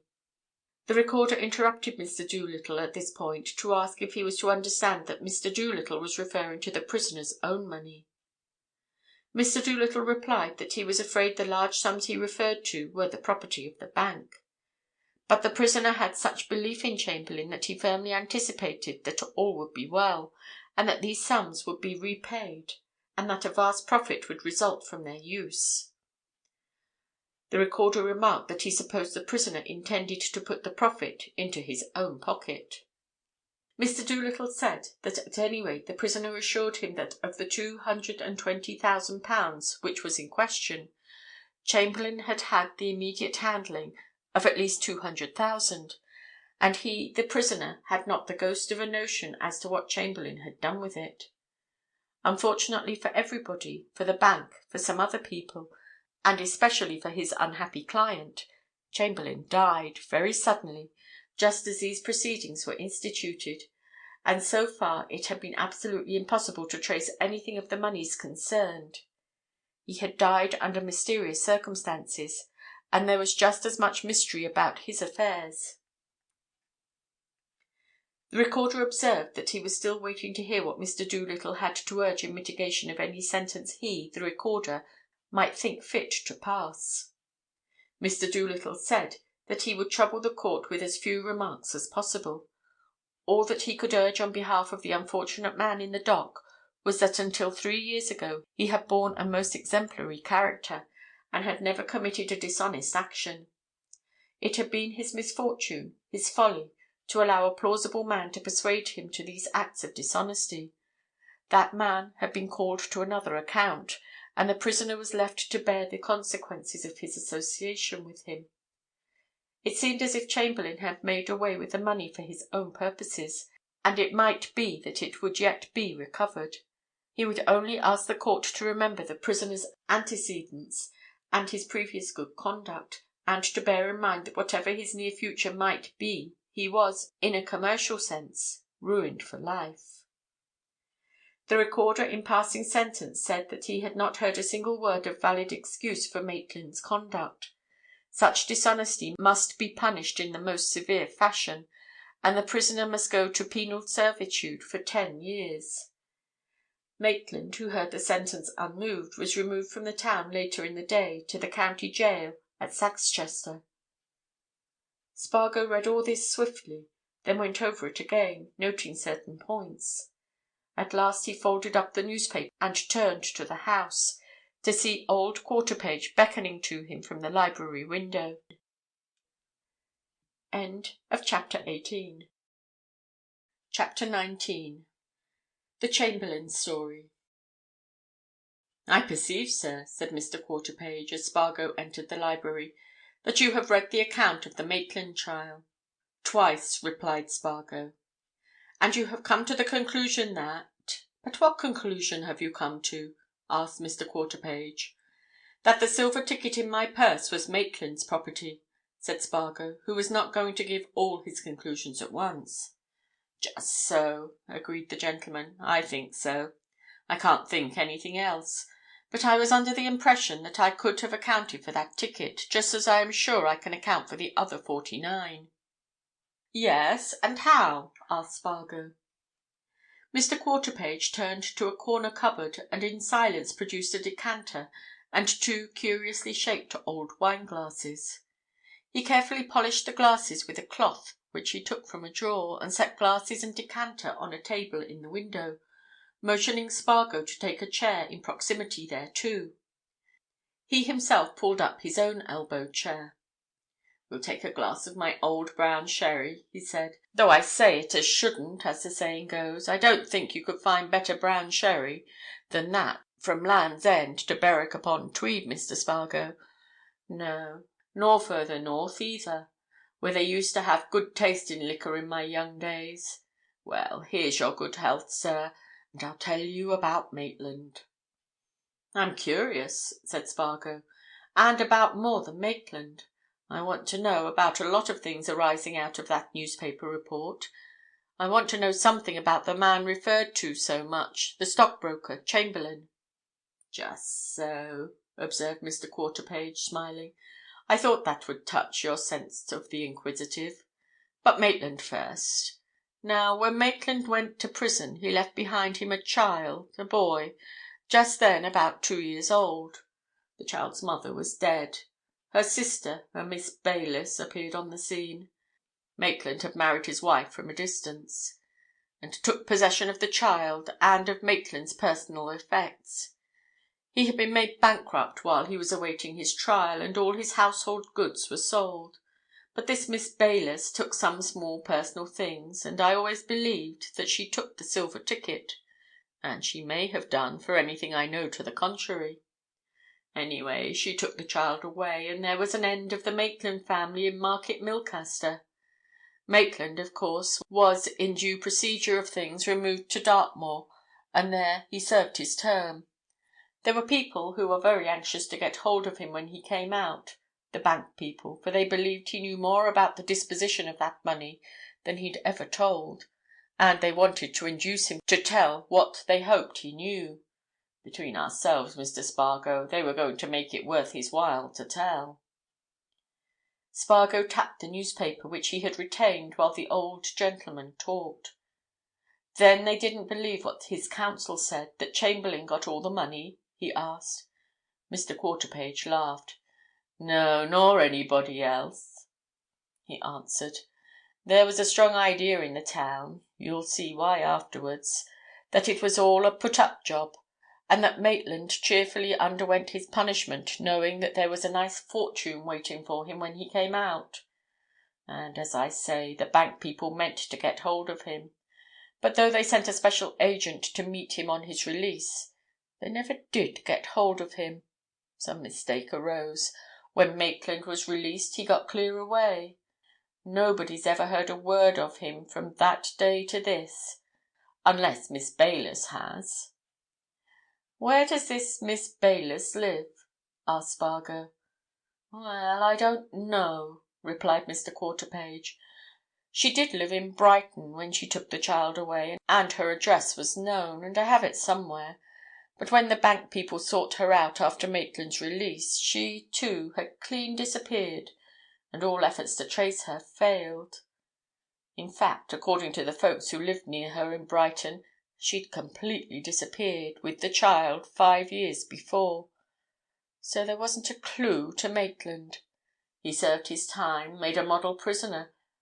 They did find that much out. Earned the maximum remission, was released, and vanished. And for that very reason there's a theory about him in this very town to this very day." "What?" asked Spargo. "This. That he's now living comfortably, luxuriously abroad on what he got from the bank," replied Mr. Quarterpage. "They say that the sister-in-law was in the game, that when she disappeared with the child she went abroad somewhere and made a home ready for Maitland, and that he went off to them as soon as he came out. Do you see?" "I suppose that was possible," said Spargo. "Quite possible, sir. But now," continued the old gentleman, replenishing the glasses, "now we come on to the Chamberlayne story. It's a good deal more to do with the Maitland story than appears at first sight. I'll tell it to you, and you can form your own conclusions. Chamberlayne was a man who came to Market Milcaster, I don't know from where, in 1886, 5 years before the Maitland smash-up. He was then about Maitland's age, a man of 37 or 8. He came as clerk to old Mr. Baylis, the rope and twine manufacturer. Baylis's place is still there, at the bottom of the High Street, near the river, though old Baylis is dead. He was a smart, cute, pushing chap, this Chamberlayne. He made himself indispensable to old Baylis, and old Baylis paid him a rare good salary. He settled down in the town, and he married a town girl, one of the Corkindales, the saddlers, when he'd been here 3 years. Unfortunately, she died in childbirth within a year of their marriage. It was very soon after that Chamberlayne threw up his post at Baylis's and started business as a stock and share broker. He'd been a saving man. He'd got a nice bit of money with his wife. He always let it be known that he had money of his own, and he started in a good way. He was a man of the most plausible manners. He'd have coaxed butter out of a dog's throat if he'd wanted to. The moneyed men of the town believed in him. I believed in him myself, Mr. Spargo. I'd many a transaction with him, and I never lost aught by him. On the contrary, he did very well for me. He did well for most of his clients. There were, of course, ups and downs, but on the whole he satisfied his clients uncommonly well. But, naturally, nobody ever knew what was going on between him and Maitland." "I gather from this report," said Spargo, "that everything came out suddenly, unexpectedly." "That was so, sir," replied Mr. Quarterpage. "Sudden? Unexpected? Aye, as a crack of thunder on a fine winter's day. Nobody had the ghost of a notion that anything was wrong. John Maitland was much respected in the town, much thought of by everybody, well known to everybody. I can assure you, Mr. Spargo, that it was no pleasant thing to have to sit on that grand jury as I did—I was foreman, sir—and hear a man sentenced that you'd regarded as a bosom friend. But there it was." "How was the thing discovered?" asked Spargo, anxious to get at facts. "In this way," replied Mr. Quarterpage. "The Market Milcaster Bank is in reality almost entirely the property of two old families in the town, the Gutchbys and the Hostables. Owing to the death of his father, a young Hostable, fresh from college, came into the business.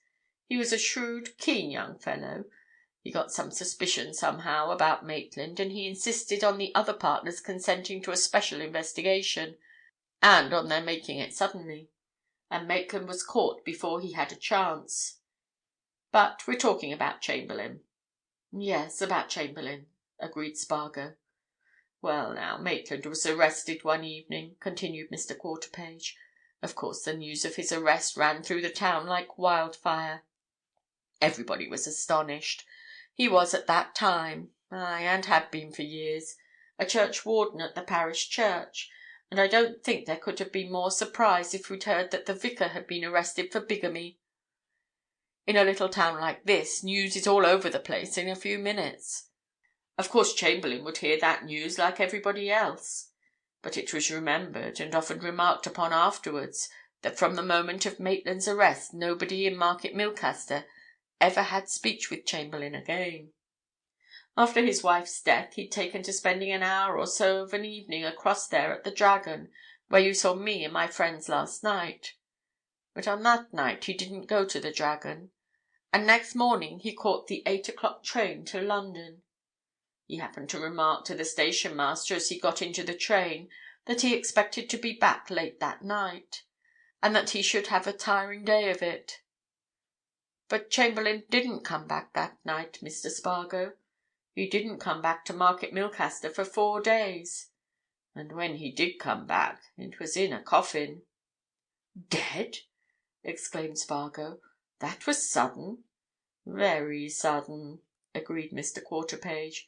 "Yes, sir, he came back in his coffin, did Chamberlayne. On the very evening on which he'd spoken of being back, there came a telegram here to say that he'd died very suddenly at the Cosmopolitan Hotel. That telegram came to his brother-in-law, Corkindale, the saddler. You'll find him down the street opposite the Town Hall. It was sent to Corkindale by a nephew of Chamberlayne's, another Chamberlayne, Stephen, who lived in London, and was understood to be on the Stock Exchange there. I saw that telegram, Mr. Spargo, and it was a long one. It said that Chamberlayne had had a sudden seizure, and though a doctor had been got to him, he'd died shortly afterwards. Now, as Chamberlayne had his nephew and friends in London, his brother-in-law, Tom Corkindale, didn't feel that there was any necessity for him to go up to town, so he just sent off a wire to Stephen Chamberlayne asking if there was aught he could do. And next morning came another wire from Stephen saying that no inquest would be necessary as the doctor had been present and able to certify the cause of death, and would Corkindale make all arrangements for the funeral 2 days later. You see, Chamberlayne had bought a vault in our cemetery when he buried his wife, so naturally they wished to bury him in it, with her." Spargo nodded. He was beginning to imagine all sorts of things and theories. He was taking everything in. "Well," continued Mr. Quarterpage, "on the second day after that, they brought Chamberlayne's body down, 3 of 'em came with it. Stephen Chamberlayne, the doctor who'd been called in, and a solicitor. Everything was done according to proper form and usage. As Chamberlayne had been well known in the town, a good number of townsfolk met the body at the station and followed it to the cemetery. Of course, many of us who had been clients of Chamberlayne's were anxious to know how he had come to such a sudden end. According to Stephen Chamberlayne's account, our Chamberlayne had wired to him and to his solicitor to meet him at the Cosmopolitan to do some business. They were awaiting him there when he arrived, and they had lunch together. After that they got to their business in a private room. Towards the end of the afternoon, Chamberlayne was taken suddenly ill, and though they got a doctor to him at once, he died before evening. The doctor said he'd had a diseased heart. Anyhow, he was able to certify the cause of his death, so there was no inquest, and they buried him, as I have told you." The old gentleman paused, and taking a sip at his sherry, smiled at some reminiscence which occurred to him. "Well," he said, presently going on, "of course, on that came all the Maitland revelations, and Maitland vowed and declared that Chamberlayne had not only had nearly all the money, but that he was absolutely certain that most of it was in his hands in hard cash. But Chamberlayne, Mr. Spargo, had left practically nothing. All that could be traced was about £3,000 or £4,000. He'd left everything to his nephew, Stephen. There wasn't a trace, a clue, to the vast sums with which Maitland had entrusted him. And then people began to talk, and they said what some of them say to this very day." "What's that?" asked Spargo. Mr. Quarterpage leaned forward and tapped his guest on the arm. "That Chamberlayne never did die, and that the coffin was weighted with lead," he answered. Chapter 20. Maitland, alias Marbury. This remarkable declaration awoke such a new conception of matters in Spargo's mind, aroused such infinitely new possibilities in his imagination, that for a full moment he sat silently staring at his informant, who chuckled with quiet enjoyment at his visitor's surprise. "Do you mean to tell me," said Spargo at last, "that there are people in this town who still believe that the coffin in your cemetery, which is said to contain Chamberlayne's body, contains lead?" "Lots of 'em, my dear sir," replied Mr. Quarterpage. "Lots of 'em. Go out in the street and ask the first 6 men you meet, and I'll go bail that 4 out of the 6 believe it." "Then why, in the sacred name of common sense, did no one ever take steps to make certain?" asked Spargo. "Why didn't they get an order for exhumation?" "Because it was nobody's particular business to do so," answered Mr. Quarterpage.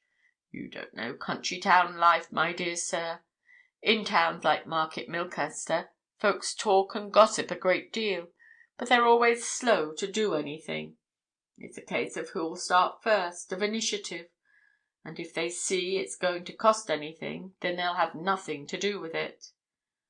"But the bank people?" suggested Spargo. Mr. Quarterpage shook his head. "They're amongst the lot who believe that Chamberlayne did die," he said. "They're very old-fashioned, conservative-minded people, the Gutchbys and the Hostables, and they accepted the version of the nephew, and the doctor, and the solicitor.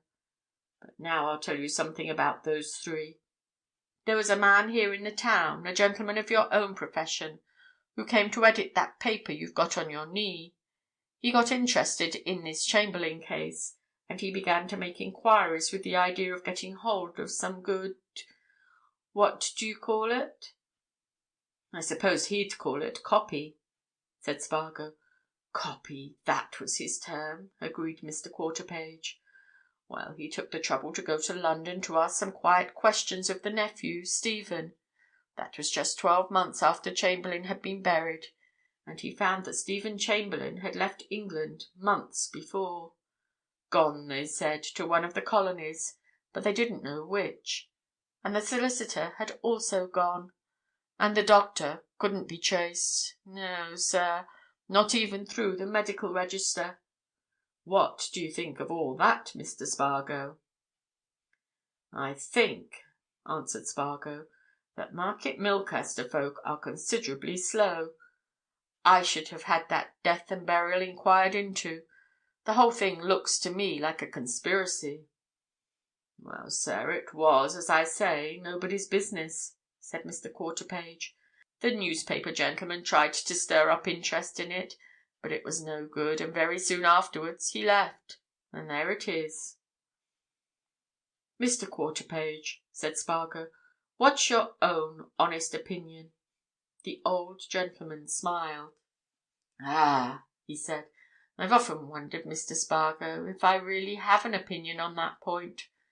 I think what I probably feel about the whole affair is that there was a good deal of mystery attaching to it. But we seem, sir, to have gone a long way from the question of that old silver ticket which you've got in your purse. Now—" "No!" said Spargo, interrupting his host with an accompanying wag of his finger. "No! I think we're coming nearer to it. Now you've given me a great deal of your time, Mr. Quarterpage, and told me a lot. And, first of all, before I tell you a lot, I'm going to show you something." And Spargo took out of his pocket-book a carefully mounted photograph of John Marbury, the original of the process picture which he had had made for the Watchman. He handed it over. "Do you recognize that photograph as that of anybody you know?" he asked. "Look at it well and closely." Mr. Quarterpage put on a special pair of spectacles and studied the photograph from several points of view. "No, sir," he said at last with a shake of the head. "I don't recognize it at all." "Can't see in it any resemblance to any man you've ever known?" asked Spargo. "No, sir, none," replied Mr. Quarterpage. "None whatever." "Very well," said Spargo, laying the photograph on the table between them. "Now then, I want you to tell me what John Maitland was like when you knew him. Also, I want you to describe Chamberlayne as he was when he died, or was supposed to die. You remember them, of course, quite well." Mr. Quarterpage got up and moved to the door. "I can do better than that," he said. "I can show you photographs of both men as they were just before Maitland's trial. I have a photograph of a small group of Market Milcaster notabilities which was taken at a municipal garden party. Maitland and Chamberlayne are both in it.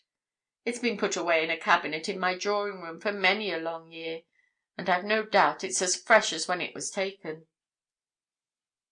He left the room and presently returned with a large mounted photograph, which he laid on the table before his visitor. "There you are, sir," he said. "Quite fresh, you see. It must be getting on to 20 years since that was taken out of the drawer that it's been kept in. Now, that's Maitland, and that's Chamberlayne." Spargo found himself looking at a group of men who stood against an ivy-covered wall in the stiff attitudes in which photographers arrange masses of sitters. He fixed his attention on the two figures indicated by Mr. Quarterpage, and saw two medium-heighted, rather sturdily built men, about whom there was nothing very specially noticeable.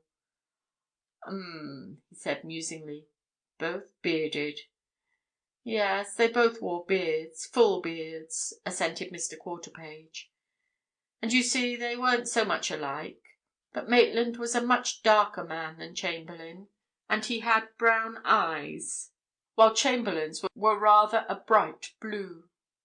"The removal of a beard makes a great difference," remarked Spargo. He looked at the photograph of Maitland in the group, comparing it with that of Marbury which he had taken from his pocket. "And 20 years makes a difference too," he added musingly. "To some people 20 years makes a vast difference, sir," said the old gentleman. "To others it makes none. I haven't changed much, they tell me, during the past 20 years. But I've known men age almost beyond recognition, in 5 years. It depends, sir, on what they go through." Spargo suddenly laid aside the photographs, put his hands in his pockets and looked steadfastly at Mr. Quarterpage. "Look here," he said. "I'm going to tell you what I'm after, Mr. Quarterpage. I'm sure you've heard all about what's known as the Middle Temple murder, the Marbury case. "Yes, I've read of it," replied Mr. Quarterpage. "Have you read the accounts of it in my paper, The Watchman?" asked Spargo. Mr. Quarterpage shook his head.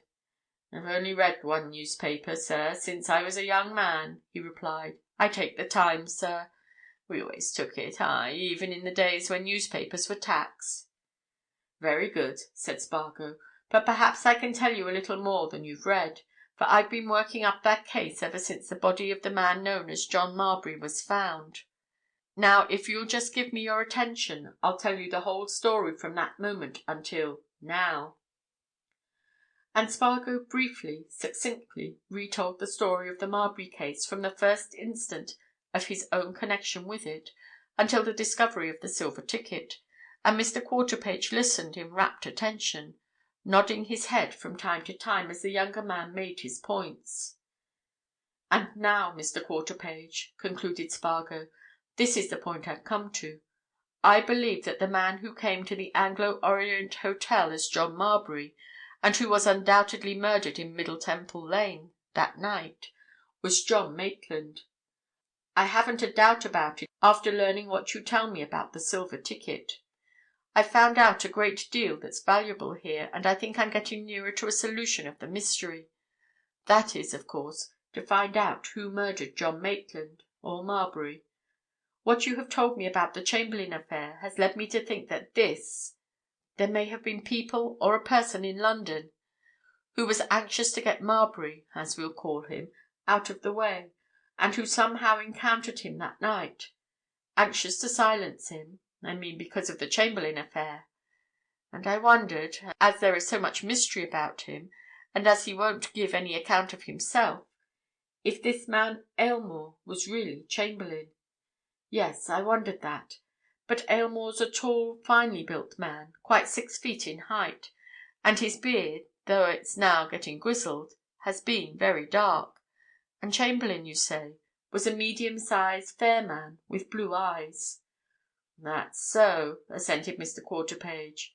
"Yes, a middling-sized man, and fair. Very fair. Dearie me, Mr. Spargo, this is a revelation. And you really think, sir, that John Maitland and John Marbury are one and the same person?" "I'm sure of it now," said Spargo. "I see it this way. Maitland, on his release, went out to Australia, and there he stopped. At last he comes back, evidently well-to-do. He's murdered the very day of his arrival. Aylmore is the only man who knows anything of him. Aylmore won't tell all he knows, that's flat. But Aylmore's admitted that he knew him at some vague date, say from 21 to 22 or 3 years ago. Now, where did Aylmore know him? He says in London. That's a vague term. He won't say where. He won't say anything definite. He won't even say what he, Aylmore, himself was in those days. Do you recollect anything of anybody like Aylmore coming here to see Maitland, Mr. Quarterpage?" "I don't," answered Mr. Quarterpage. "Maitland was a very quiet, retiring fellow, sir. He was about the quietest man in the town. I never remember that he had visitors. Certainly I've no recollection of such a friend of his as this Aylmore, from your description of him, would be at that time." "Did Maitland go up to London much in those days?" asked Spargo. Mr. Quarterpage laughed. "Well, now, to show you what a good memory I have, I'll tell you of something that occurred across there at the Dragon only a few months before the Maitland affair came out. There were some of us in there one evening, and, for a rare thing, Maitland came in with Chamberlayne. Chamberlayne happened to remark that he was going up to town next day. He was always to and fro. And we got talking about London, and Maitland said in course of conversation that he believed he was about the only man of his age in England, and of course he meant of his class and means, who'd never even seen London. And I don't think he ever went there between that time and his trial. In fact, I'm sure he didn't, for if he had, I should have heard of it." "Well, that's queer," remarked Spargo. "It's very queer, for I'm certain Maitland and Marbury are one and the same person. My theory about that old leather box is that Maitland had that carefully planted before his arrest, that he dug it up when he came out of Dartmoor, that he took it off to Australia with him, that he brought it back with him, and that, of course, the silver ticket and the photograph had been in it all these years. Now—" At that moment the door of the library was opened, and a parlour-maid looked in at her master. "There's the boots from the Dragon at the front door, sir," she said. "He's brought 2 telegrams across from there for Mr. Spargo, thinking he might like to have them at once." Chapter 21. Arrested. Spargo hurried out to the hall, took the 2 telegrams from the boots of the Dragon, and tearing open the envelopes, read the messages hastily. He went back to Mr. Quarterpage. "Here's important news," he said as he closed the library door and resumed his seat. "I'll read these telegrams to you, sir, and then we can discuss them in the light of what we've been talking about this morning. The first is from our office. I told you we sent over to Australia for a full report about Marbury at the place he said he hailed from, Coolumbidgee. That report's just reached the Watchman, and they've wired it on to me. It's from the Chief of Police at Coolumbidgee to the editor of the Watchman, London. John Marbury came to Coolumbidgee in the winter of 1898-9. He was unaccompanied. He appeared to be in possession of fairly considerable means and bought a share in a small sheep farm from its proprietor, Andrew Robertson, who is still here, and who says that Marbury never told him anything about himself except that he had emigrated for health reasons and was a widower. He mentioned that he had had a son who was dead and was now without relations. He lived a very quiet, steady life on the sheep farm, never leaving it for many years.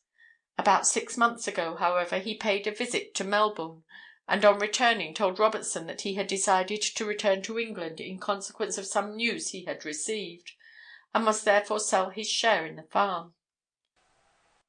Robertson bought it from him for £3,000, and Marbury shortly afterwards left for Melbourne.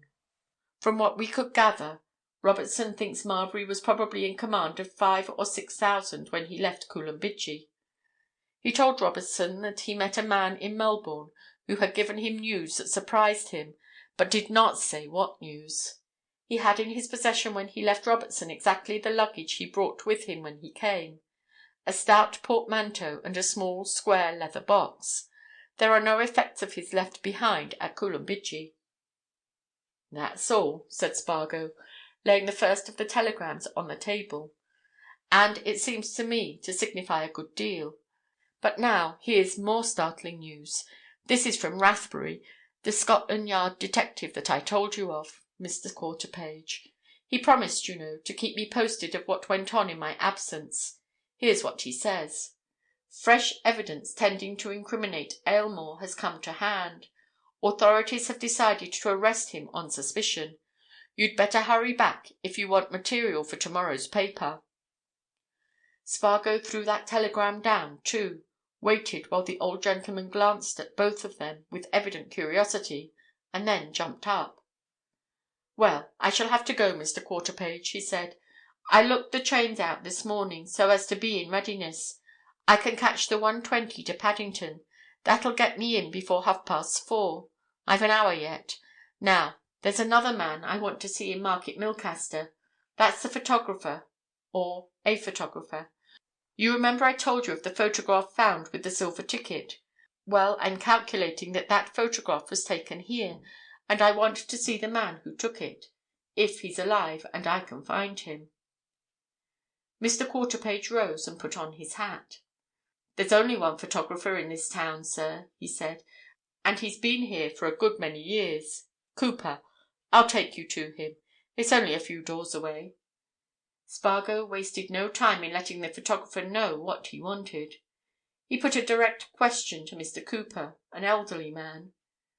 "Do you remember taking a photograph of the child of John Maitland, the bank manager, some 20 or 21 years ago?" he asked, after Mr. Quarterpage had introduced him as a gentleman from London who wanted to ask a few questions. "Quite well, sir," replied Mr. Cooper. "As well as if it had been yesterday." "Do you still happen to have a copy of it?" asked Spargo. But Mr. Cooper had already turned to a row of file albums. He took down one labelled 1891 and began to search its pages. In a minute or two he laid it on his table before his callers. "There you are, sir," he said. "That's the child." Spargo gave one glance at the photograph and turned to Mr. Quarterpage. "Just as I thought," he said. "That's the same photograph we found in the leather box with the silver ticket. I'm obliged to you, Mr. Cooper. Now, there's just one more question I want to ask you. Did you ever supply any further copies of this photograph to anybody after the Maitland affair? That is, after the family had left the town?" "Yes," replied the photographer.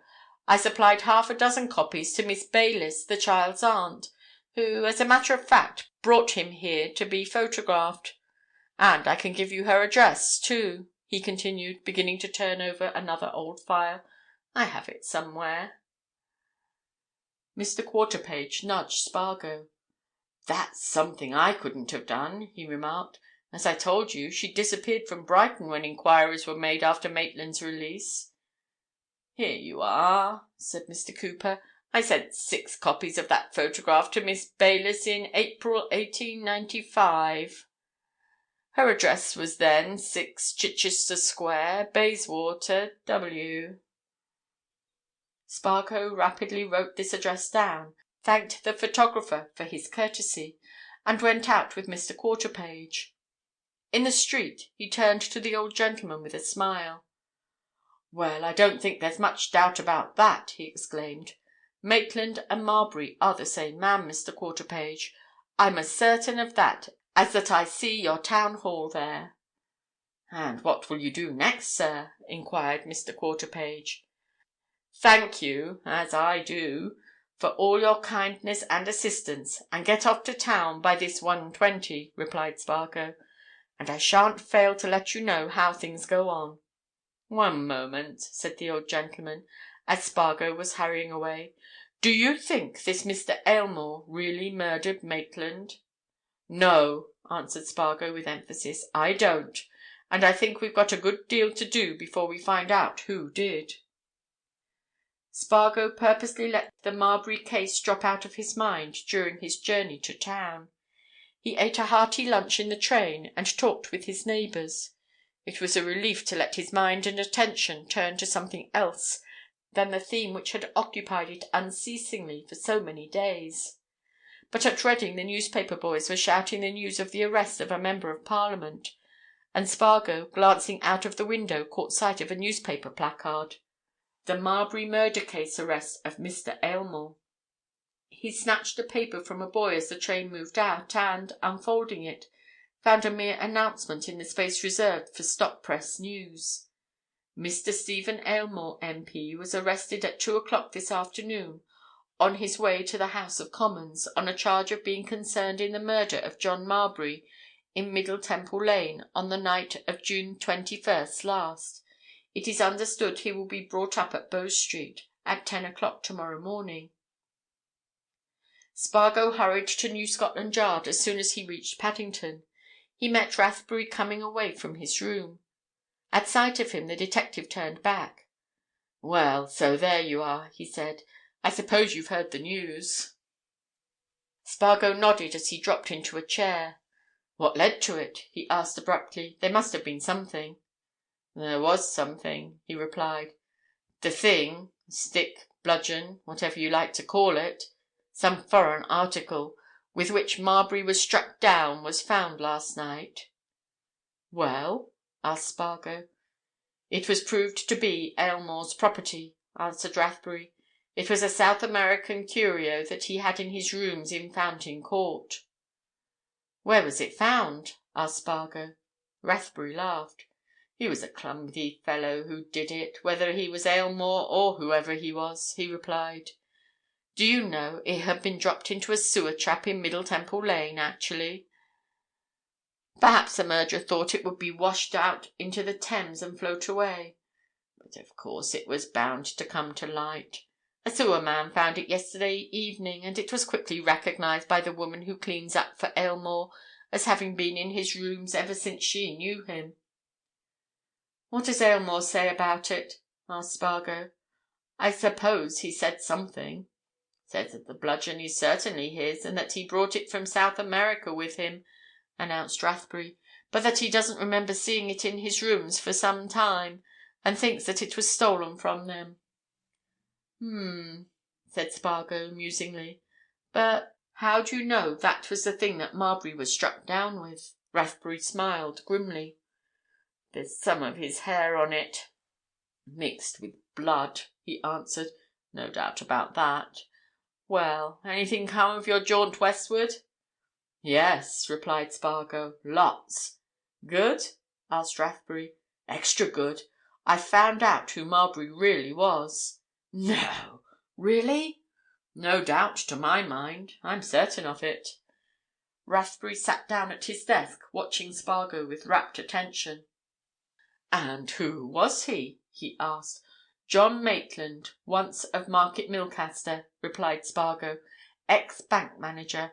Also ex-convict." "Ex-convict?" "Ex-convict. He was sentenced at Market Milcaster Quarter Sessions in autumn 1891 to 10 years' penal servitude for embezzling the bank's money to the tune of over £200,000. Served his term at Dartmoor. Went to Australia as soon or soon after he came out. That's who Marbury was. Maitland. Dead certain." Rathbury still stared at his caller. "Go on," he said. "Tell all about it, Spargo. Let's hear every detail." "I'll tell you all I know after, but what I know's nothing to that." Spargo told him the whole story of his adventures at Market Milcaster, and the detective listened with rapt attention. "Yes," he said at the end. "Yes, I don't think there's much doubt about that. Well, that clears up a lot, doesn't it?" Spargo yawned. "Yes, a whole slateful is wiped off there," he said. "I haven't so much interest in Marbury or Maitland now. My interest is all in Aylmore." Rathbury nodded. "Yes," he said. "The thing to find out is, who is Aylmore? Or who was he 20 years ago?" "Your people haven't found anything out, then?" asked Spargo. "Nothing beyond the irreproachable history of Mr. Aylmore since he returned to this country, a very rich man, some 10 years since," answered Rathbury, smiling. "They've no previous dates to go on. What are you going to do next, Spargo?" "Seek out that Miss Baylis," replied Spargo. "You think you could get something there?" asked Rathbury. "Look here," said Spargo. "I don't believe for a second Aylmore killed Marbury. I believe I shall get at the truth by following up what I call the Maitland trail. This Miss Baylis must know something, if she's alive. Well, now I'm going to report at the office. Keep in touch with me, Rathbury." He went on then to the Watchman office, and as he got out of his taxi cab at its door, another cab came up and set down Mr. Aylmore's daughters. End of chapter 21. Chapter 22. The Blank Past. Jessie Aylmore came forward to meet Spargo with ready confidence. The elder girl hung back diffidently. "May we speak to you?" said Jessie. "We have come on purpose to speak to you. Evelyn didn't want to come, but I made her come." Spargo shook hands silently with Evelyn Aylmore and motioned them both to follow him. He took them straight upstairs to his room and bestowed them in his easiest chairs, before he addressed them. "I've only just got back to town," he said abruptly. "I was sorry to hear the news about your father. That's what's brought you here, of course. But I'm afraid I can't do much." "I told you that we had no right to trouble Mr. Spargo, Jessie," said Evelyn Aylmore. "What can he do to help us?" Jessie shook her head impatiently. "The Watchman's about the most powerful paper in London, isn't it?" she said. "And isn't Mr. Spargo writing all these articles about the Marbury case? Mr. Spargo, you must help us." Spargo sat down at his desk and began turning over the letters and papers which had accumulated during his absence. "To be absolutely frank with you," he said presently, "I don't see how anybody's going to help, so long as your father keeps up that mystery about the past." "That!" said Evelyn quietly, "is exactly what Ronald says, Jessie. But we can't make our father speak, Mr. Spargo.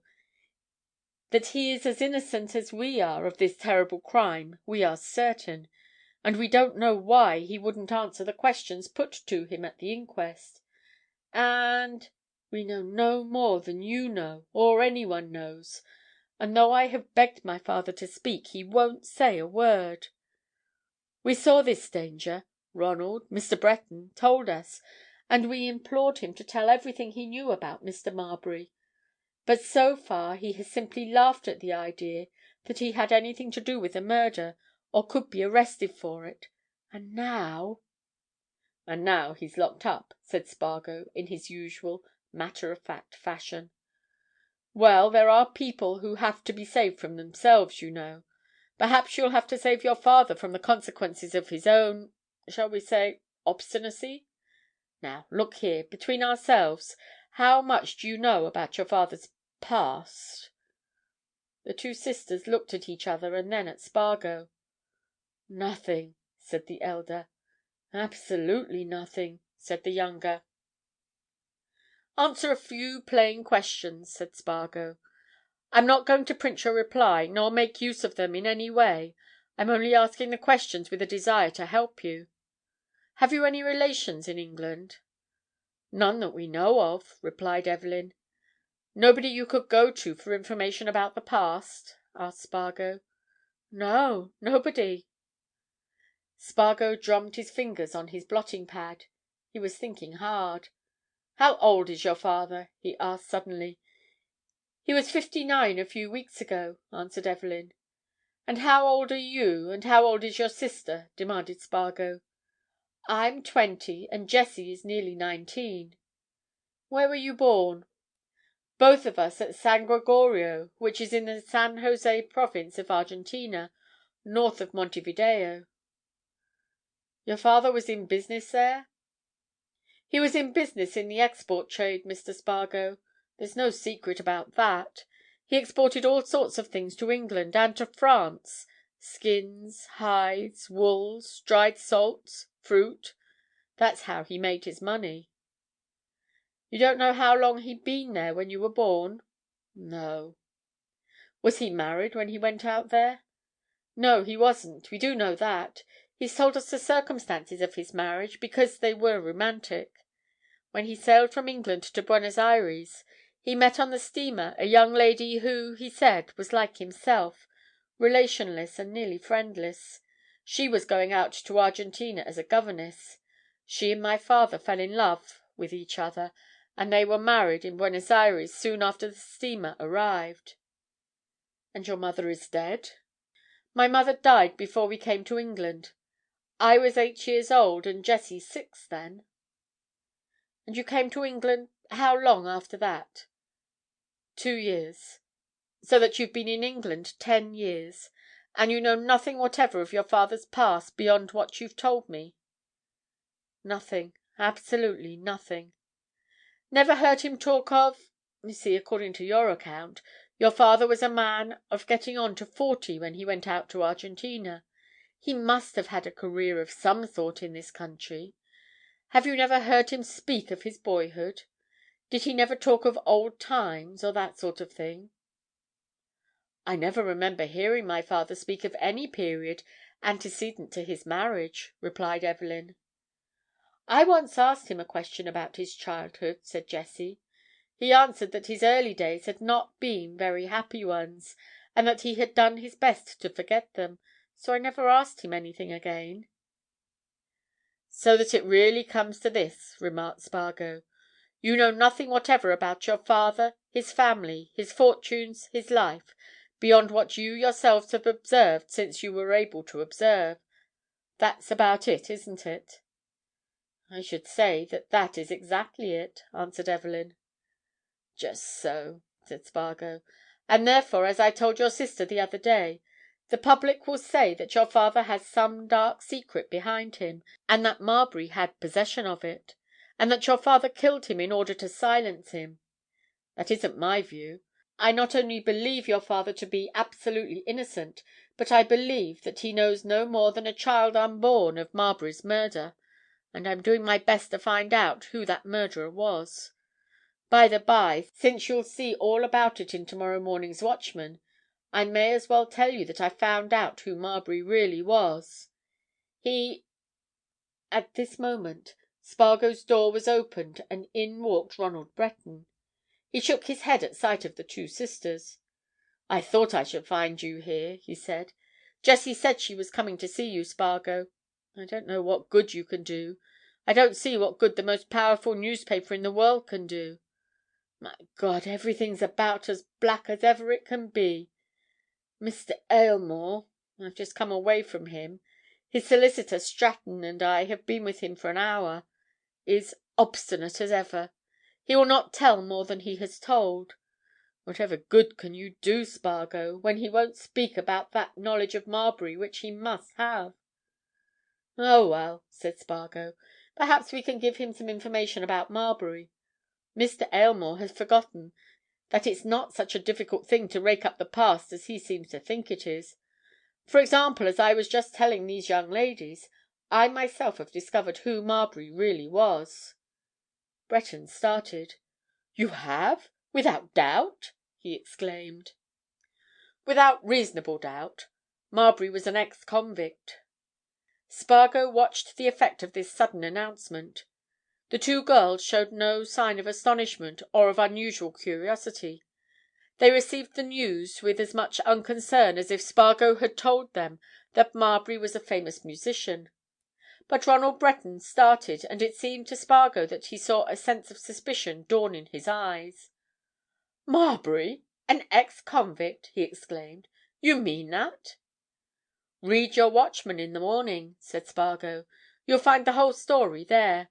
I'm going to write it tonight when you people have gone. It'll make good reading."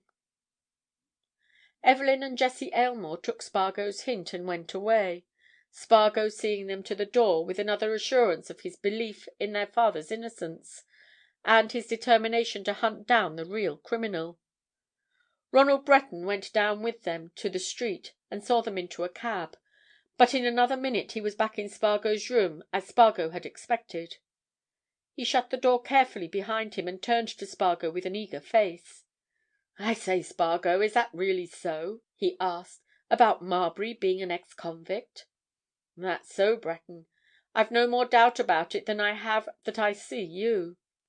Marbury was in reality one John Maitland, a bank manager of Market Milcaster, who got 10 years' penal servitude in 1891 for embezzlement." "In 1891? Why, that's just about the time that Aylmore says he knew him." "Exactly.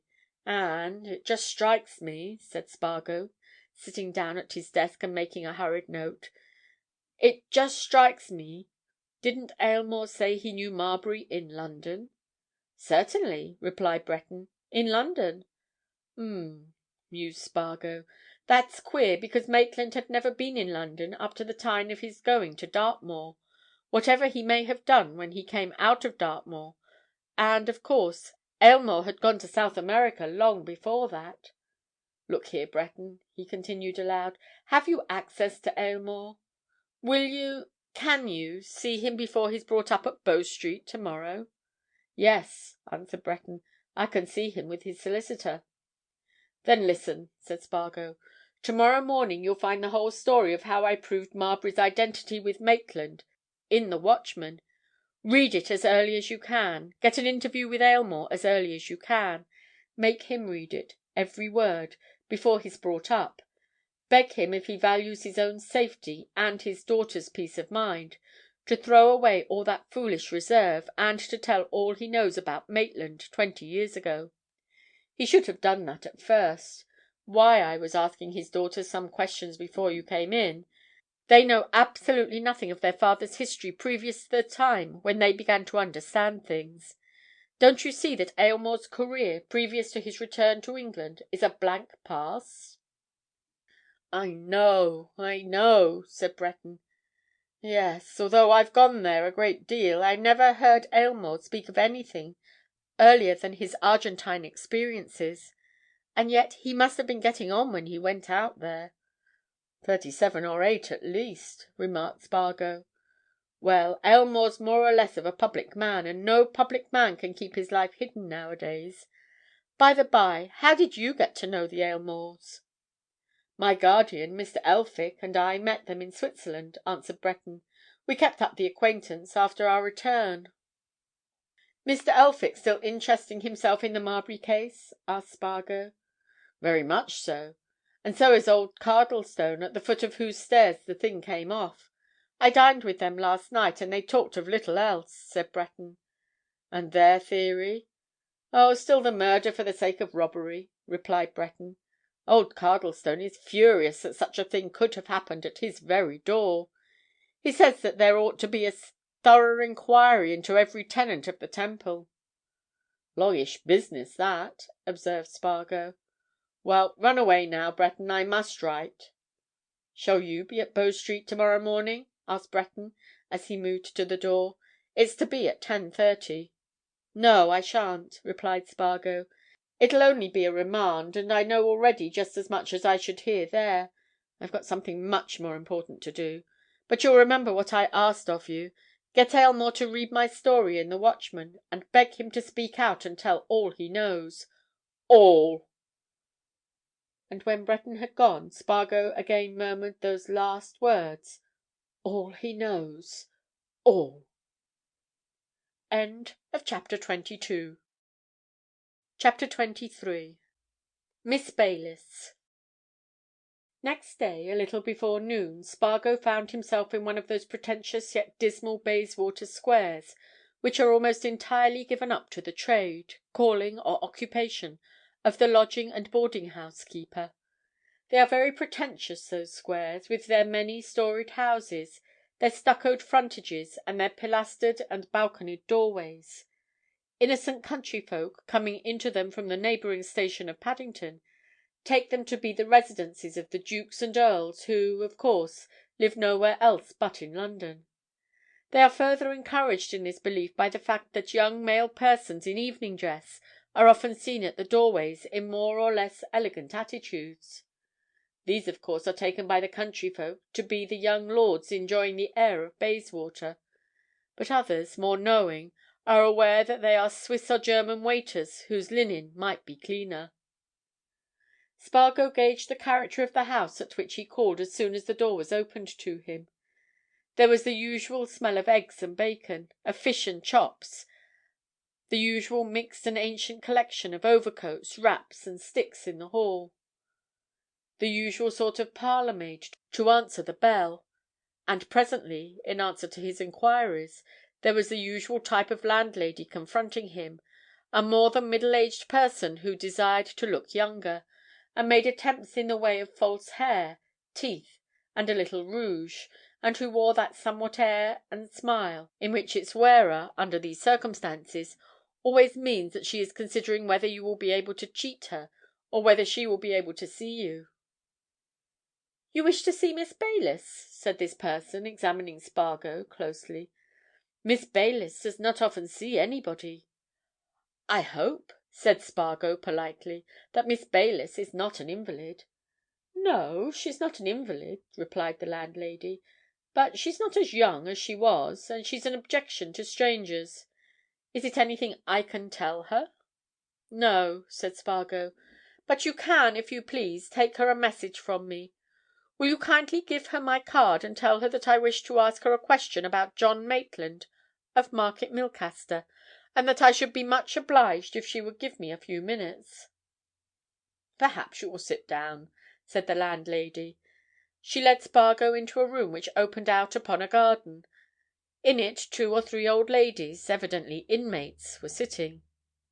The landlady left Spargo to sit with them and to amuse himself by watching them knit or sew or read the papers, and he wondered if they always did these things every day, and if they would go on doing them until a day would come when they would do them no more, and he was beginning to feel very dreary when the door opened and a woman entered whom Spargo, after one sharp glance at her, decided to be a person who was undoubtedly out of the common. And as she slowly walked across the room towards him, he let his first glance lengthen into a look of steady inspection.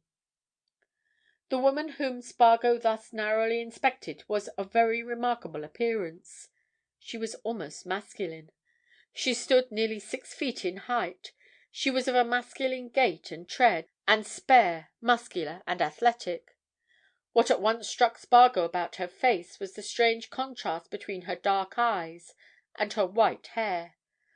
The hair, worn in abundant coils round a well-shaped head, was of the most snowy whiteness, the eyes of a real coal blackness, as were also the eyebrows above them.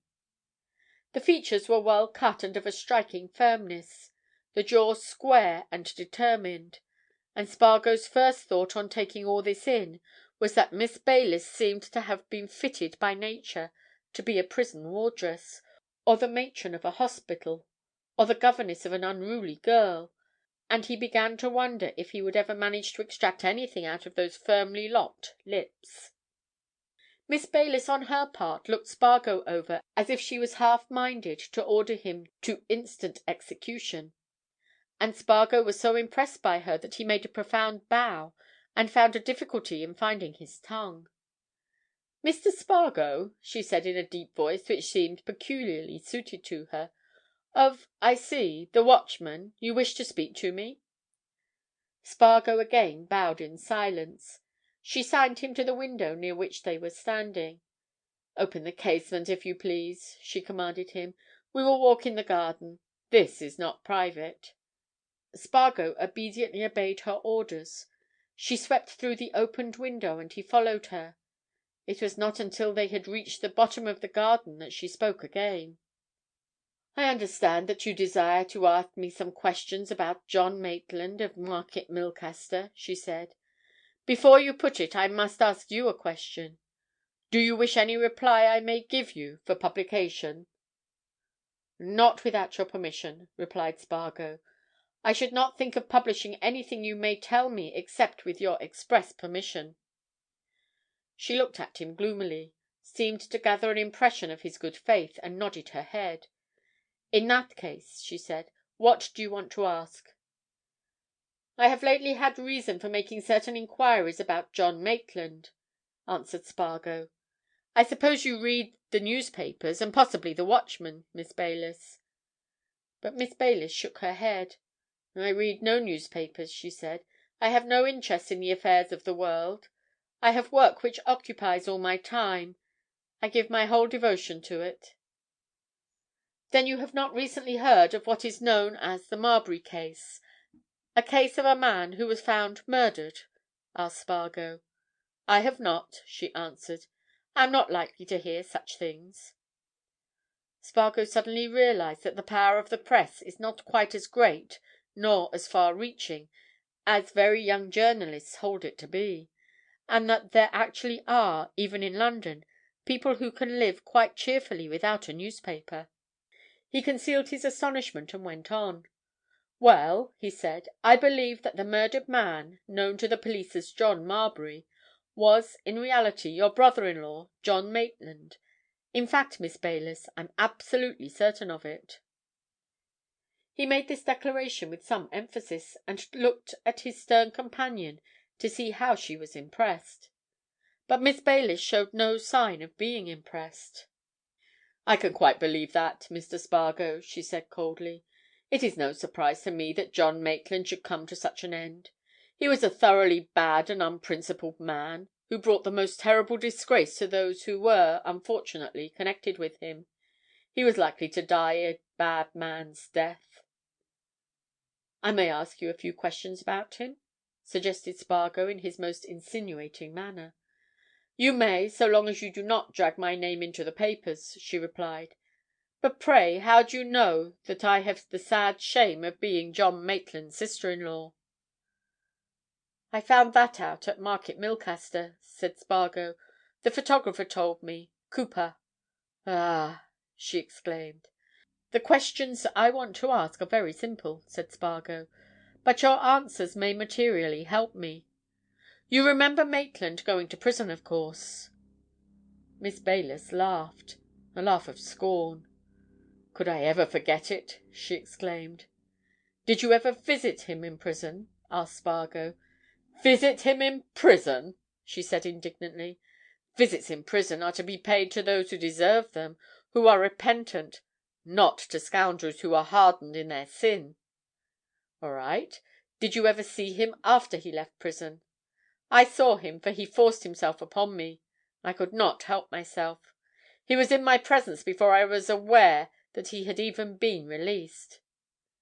"What did he come for?" asked Spargo.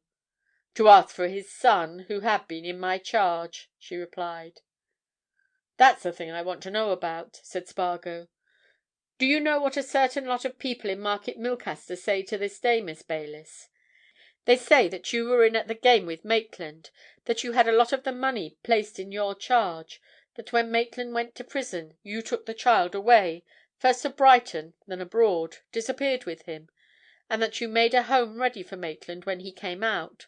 That's what's said by some people in Market Milcaster." Miss Baylis's stern lips curled. "People in Market Milcaster!" she exclaimed. "All the people I ever knew in Market Milcaster had about as many brains between them as that cat on the wall there. As for making a home for John Maitland, I would have seen him die in the gutter of absolute want before I would have given him a crust of dry bread." "You appear to have a terrible dislike of this man," observed Spargo, astonished at her vehemence. "I had, and I have," she answered. "He tricked my sister into a marriage with him when he knew that she would rather have married an honest man who worshipped her. He treated her with quiet, infernal cruelty. He robbed her and me of the small fortunes her father left us." "Ah!" said Spargo. "Well, so you say Maitland came to you when he came out of prison, to ask for his boy. Did he take the boy?" "No. The boy was dead." "Dead, eh? Then I suppose Maitland did not stop long with you?" Miss Baylis laughed her scornful laugh. "I showed him the door," she said. "Well, did he tell you that he was going to Australia?" enquired Spargo. "I should not have listened to anything that he told me, Mr. Spargo," she answered. "Then, in short," said Spargo, "you never heard of him again?" "I never heard of him again," she declared passionately. "And I only hope that what you tell me is true, and that Marbury really was Maitland." CHAPTER 24. Mother Gutch. Spargo, having exhausted the list of questions which he had thought out on his way to Bayswater, was about to take his leave of Miss Baylis, when a new idea suddenly occurred to him, and he turned back to that formidable lady. "I've just thought of something else," he said. "I told you that I'm certain Marbury was Maitland, and that he came to a sad end—murdered." "And I've told you," she replied scornfully, "that in my opinion no end could be too bad for him." "Just so. I understand you," said Spargo. "But I didn't tell you that he was not only murdered, but robbed. Robbed of probably a good deal. There's good reason to believe that he had securities, bank notes, loose diamonds, and other things on him to the value of a large amount.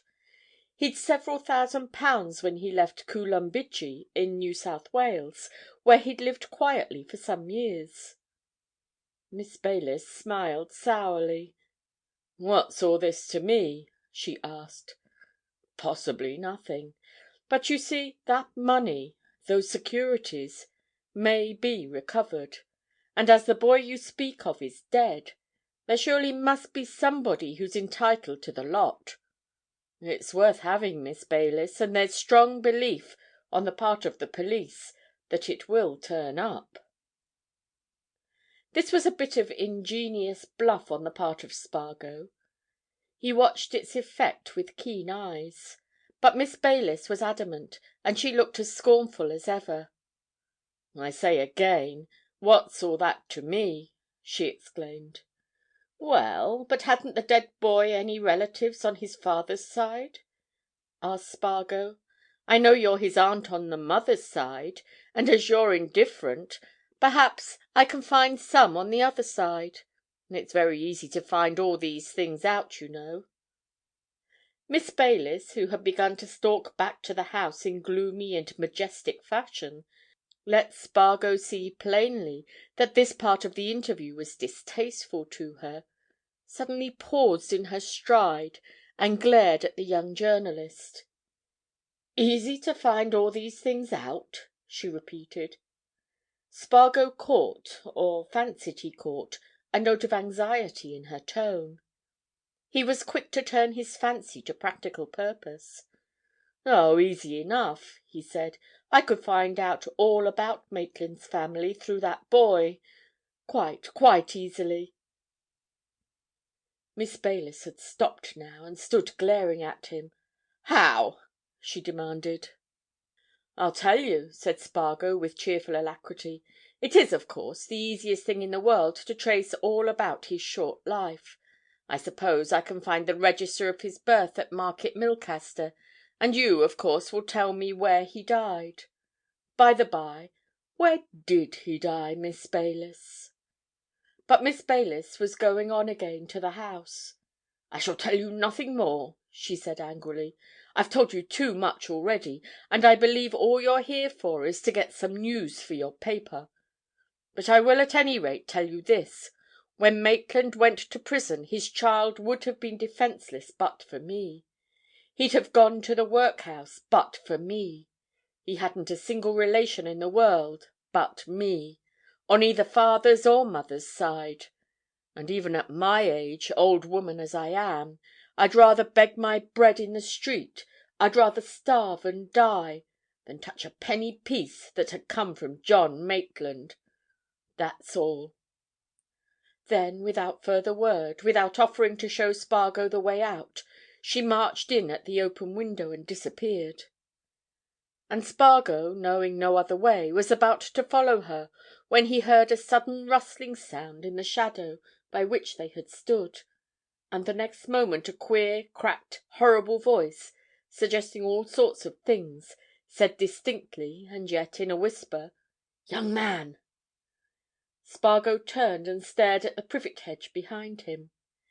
It was thick and bushy, and in its full summer green, but it seemed to him that he saw a nondescript shape behind. "Who's there?" he demanded. "Somebody listening?" There was a curious cackle of laughter from behind the hedge. Then the cracked, husky voice spoke again. "Young man, don't you move or look as if you were talking to anybody. Do you know where the King of Madagascar public house is in this quarter of the town, young man?" "No," answered Spargo. "Certainly not." "Well, anybody'll tell you when you get outside, young man," continued the queer voice of the unseen person. "Go there, and wait at the corner by the King of Madagascar, and I'll come there to you at the end of half an hour. Then I'll tell you something, young man. I'll tell you something. Now, run away, young man. Run away to the King of Madagascar. I'm coming." The voice ended in low, horrible cachinnation which made Spargo feel queer. But he was young enough to be in love with adventure, and he immediately turned on his heel without so much as a glance at the privet hedge, and went across the garden and through the house, and let himself out at the door. And at the next corner of the square he met a policeman and asked him if he knew where the King of Madagascar was. "First to the right, second to the left," answered the policeman tersely. "You can't miss it anywhere round there. It's a landmark." And Spargo found the landmark, a great, square-built tavern, easily, and he waited at a corner of it wondering what he was going to see, and intensely curious about the owner of the queer voice, with all its suggestions of he knew not what. And suddenly there came up to him an old woman and leered at him in a fashion that made him suddenly realize how dreadful old age may be. Spargo had never seen such an old woman as this in his life. She was dressed respectably, better than respectably. Her gown was good, her bonnet was smart, her smaller fittings were good, but her face was evil. It showed unmistakable signs of a long devotion to the bottle. The old eyes leered and ogled, the old lips were wicked. Spargo felt a sense of disgust almost amounting to nausea. But he was going to hear what the old harridan had to say, and he tried not to look what he felt. "Well?" he said, almost roughly. "Well?" "Well, young man, there you are," said his new acquaintance. "Let us go inside, young man. There's a quiet little place where a lady can sit and take her drop of gin. I'll show you. And if you're good to me, I'll tell you something about that cat that you were talking to just now. But you'll give me a little matter to put in my pocket, young man? Old ladies like me have a right to buy little comforts, you know, little comforts." Spargo followed this extraordinary person into a small parlour within. The attendant who came in response to a ring showed no astonishment at her presence. He also seemed to know exactly what she required, which was a certain brand of gin, sweetened and warm. And Spargo watched her curiously as with shaking hand she pushed up the veil, which hid little of her wicked old face, and lifted the glass to her mouth with a zest which was not thirst, but pure greed of liquor. Almost instantly he saw a new light steal into her eyes, and she laughed in a voice that grew clearer with every sound she made. "Ah, young man," she said with a confidential nudge of the elbow that made Spargo long to get up and fly. "I wanted that. It's done me good. When I finish that, you'll pay for another for me, and perhaps another. They'll do me still more good. And you'll give me a little matter of money, won't you, young man?" "Not till I know what I'm giving it for," replied Spargo. "You'll be giving it because I'm going to tell you that if it's made worth my while, I can tell you, or somebody that sent you, more about Jane Baylis than anybody in the world. I'm not going to tell you that now, young man.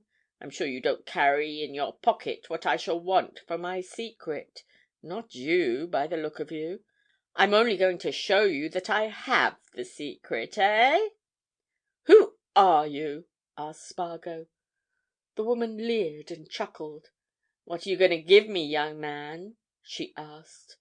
Spargo put his fingers in his pocket and pulled out 2 half-sovereigns. "Look here," he said, showing his companion the coins. "If you can tell me anything of importance you shall have these. But no trifling now, and no wasting of time. If you have anything to tell, out with it." The woman stretched out a trembling, claw-like hand. "But let me hold one of those, young man," she implored. "Let me hold one of those beautiful bits of gold. I shall tell you all the better if I hold one of them. Let me, there's a good young gentleman."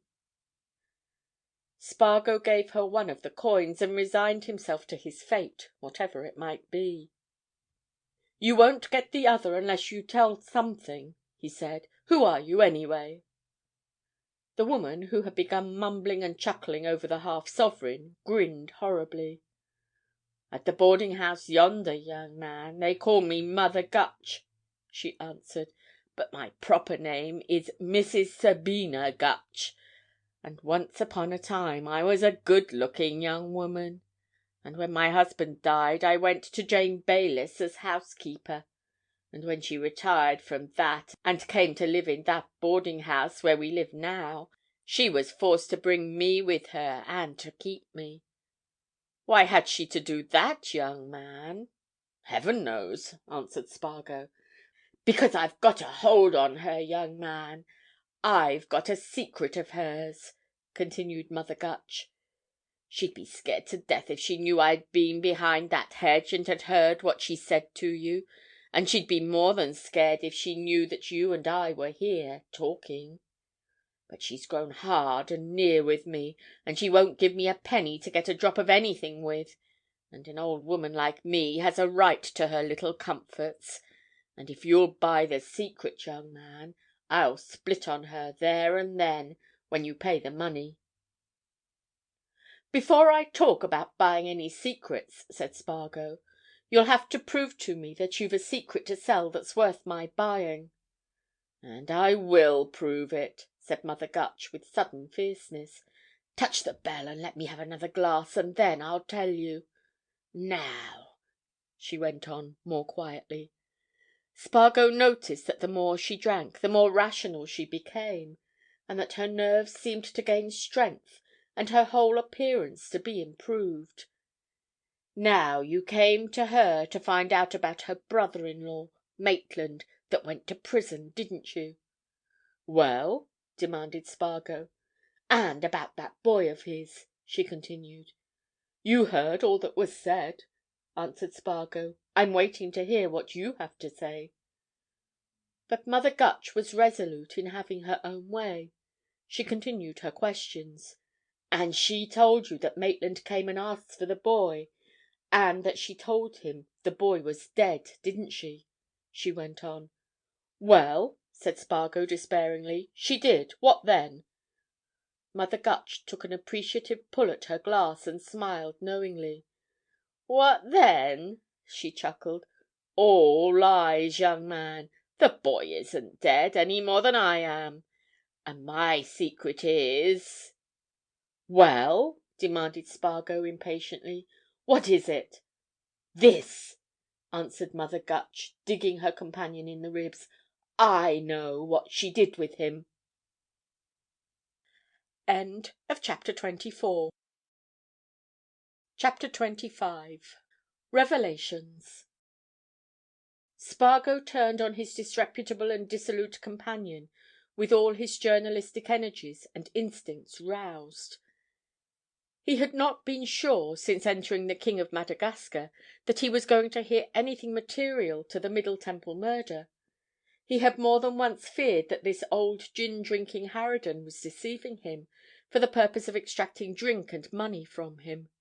But now, at the mere prospect of getting important information from her, he forgot all about Mother Gutch's unfortunate propensities, evil eyes, and sudden face. He only saw in her somebody who could tell him something. He turned on her eagerly. "You say that John Maitland's son didn't die?" he exclaimed. "The boy did not die," replied Mother Gutch. "And that you know where he is?" asked Spargo. Mother Gutch shook her head. "I didn't say that I know where he is, young man," she replied. "I said I knew what she did with him." "What then?" demanded Spargo. Mother Gutch drew herself up in a vast assumption of dignity, and favoured Spargo with a look. "That's the secret, young man," she said. "I'm willing to sell that secret, but not for 2 half-sovereigns and 2 or 3 drops of cold gin. If Maitland left all that money you told Jane Baylis of, when I was listening to you from behind the hedge, my secret's worth something." Spargo suddenly remembered his bit of bluff to Miss Baylis. Here was an unexpected result of it. "Nobody but me can help you trace Maitland's boy," continued Mother Gutch, "and I shall expect to be paid accordingly. That's plain language, young man." Spargo considered the situation in silence for a minute or two. Could this wretched, bibulous old woman really be in possession of a secret which would lead to the solving of the mystery of the Middle Temple murder? Well, it would be a fine thing for the Watchman if the clearing up of everything came through one of its men. And the Watchman was noted for being generous, even to extravagance, in laying out money on all sorts of objects. It had spent money, like water, on much less serious matters than this. "How much do you want for your secret?" he suddenly asked, turning to his companion. Mother Gutch began to smooth out a pleat in her gown. It was really wonderful to Spargo to find how very sober and normal this old harridan had become. He did not understand that her nerves had been all a-quiver and on edge when he first met her, and that a resort to her favourite form of alcohol in liberal quantity had calmed her and quickened them. Secretly he was regarding her with astonishment as the most extraordinary old person he had ever met, and he was almost afraid of her as he waited for her decision. At last Mother Gutch spoke. "Well, young man," she said, Having considered matters, and having a right to look well to myself, I think that what I should prefer to have would be one of those annuities, a nice comfortable annuity, paid weekly, none of your monthlies or quarterlies, but regular and punctual, every Saturday morning. Or Monday morning, as was convenient to the parties concerned, but punctual and regular. I know a good many ladies in my sphere of life as enjoys annuities, and it's a great comfort to have 'em paid weekly." It occurred to Spargo that Mrs. Gutch would probably get rid of her weekly dole on the day it was paid, whether that happened to be Monday or Saturday. But that, after all, was no concern of his, so he came back to first principles. "Even now you haven't said how much," he remarked. £3 a week," replied Mother Gutch. "And cheap, too." Spargo thought hard for 2 minutes. The secret might lead to something. This wretched old woman would probably drink herself to death within a year or two. Anyhow, a few hundreds of pounds was nothing to the Watchman. He glanced at his watch. At that hour, for the next hour, the great man of the Watchman would be at his office.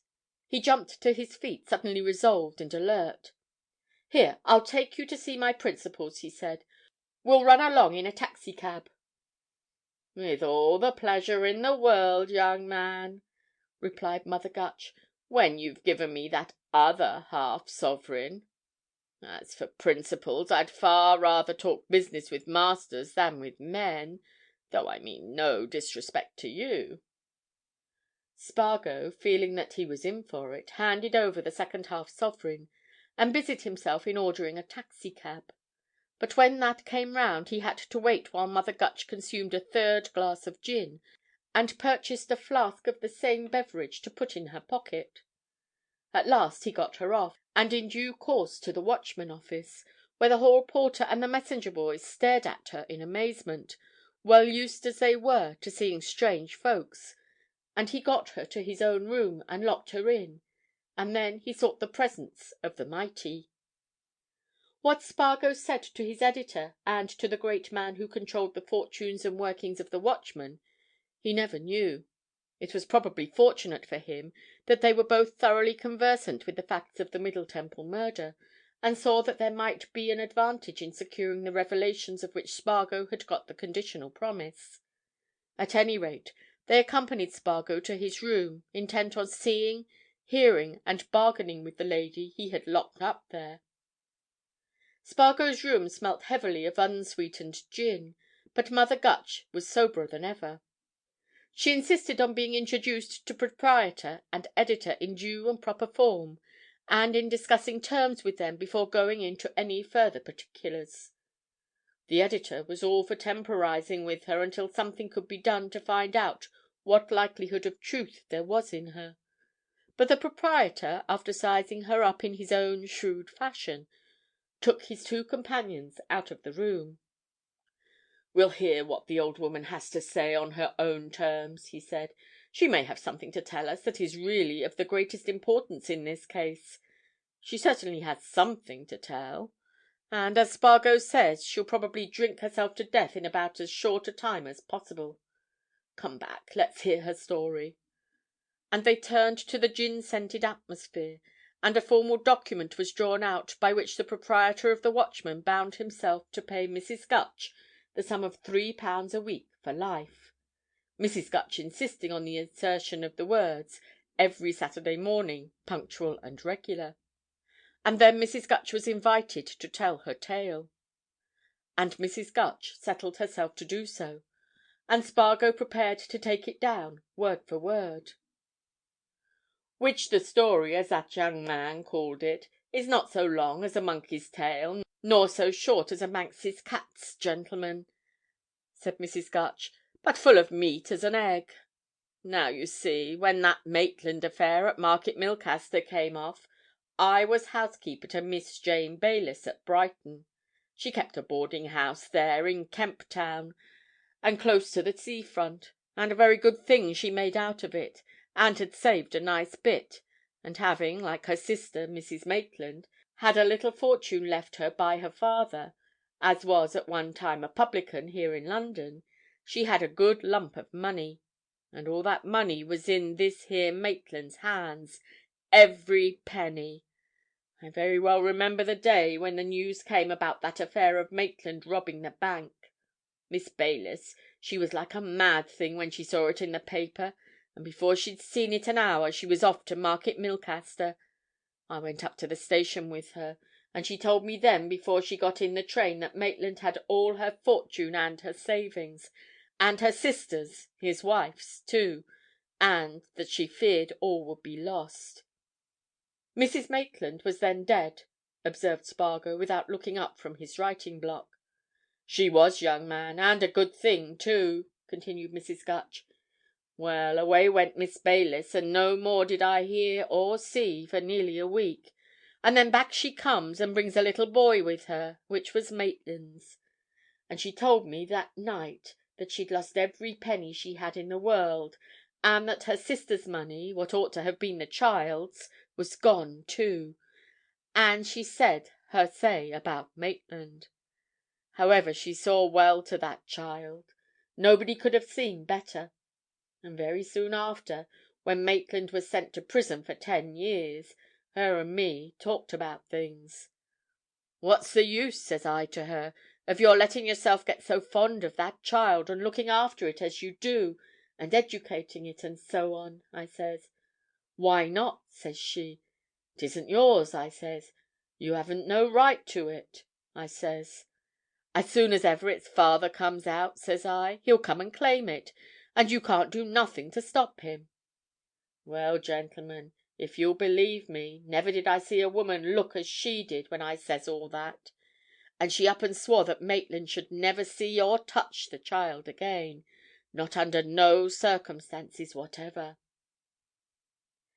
Mrs. Gutch paused to take a little refreshment from her pocket-flask, with an apologetic remark as to the state of her heart. She resumed presently, apparently refreshed.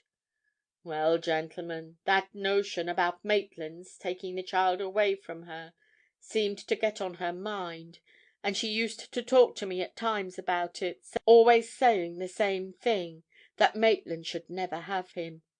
And one day she told me she was going to London to see lawyers about it, and she went, and she came back, seeming more satisfied. And a day or two afterwards there came a gentleman who looked like a lawyer, and he stopped a day or two, and he came again and again, until one day she came to me and she says, 'You don't know who that gentleman is that's come so much lately,' she says. 'Not I,' I says, 'unless he's after you.' 'After me?' she says, tossing her head.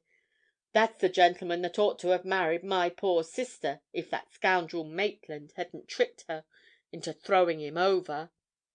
'You don't say so!' I says. 'Then by rights he ought to have been the child's pa.'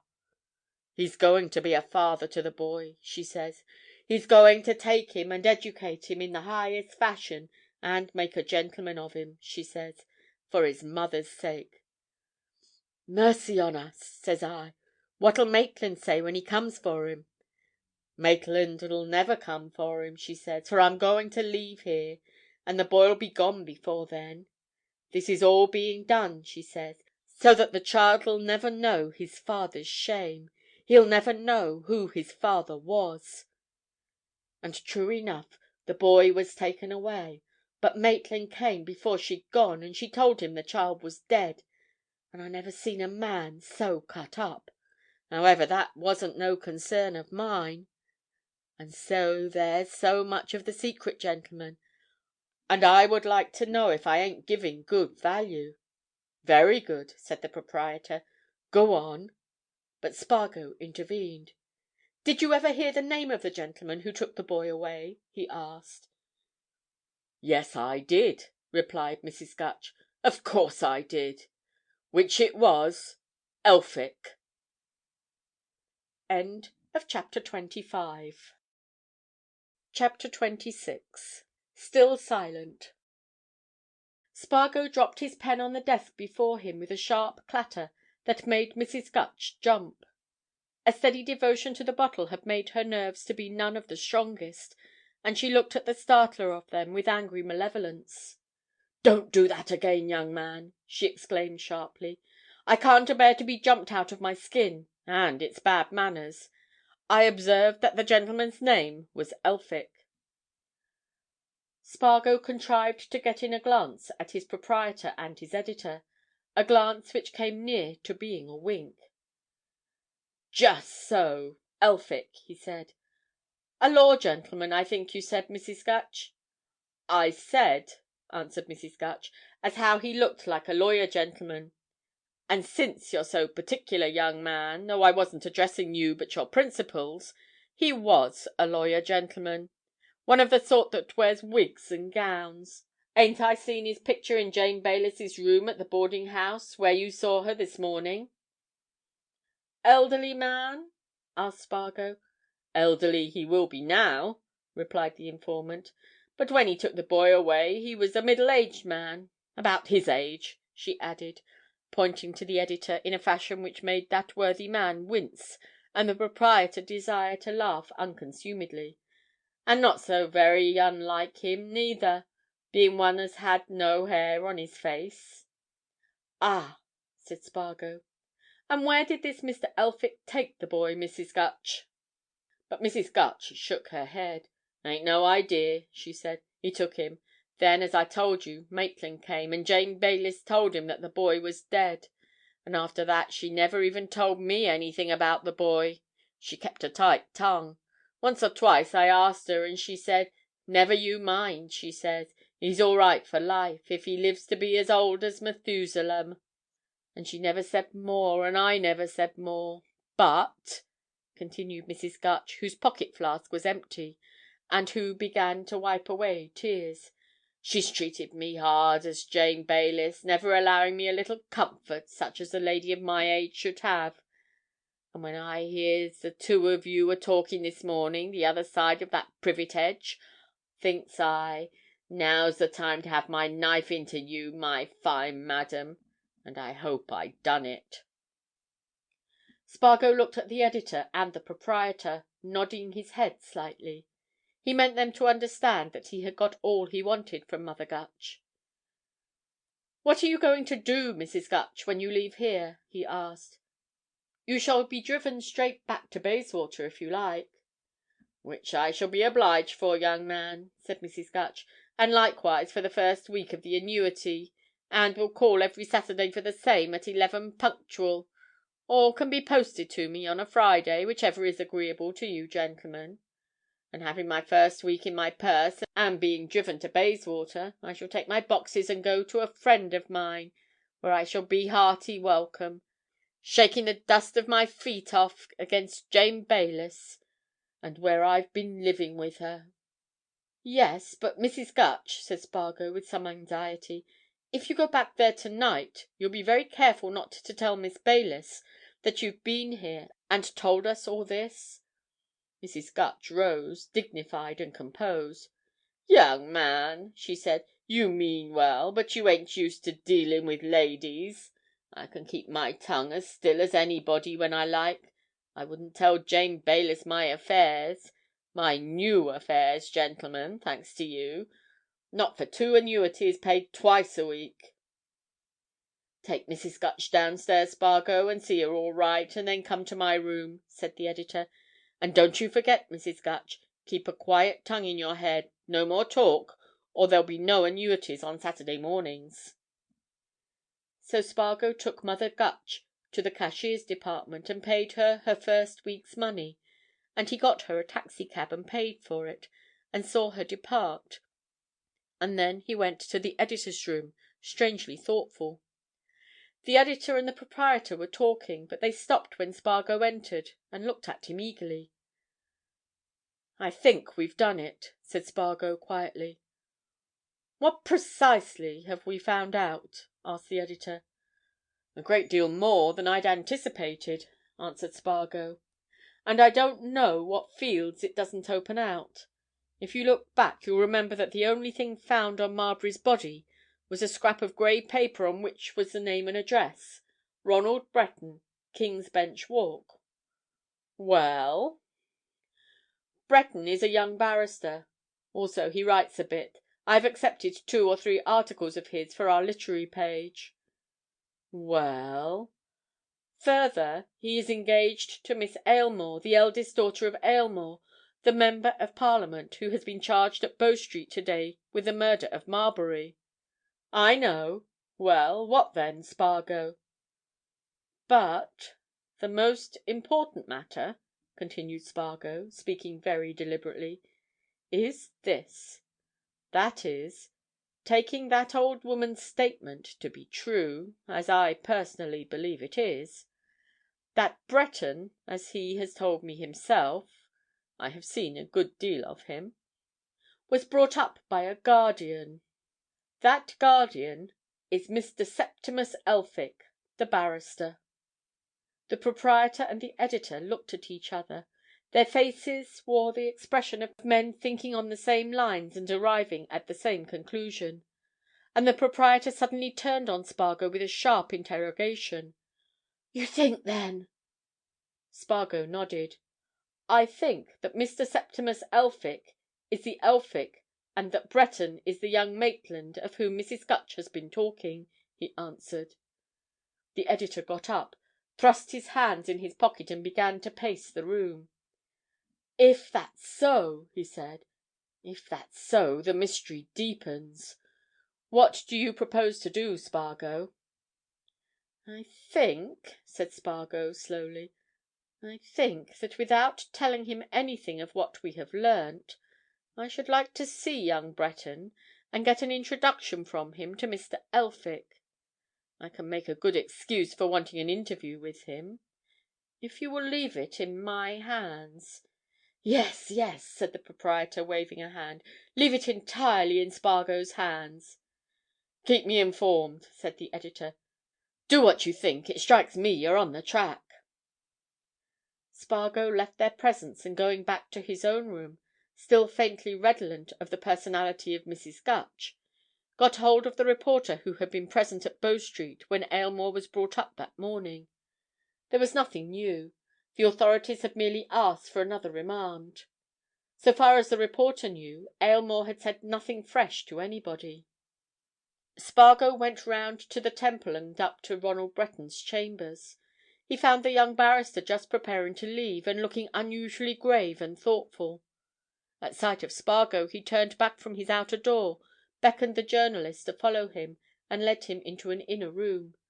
"I say, Spargo," he said, as he motioned his visitor to take a chair, "this is becoming something more than serious. You know what you told me to do yesterday as regards Aylmore?" "To get him to tell all? Yes," said Spargo. Breton shook his head. "Stratton, his solicitor, you know, and I saw him this morning before the police court proceedings," he continued. "I told him of my talk with you. I even went as far as to tell him that his daughters had been to the Watchman office. Stratton and I both begged him to take your advice and tell all, everything, no matter at what cost to his private feelings. We pointed out to him the serious nature of the evidence against him, how he had damaged himself by not telling the whole truth at once, how he had certainly done a great deal to excite suspicion against himself, how, as the evidence stands at present, any jury could scarcely do less than convict him. And it was all no good, Spargo. He won't say anything. He'll say no more. He was adamant. I told the entire truth in respect to my dealings with Marbury on the night he met his death at the inquest, he said, over and over again. And I shall say nothing further on any consideration. If the law likes to hang an innocent man on such evidence as that, let it. And he persisted in that until we left him. Spargo, I don't know what's to be done."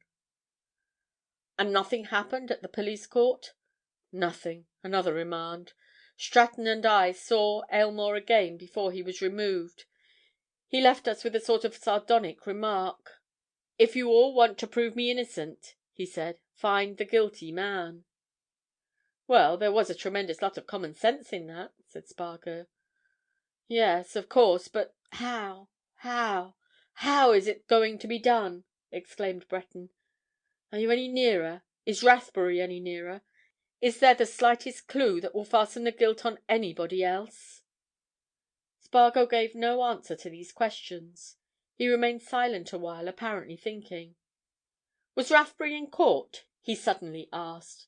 "He was," replied Breton. "He was there with 2 or 3 other men who I suppose were detectives, and seemed to be greatly interested in Aylmore." "If I don't see Rathbury tonight I'll see him in the morning," said Spargo. He rose as if to go, but after lingering a moment, sat down again. "Look here," he continued. "I don't know how this thing stands in law, but would it be a very weak case against Aylmore if the prosecution couldn't show some motive for his killing Marbury?" Breton smiled. "There's no necessity to prove motive in murder," he said. "But I'll tell you what, Spargo, if the prosecution can show that Aylmore had a motive for getting rid of Marbury, if they can prove that it was to Aylmore's advantage to silence him, why, then, I don't think he's a chance."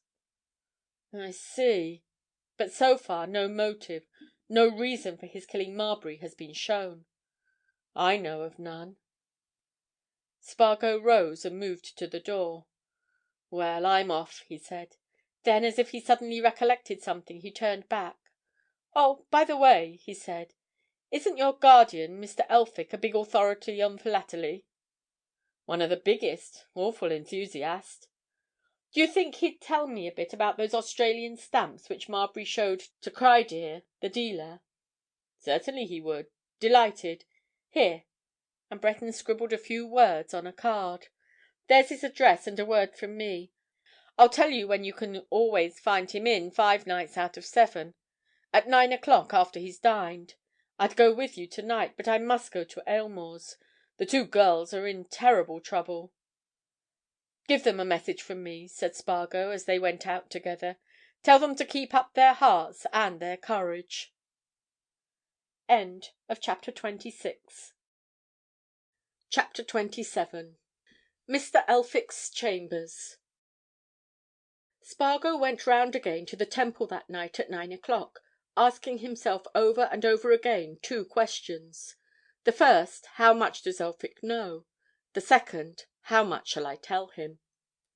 The old house in the Temple to which he repaired, and in which many a generation of old fogies had lived since the days of Queen Anne, was full of stairs and passages, and as Spargo had forgotten to get the exact number of the set of chambers he wanted, he was obliged to wander about in what was a deserted building.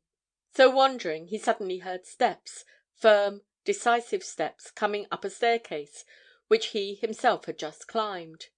He looked over the banisters down into the hollow beneath, and there, marching up resolutely, was the figure of a tall, veiled woman, and Spargo suddenly realized, with a sharp quickening of his pulses, that for the second time that day he was beneath one roof with Miss Baylis.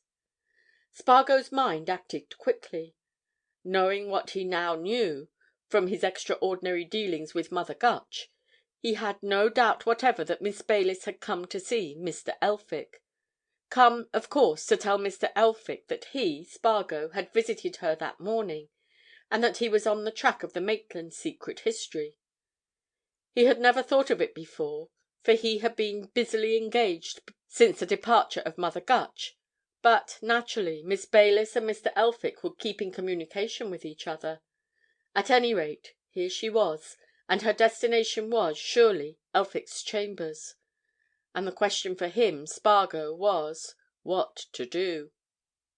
What Spargo did was to remain in absolute silence, motionless, tense, where he was on the stair, and to trust to the chance that the woman did not look up. But Miss Baylis neither looked up nor down. She reached a landing, turned along a corridor with decision, and marched forward. A moment later Spargo heard a sharp double knock on a door. A moment after that he heard a door heavily shut. He knew, then, that Miss Baylis had sought and gained admittance, somewhere. To find out precisely where that somewhere was, drew Spargo down to the landing which Miss Baylis had just left. There was no one about. He had not, in fact, seen a soul since he entered the building. Accordingly, he went along the corridor into which he had seen Miss Baylis turn. He knew that all the doors in that house were double ones, and that the outer oak in each was solid and substantial enough to be soundproof. Yet, as men will under such circumstances, he walked softly. He said to himself, smiling at the thought, that he would be sure to start if somebody suddenly opened a door on him. But no hand opened any door, and at last he came to the end of the corridor and found himself confronting a small board on which was painted in white letters on a black ground, Mr. Elphick's chambers. Having satisfied himself as to his exact whereabouts, Spargo drew back as quietly as he had come. There was a window half-way along the corridor from which, he had noticed as he came along, one could catch a glimpse of the Embankment and the Thames.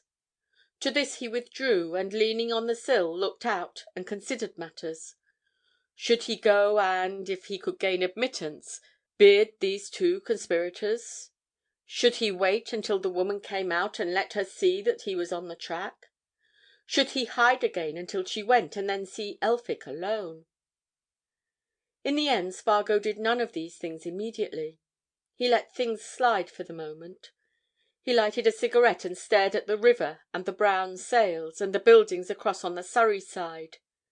10 minutes went by, 20 minutes, nothing happened. Then, as 9:30 struck from all the neighbouring clocks, Spargo flung away a second cigarette, marched straight down the corridor and knocked boldly on Mr. Elphick's door. Greatly to Spargo's surprise, the door was opened before there was any necessity to knock again. And there, calmly confronting him, a benevolent yet somewhat deprecating expression on his spectacled and placid face, stood Mr. Elphick, a smoking cap on his head, a tasselled smoking jacket over his dress shirt, and a short pipe in his hand. Spargo was taken aback. Mr. Elphick apparently was not. He held the door well open, and motioned the journalist to enter. "Come in, Mr. Spargo," he said. "I was expecting you. Walk forward into my sitting-room." Spargo, much astonished at this reception, passed through an ante-room into a handsomely furnished apartment full of books and pictures. In spite of the fact that it was still very little past midsummer, there was a cheery fire in the grate, and on a table set near a roomy arm-chair was set such creature comforts as a spirit-case, a siphon, a tumbler and a novel, from which things Spargo argued that Mr. Elphick had been taking his ease since his dinner. But in another arm-chair on the opposite side of the hearth was the forbidding figure of Miss Baylis, blacker, gloomier, more mysterious than ever. She neither spoke nor moved when Spargo entered. She did not even look at him, and Spargo stood staring at her until Mr. Elphick, having closed his doors, touched him on the elbow and motioned him courteously to a seat. "Yes, I was expecting you, Mr. Spargo," he said as he resumed his own chair. "I have been expecting you at any time, ever since you took up your investigation of the Marbury affair, in some of the earlier stages of which you saw me, you will remember, at the mortuary.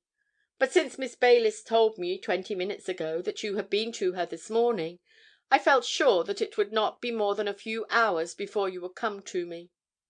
"Why, Mr. Elphick, should you suppose that I should come to you at all?" asked Spargo, now in full possession of his wits.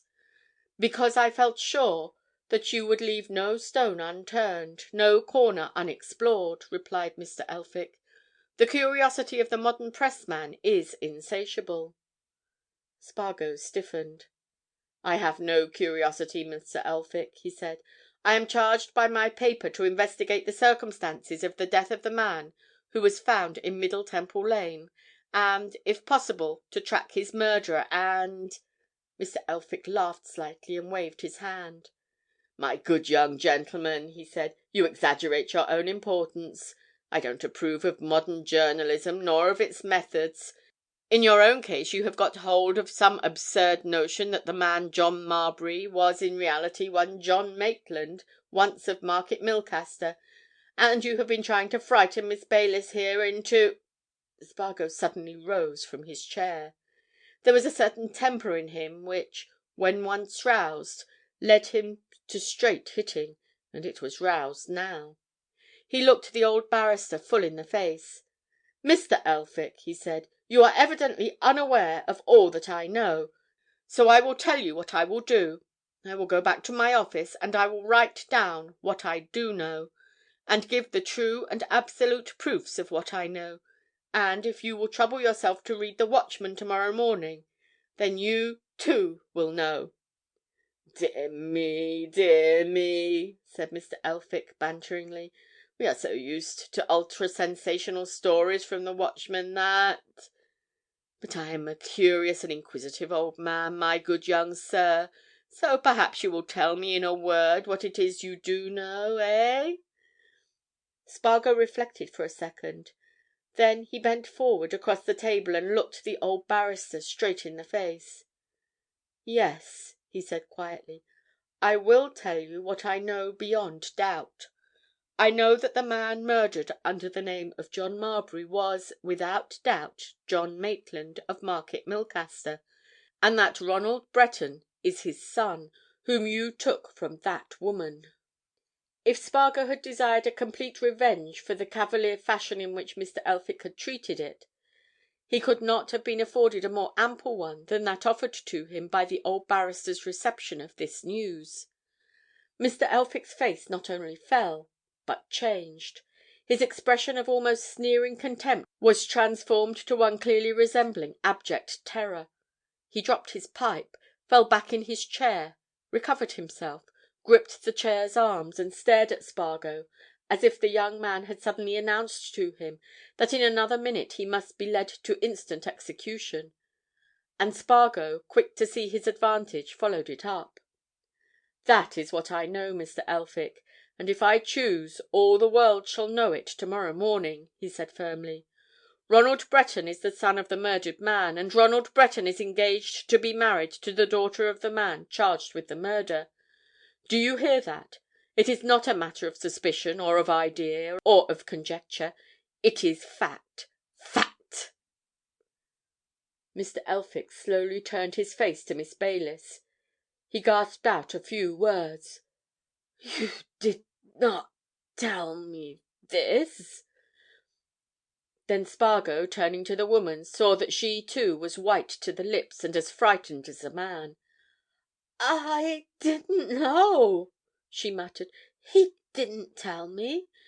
He only told me this morning what I've told you." Spargo picked up his hat. "Good night, Mr. Elphick," he said. But before he could reach the door the old barrister had leapt from his chair and seized him with trembling hands.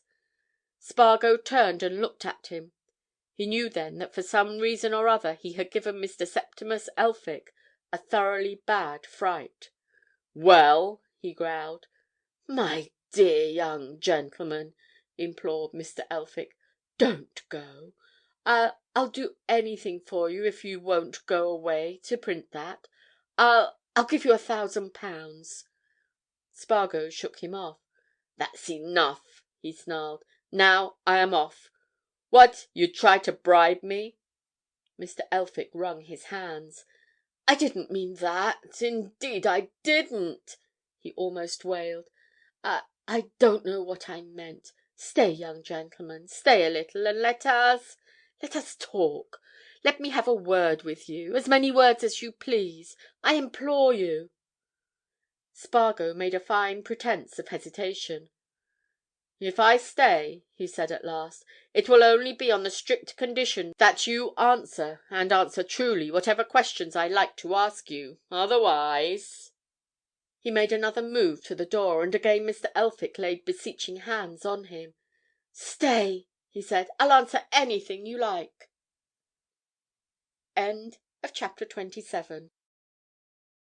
28. Of Proved Identity.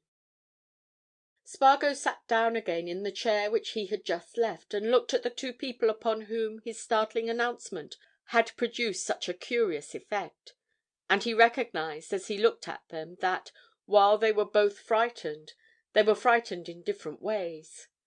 Miss Baylis had already recovered her composure. She now sat sombre and stern as ever, returning Spargo's look with something of indifferent defiance. He thought he could see that in her mind a certain fear was battling with a certain amount of wonder that he had discovered the secret. It seemed to him that so far as she was concerned, the secret had come to an end.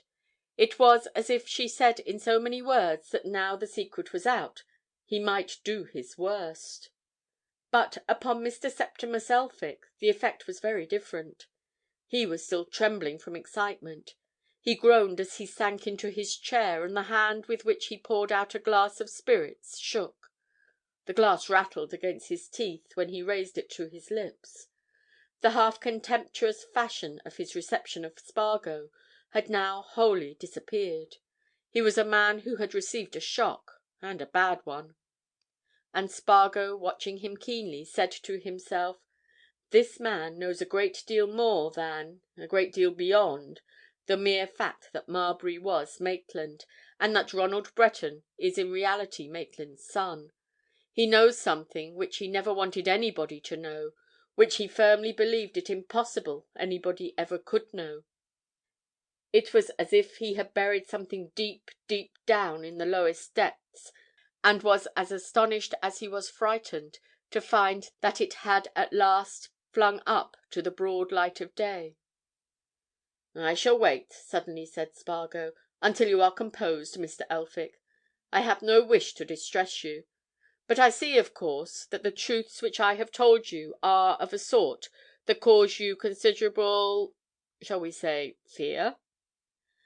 Elphick took another stiff pull at his liquor.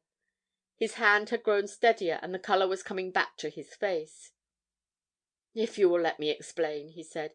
"If you will hear what was done for the boy's sake, eh?" "That," answered Spargo, "is precisely what I wish. I can tell you this. I am the last man in the world to wish harm of any sort to Mr. Breton." Miss Baylis relieved her feelings with a scornful sniff.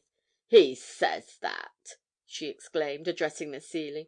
"He says that, knowing that he means to tell the world in his rag of a paper that Ronald Breton, on whom every care has been lavished, is the son of a scoundrel, an ex-convict, Elphick lifted his hand. "Hush, hush!" he said imploringly. "Mr. Spargo means well, I am sure. I'm convinced. If Mr. Spargo will hear me—" But before Spargo could reply a loud insistent knocking came at the outer door. Elphick started nervously, but presently he moved across the room, walking as if he had received a blow, and opened the door. A boy's voice penetrated into the sitting-room. "If you please, sir, is Mr. Spargo of the Watchman here? He left this address in case he was wanted." Spargo recognized the voice as that of one of the office messenger boys, and jumping up, went to the door. "What is it, Rawlings?" he said. "Will you please come back to the office, sir, at once? There's Mr. Rathbury there, and says he must see you instantly." "All right," answered Spargo. "I'm coming just now." He motioned the lad away, and turned to Elphick. "I shall have to go," he said. "I may be kept. Now, Mr. Elphick, can I come to see you tomorrow morning?" "Yes, tomorrow morning," replied Elphick eagerly. "Tomorrow morning, certainly. At 11. 11 o'clock. That will do?" "I shall be here at 11," said Spargo. "11 sharp." He was moving away when Elphick caught him by the sleeve. "A word—just a word," he said. "You have not told the boy, Ronald, of what you know? You haven't?" "I haven't," replied Spargo. Elphick tightened his grip on Spargo's sleeve. He looked into his face beseechingly. "Promise me, Mr. Spargo, that you won't tell him until you have seen me in the morning," he implored. "I beg you to promise this." Spargo hesitated, considering matters. "Very well, I promise," he said. "And you won't print it?" continued Elphick, still clinging to him. "Say you won't print it tonight." "I shall not print it tonight," answered Spargo. "That's certain." Elphick released his grip on the young man's arm. "Come, at 11 tomorrow morning," he said, and drew back and closed the door. Spargo ran quickly to the office and hurried up to his own room. And there, calmly seated in an easy chair, smoking a cigar, and reading an evening newspaper, was Rathbury, unconcerned and outwardly as imperturbable as ever. He greeted Spargo with a careless nod and a smile. "Well," he said, "how's things?" Spargo, half breathless, dropped into his desk chair. "You didn't come here to tell me that," he said. Rathbury laughed. "No," he said, throwing the newspaper aside, "I didn't. I came to tell you my latest. You're at full liberty to stick it into your paper tonight. It may just as well be known." "Well?" said Spargo. Rathbury took his cigar out of his lips and yawned. "Aylmore's identified," he said lazily. Spargo sat up sharply. "Identified?" "Identified, my son. Beyond doubt." "But as whom? As what?" exclaimed Spargo. Rathbury laughed. "He's an old lag, an ex-convict. Served his time partly at Dartmoor. That, of course, is where he met Maitland or Marbury. D'ye see? Clear as noontide now, Spargo." Spargo sat drumming his fingers on the desk before him. His eyes were fixed on a map of London that hung on the opposite wall. His ears heard the throbbing of the printing machines far below. But what he really saw was the faces of the two girls. What he really heard was the voices of two girls. "Clear as noontide, as noontide," repeated Rathbury with great cheerfulness. Spargo came back to the earth of plain and brutal fact. "What's clear as noontide?" he asked sharply. "What? Why, the whole thing. Motive, everything," answered Rathbury. "Don't you see? Maitland and Aylmore—his real name is Ainsworth, by the by—met at Dartmoor, probably, or rather certainly, just before Aylmore's release. Aylmore goes abroad, makes money, in time comes back, starts new career, gets into Parliament, becomes big man. In time, Maitland, who, after his time, has also gone abroad, also comes back. The two meet. Maitland probably tries to blackmail Aylmore, or threatens to let folk know that the flourishing Mr. Aylmore, MP, is an ex-convict. Result: Aylmore lures him to the Temple and quiets him. Pooh! The whole thing's clear as noontide, as I say. As noontide." Spargo drummed his fingers again. "How?" he asked quietly. "How came Aylmore to be identified?" "My work," said Rathbury proudly. "My work, my son. You see, I thought a lot, and especially after we'd found out that Marbury was Maitland." "You mean after I'd found out," remarked Spargo. Rathbury waved his cigar. "Well, well, it's all the same," he said. "You help me and I help you, eh? Well, as I say, I thought a considerable lot. I thought—now where did Maitland or Marbury know or meet Aylmore 20 or 22 years ago? Not in London, because we knew Maitland never was in London, at any rate before his trial, and we haven't the least proof that he was in London after. And why won't Aylmore tell? Clearly because it must have been in some undesirable place.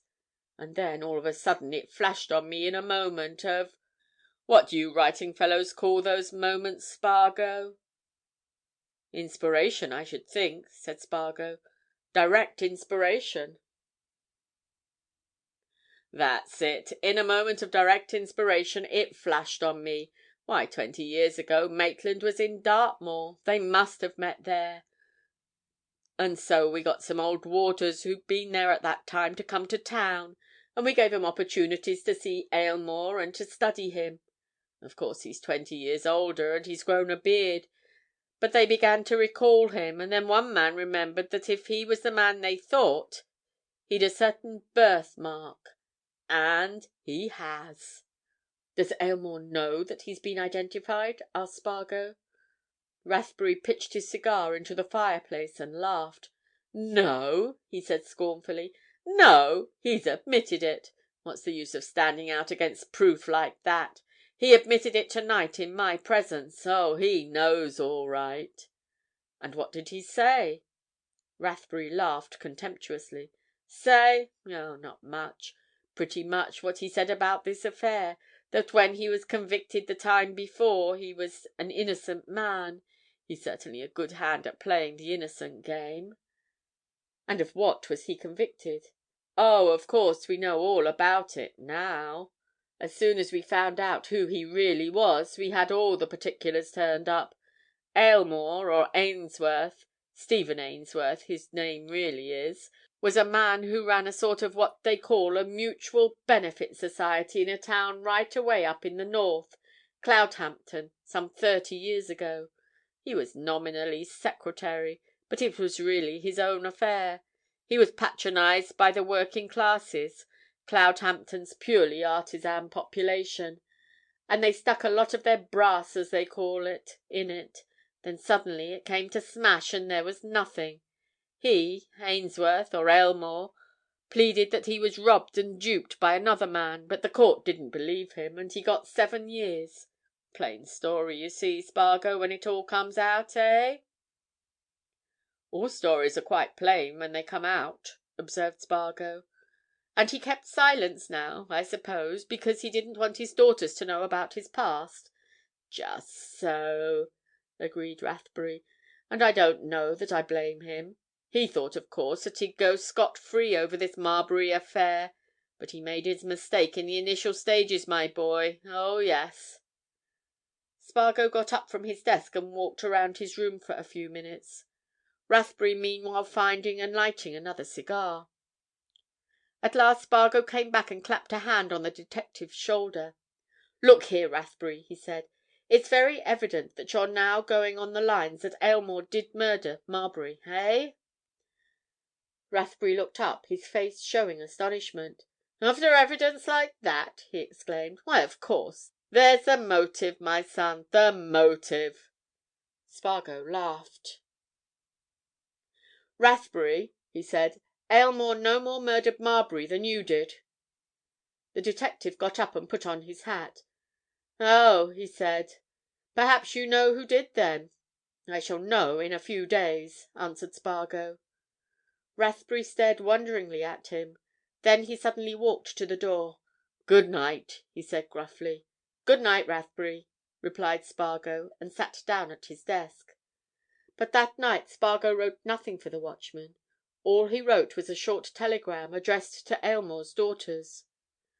There were only 3 words on it: "Have no fear." Chapter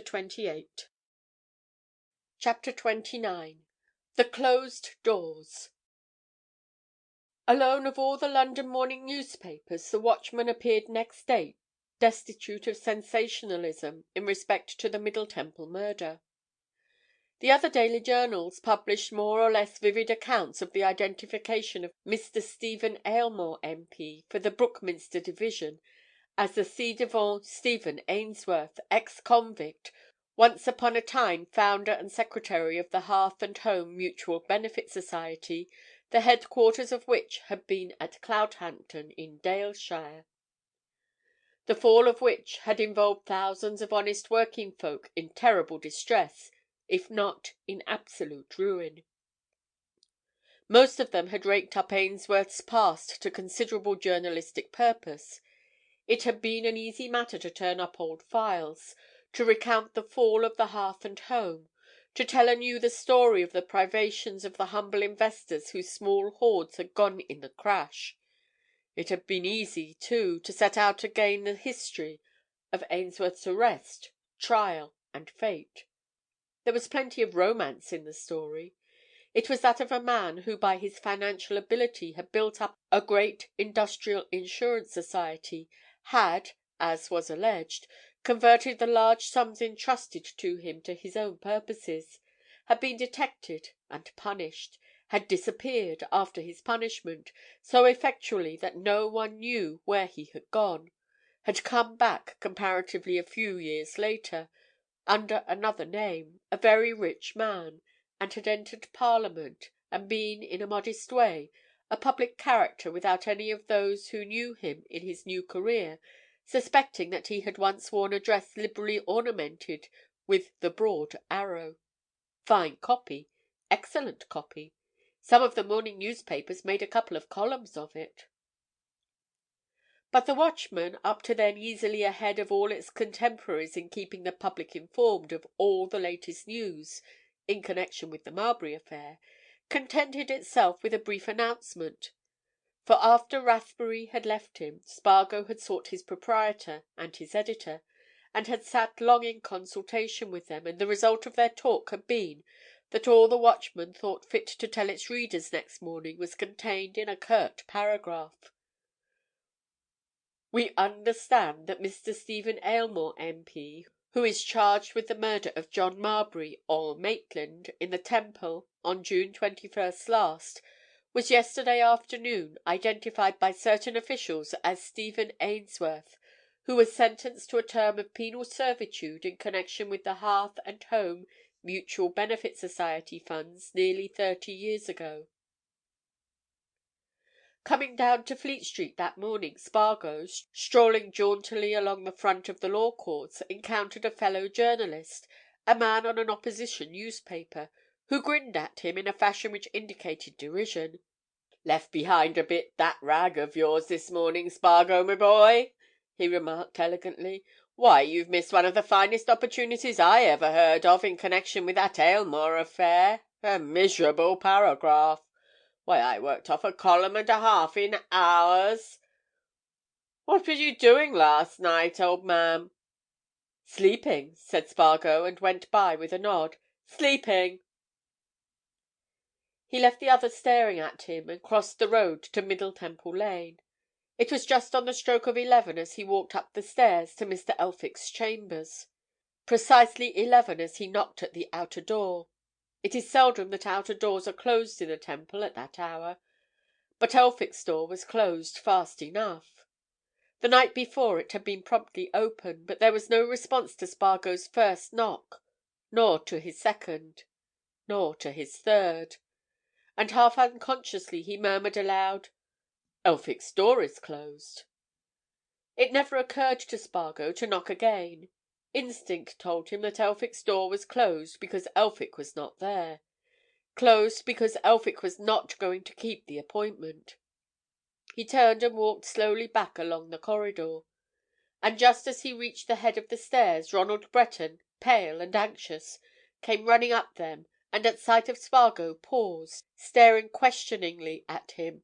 As if with a mutual sympathy the two young men shook hands. "I'm glad you didn't print more than those 2 or 3 lines in the Watchman this morning," said Breton. "It was—considerate. As for the other papers, Aylmore assured me last night, Spargo, that though he did serve that term at Dartmoor, he was innocent enough. He was scapegoat for another man who disappeared."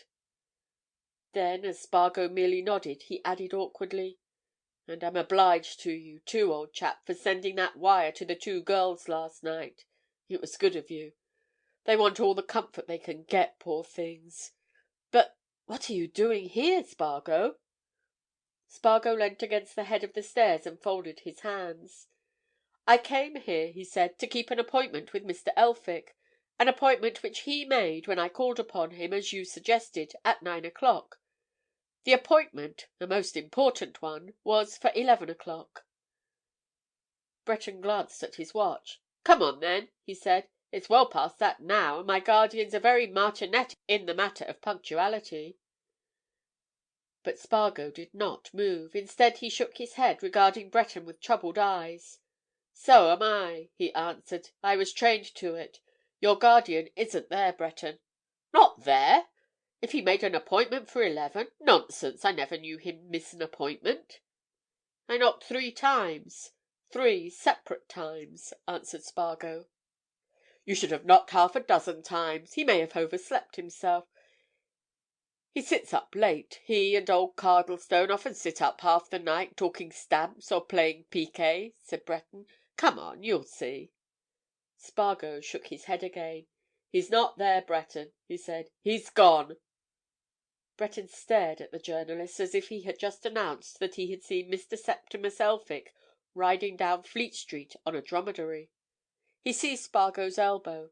"Come on," he said. "I have a key to Mr. Elphick's door, so that I can go in and out as I like. I'll soon show you whether he's gone or not." Spargo followed the young barrister down the corridor. "All the same," he said meditatively, as Breton fitted a key to the latch, "he's not there, Breton. He's off." "Good heavens, man, I don't know what you're talking about!" exclaimed Breton, opening the door and walking into the lobby. "Off? Where on earth should he be off to, when he's made an appointment with you for 11? And—Hello!" He had opened the door of the room in which Spargo had met Elphick and Miss Baylis the night before, and was walking in when he pulled himself up on the threshold with a sharp exclamation. "Good God!" he cried. "What's all this?" Spargo quietly looked over Breton's shoulder. It needed but one quick glance to show him that much had happened in that quiet room since he had quitted it the night before. There stood the easy chair in which he had left Elphick. There, close by it, but pushed aside, as if by a hurried hand, was the little table with its spirit case, its siphon, its glass, in which stale liquid still stood. There was the novel turned face downwards. There, upon the novel, was Elphick's pipe. But the rest of the room was in dire confusion. The drawers of the bureau had been pulled open and never put back. Papers of all descriptions, old legal-looking documents, old letters, littered the centre table and the floor. In one corner of the room a black japanned box had been opened, its contents strewn about, and the lid left yawning. And in the grate and all over the fender there were masses of burned and charred paper. It was only too evident that the occupant of the chambers, wherever he might have disappeared to, had spent some time before his disappearance in destroying a considerable heap of documents and papers, and in such haste that he had not troubled to put matters straight before he went. Breton stared at this scene for a moment in utter consternation. Then he made one step towards an inner door, and Spargo followed him. Together they entered an inner room, a sleeping apartment. There was no one in it, but there were evidences that Elphick had just as hastily packed a bag as he had destroyed his papers. The clothes which Spargo had seen him wearing the previous evening were flung here, there, everywhere.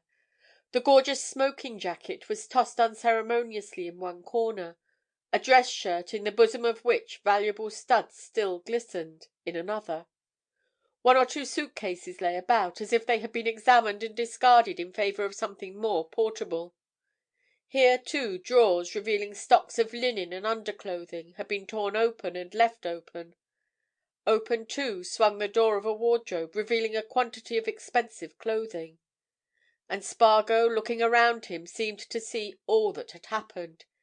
The hasty, almost frantic search for, and tearing up and burning of, papers, the hurried change of clothing, of packing necessaries into a bag that could be carried, and then the flight, the getting away, the— "What on earth does all this mean?" exclaimed Breton.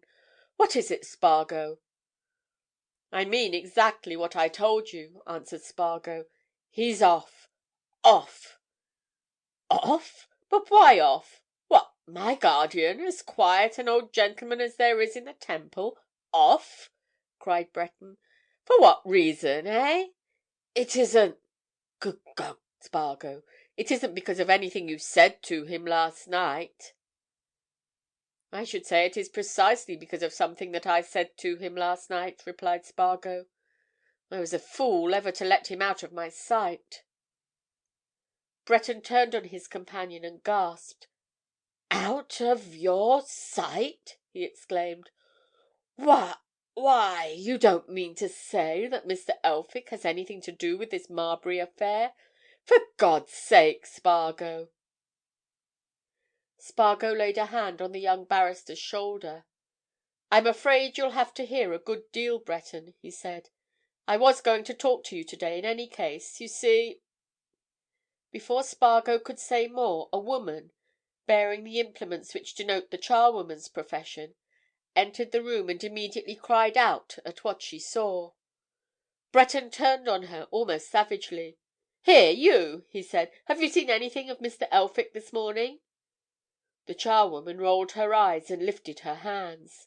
"Me, sir? Not a sign of him, sir. Which I never comes here much before 11:30, sir, Mr. Elphick being then gone out to his breakfast. I see him here yesterday morning, sir, which he was then in his usual state of good health, sir, if anything's the matter with him now. "No, sir, I ain't seen nothing of him." Breton let out another exclamation of impatience.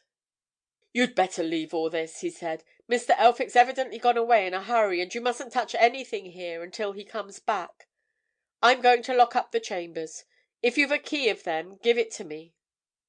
The charwoman handed over a key, gave her another astonished look at the rooms and vanished, muttering, and Breton turned to Spargo. "What do you say?" he demanded. "I must hear. A good deal. Out with it then, man, for heaven's sake." But Spargo shook his head. "Not now, Breton," he answered. "Presently, I tell you. For Miss Aylmore's sake and your own, the first thing to do is to get on your guardian's track. We must, I say, and at once." Breton stood staring at Spargo for a moment as if he could not credit his own senses. Then he suddenly motioned Spargo out of the room. "Come on," he said. "I know who'll know where he is, if anybody does." "Who, then?" asked Spargo, as they hurried out. "Cardlestone," answered Breton grimly. "Cardlestone!"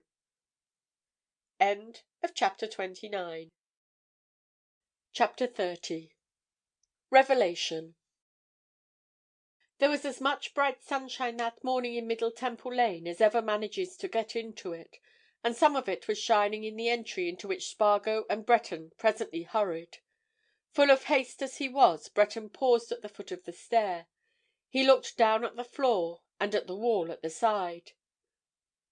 "Wasn't it there?" he said in a low voice, pointing at the place he looked at. "Wasn't it there, Spargo, just there, that Marbury, or rather Maitland, was found?" "It was just there," answered Spargo. "You saw him?" "I saw him." "Soon—afterwards?" "Immediately after he was found. You know all that, Breton. Why do you ask now?" Breton, who was still staring at the place on which he had fixed his eyes on walking into the entry, shook his head. "Don't know," he answered. But come on, let's see if old Cardlestone can tell us anything." There was another charwoman, armed with pails and buckets, outside Cardlestone's door, into which she was just fitting a key. It was evident to Spargo that she knew Breton, for she smiled at him as she opened the door. "I don't think Mr. Cardlestone'll be in, sir," she said. "He's generally gone out to breakfast at this time. Him and Mr. Elphick goes together." "Just see," said Breton. "I want to see him if he's in." The charwoman entered the chambers and immediately screamed. "Quite so," remarked Spargo. "That's what I expected to hear.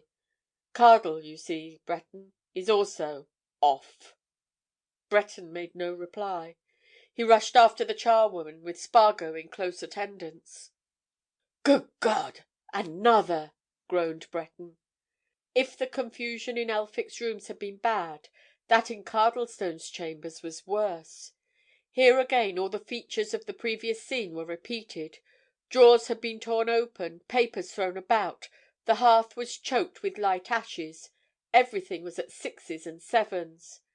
An open door leading into an inner room showed that Cardlestone, like Elphick, had hastily packed a bag; like Elphick, had changed his clothes and had thrown his discarded garments everywhere, into any corner. Spargo began to realize what had taken place. Elphick, having made his own preparations for flight, had come to Cardlestone and had expedited him, and they had fled together. But why? The charwoman sat down in the nearest chair and began to moan and sob. Breton strode forward, across the heaps of papers and miscellaneous objects tossed aside in that hurried search and clearing up into the inner room. And Spargo, looking about him, suddenly caught sight of something lying on the floor, at which he made a sharp clutch. He had just secured it and hurried it into his pocket when Breton came back.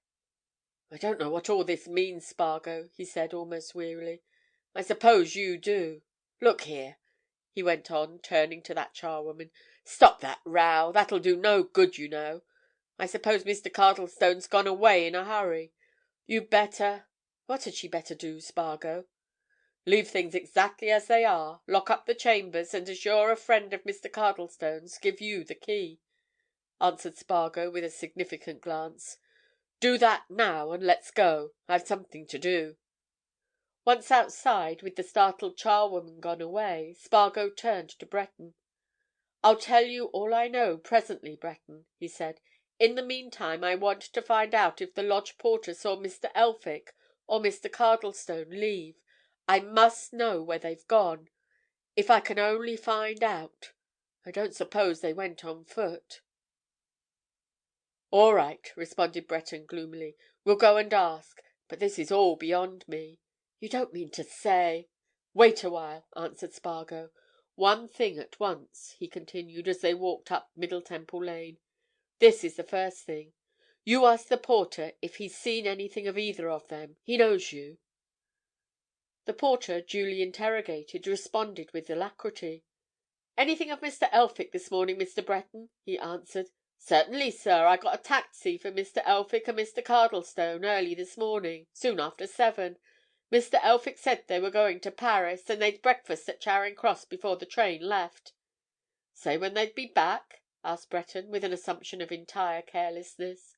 "No, sir, Mr. Elphick didn't," answered the porter. "But I should say they wouldn't be long, because they'd only got small suit-cases with them, such as they'd put a day or two's things in, sir."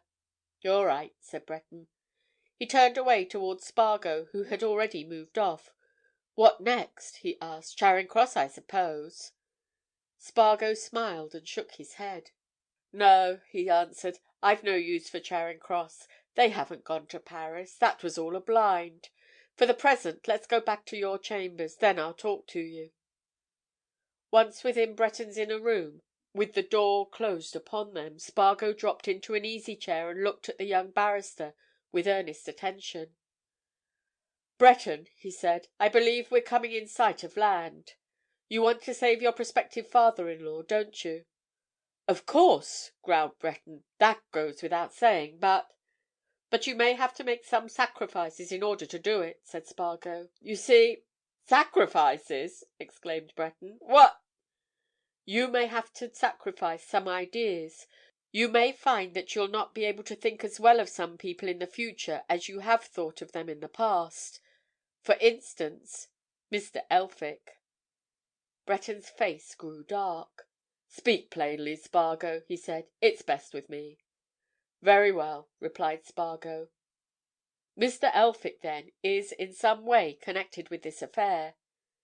"You mean the—murder?" "I mean the murder. So is Cardlestone. Of that I'm now dead certain. And that's why they're off. I startled Elphick last night. It's evident that he immediately communicated with Cardlestone, and that they made a rapid exit. Why?" "Why? That's what I'm asking you. Why? Why? Why?" "Because they're afraid of something coming out, and being afraid, their first instinct is to—run. They've run at the first alarm. Foolish, but instinctive." Breton, who had flung himself into the elbow chair at his desk, jumped to his feet and thumped his blotting-pad.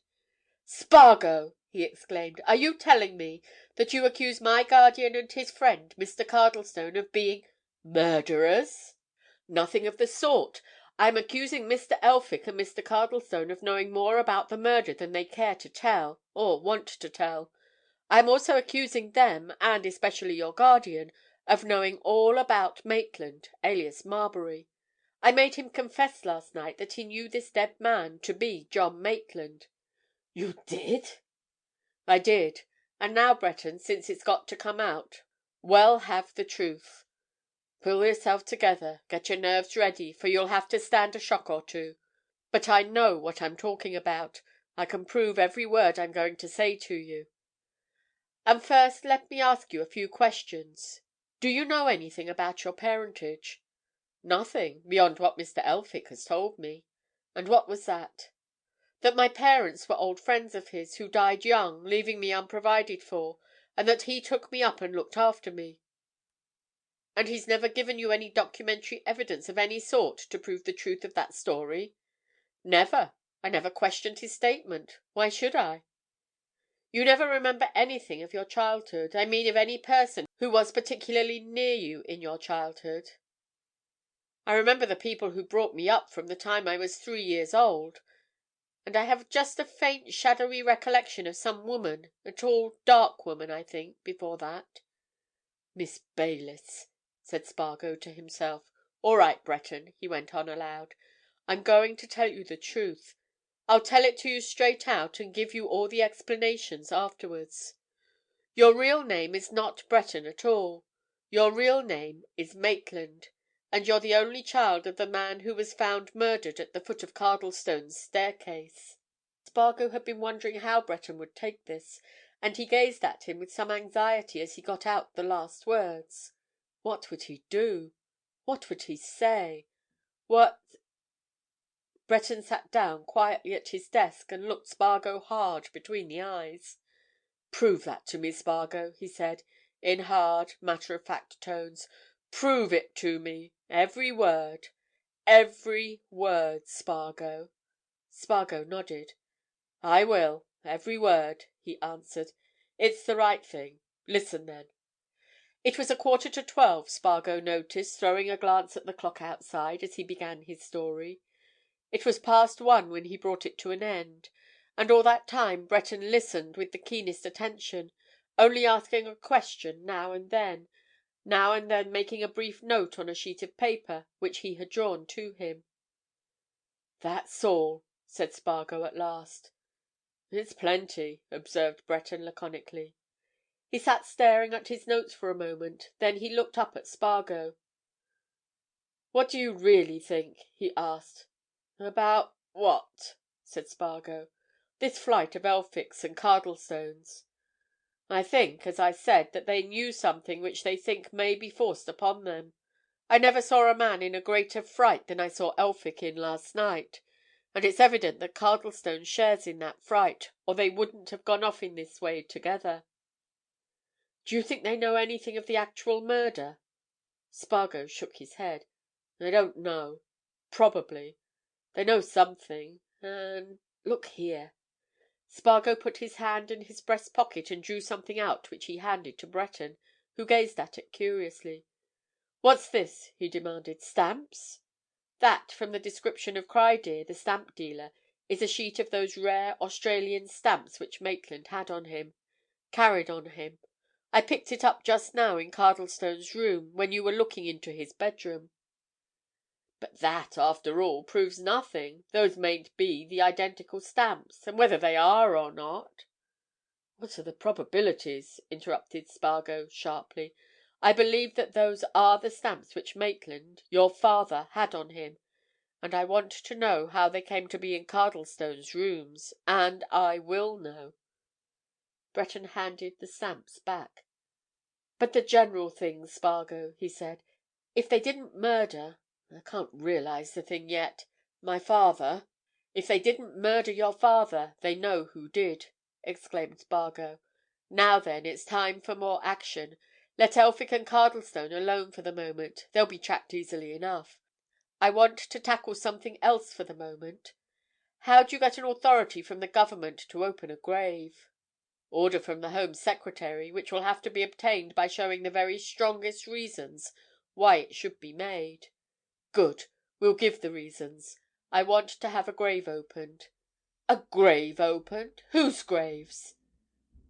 "The grave of the man Chamberlayne at Market Milcaster," replied Spargo. Breton started. "His? In heaven's name, why?" he demanded. Spargo laughed as he got up. "Because I believe it's empty," he answered. "Because I believe that Chamberlayne is alive, and that his other name is Cardlestone." Chapter 31. The Penitent Window Cleaner. That afternoon Spargo had another of his momentous interviews with his proprietor and his editor. The first result was that all three drove to the offices of the legal gentleman who catered for the Watchman when it wanted any law, and that things were put in shape for an immediate application to the Home Office for permission to open the Chamberlayne grave at Market Milcaster.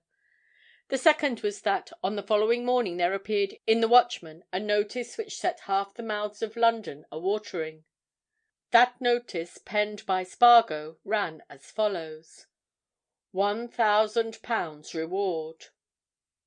Whereas on some date within the past 12 months there was stolen, abstracted, or taken from the chambers in Fountain Court, Temple, occupied by Mr. Stephen Aylmore, MP, under the name of Mr. Anderson, a walking stick or stout staff, of foreign make and of curious workmanship, which stick was probably used in the murder of John Marbury or Maitland in Middle Temple Lane on the night of June 21st to 22nd last, and is now in the hands of the police.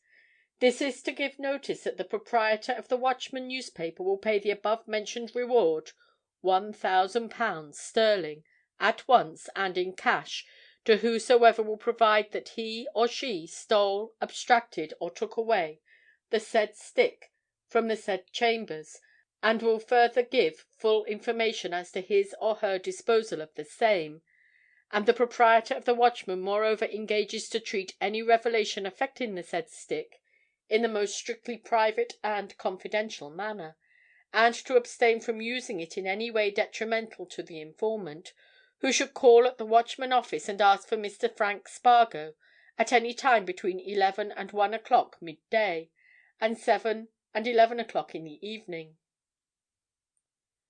"And you really expect to get some information through that?" asked Breton, who came into Spargo's room about noon on the day on which the promising announcement came out.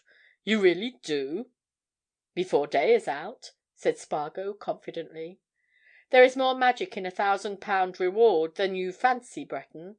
I'll have the history of that stick before midnight." "How are you to tell that you won't be imposed upon?" suggested Breton. "Anybody can say that he or she stole the stick." "Whoever comes here with any tale of a stick will have to prove to me how he or she got the stick, and what was done with the stick," said Spargo.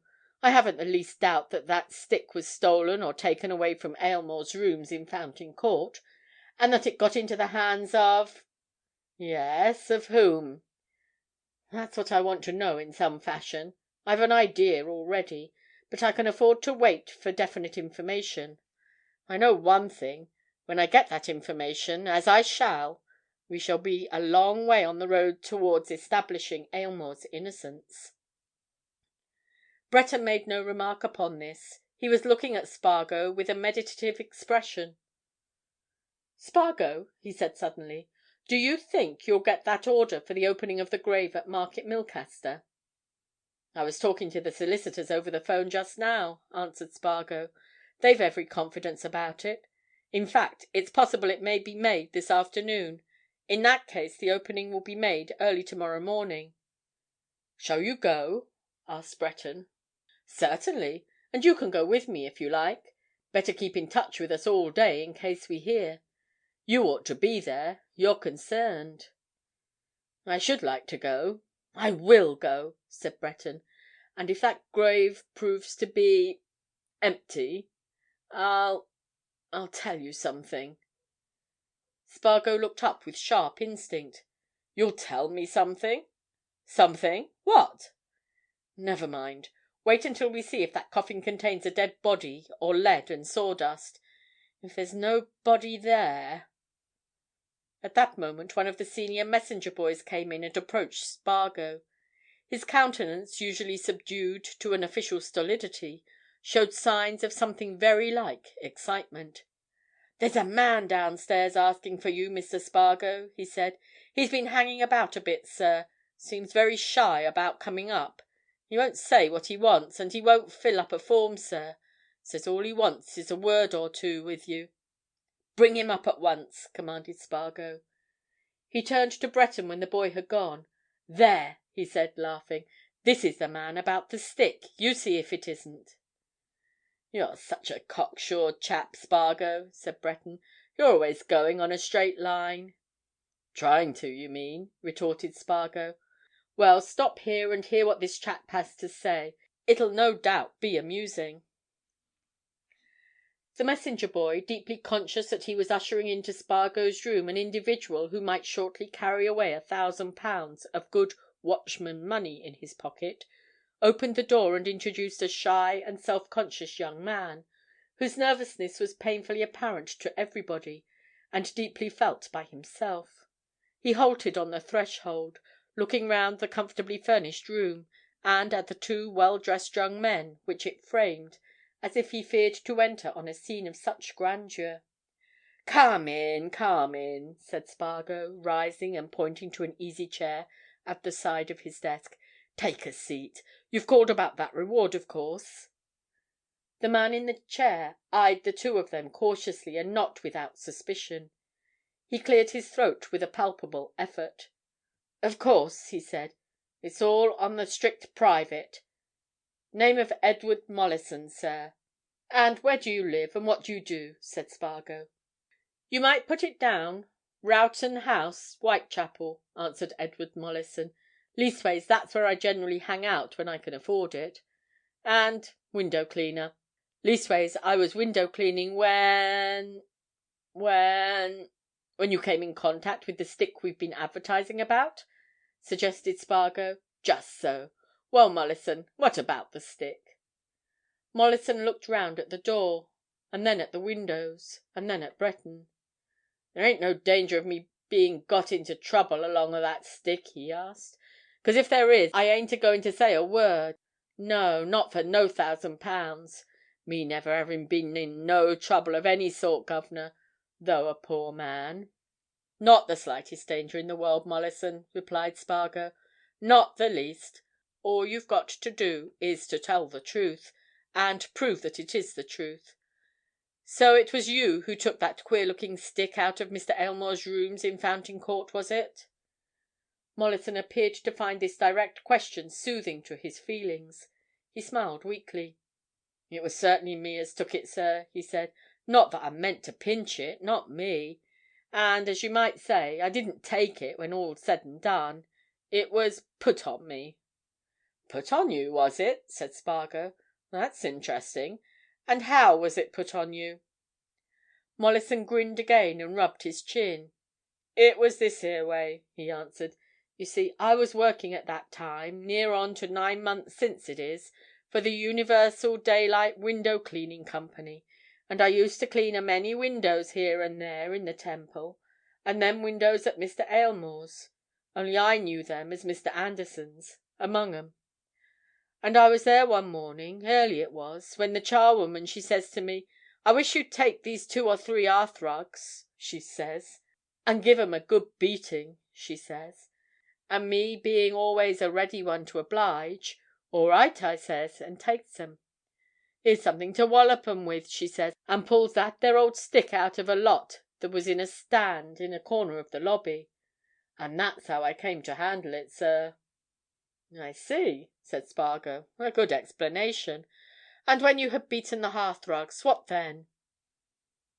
Mollison smiled his weak smile again. "Well, sir, I looked at that there stick and I see it was something uncommon," he said.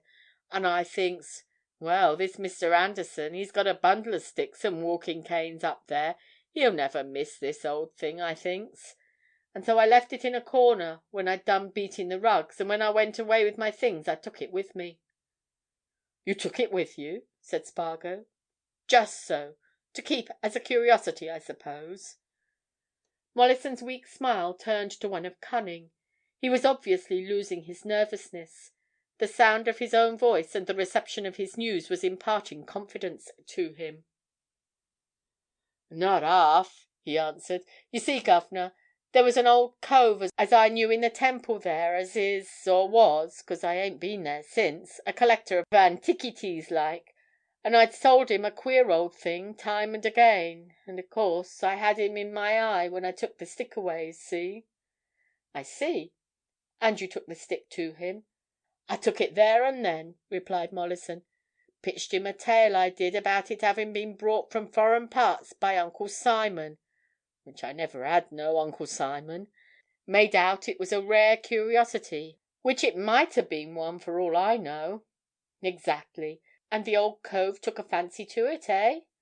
"Bought it there and then," answered Mollison, with something very like a wink. "Ah, bought it there and then. And how much did he give you for it?" asked Spargo. "Something handsome, I hope."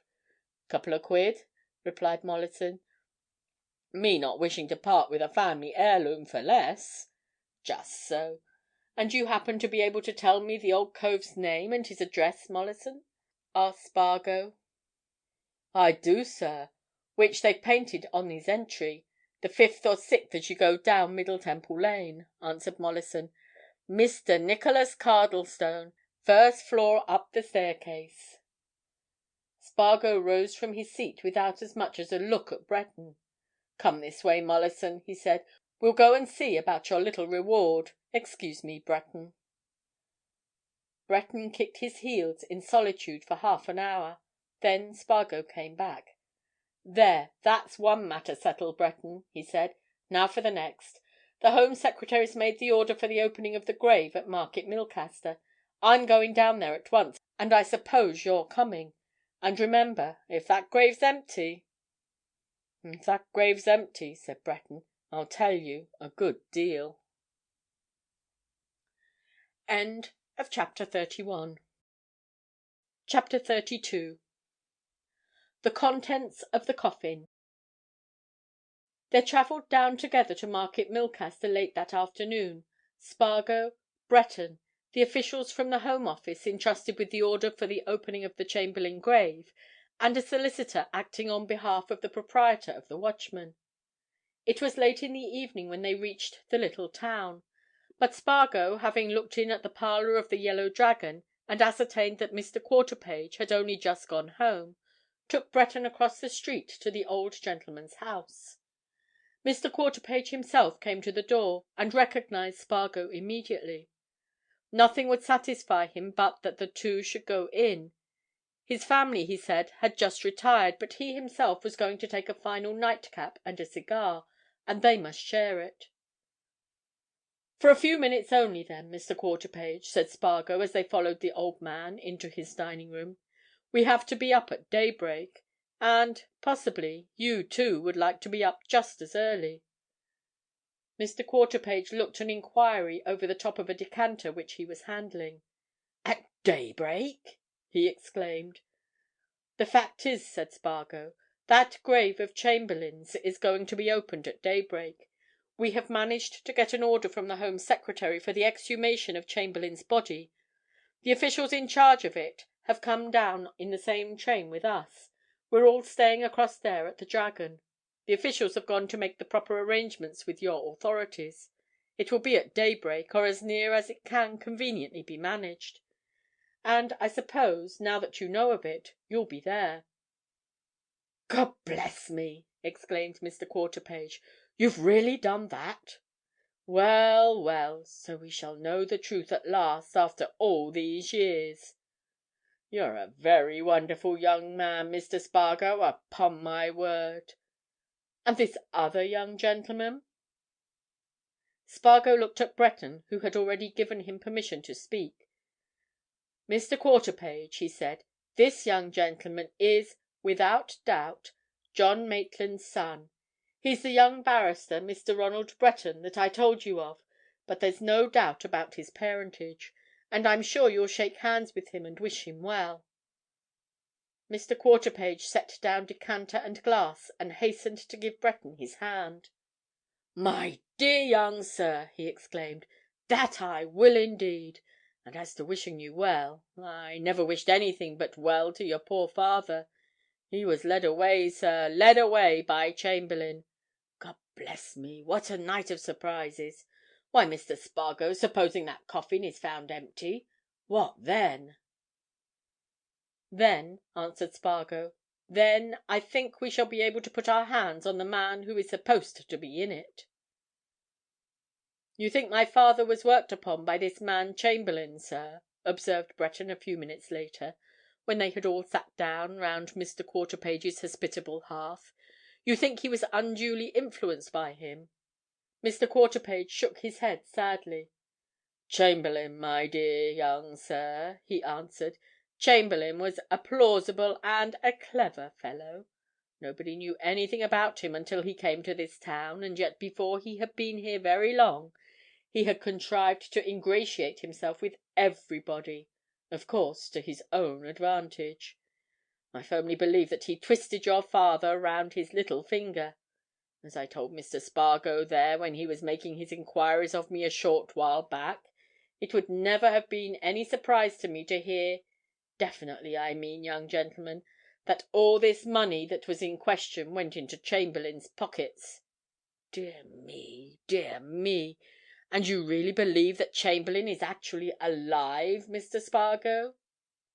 Spargo pulled out his watch. "We shall know whether he was buried in that grave before another 6 hours are over, Mr. Quarterpage," he said. He might well have spoken of 4 hours instead of 6, for it was then nearly midnight, and before 3 o'clock Spargo and Breton, with the other men who had accompanied them from London, were out of the Yellow Dragon and on their way to the cemetery just outside the little town. Over the hills to the eastward the grey dawn was slowly breaking. The long stretch of marshland which lies between Market Milcaster and the sea was white with fog. On the cypresses and acacias of the cemetery hung veils and webs of gossamer. Everything around them was quiet as the dead folk who lay beneath their feet, and the people actively concerned went quietly to work, and those who could do nothing but watch stood around in silence. "In all my long life of over 90 years," whispered old Quarterpage, who had met them at the cemetery gates, looking fresh and brisk in spite of his shortened rest, "I have never seen this done before. It seems a strange, strange thing to interfere with a dead man's last resting place. A dreadful thing." "If there's a dead man there," said Spargo. He himself was mainly curious about the details of this exhumation. He had no scruples, sentimental or otherwise, about the breaking in upon the dead. He watched all that was done. The men employed by the local authorities instructed overnight had fenced in the grave with canvas. The proceedings were accordingly conducted in strict privacy. A man was posted to keep away any very early passer-by who might be attracted by the unusual proceedings. At first there was nothing to do but wait, and Spargo occupied himself by reflecting that every spadeful of earth thrown out of that grave was bringing him nearer to the truth. He had an unconquerable intuition that the truth of at any rate one phase of the Marbury case was going to be revealed to them.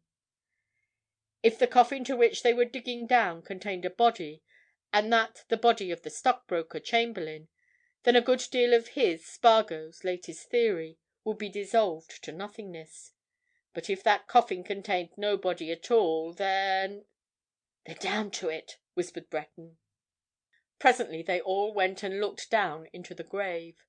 The workmen had uncovered the coffin preparatory to lifting it to the surface. One of them was brushing the earth away from the nameplate, and in the now strong light they could read the lettering on it. James Cartwright Chamberlayne, born 1852, died 1891. Spargo turned away as the men began to lift the coffin out of the grave. "We shall know now," he whispered to Breton. "And yet, what is it we shall know if—" "If what?" said Breton. "If what?" But Spargo shook his head. This was one of the great moments he had lately been working for, and the issues were tremendous. "Now for it," said the Watchman's solicitor in an undertone. "Come, Mr. Spargo, now we shall see." They all gathered round the coffin, set on low trestles at the graveside, as the workmen silently went to work on the screws. The screws were rusted in their sockets; they grated as the men slowly worked them out. It seemed to Spargo that each man grew slower and slower in his movements. He felt that he himself was getting fidgety. Then he heard a voice of authority. "Lift the lid off." A man at the head of the coffin, a man at the foot, suddenly and swiftly raised the lid. The men gathered round craned their necks with a quick movement. Sawdust! The coffin was packed to the brim with sawdust, tightly pressed down.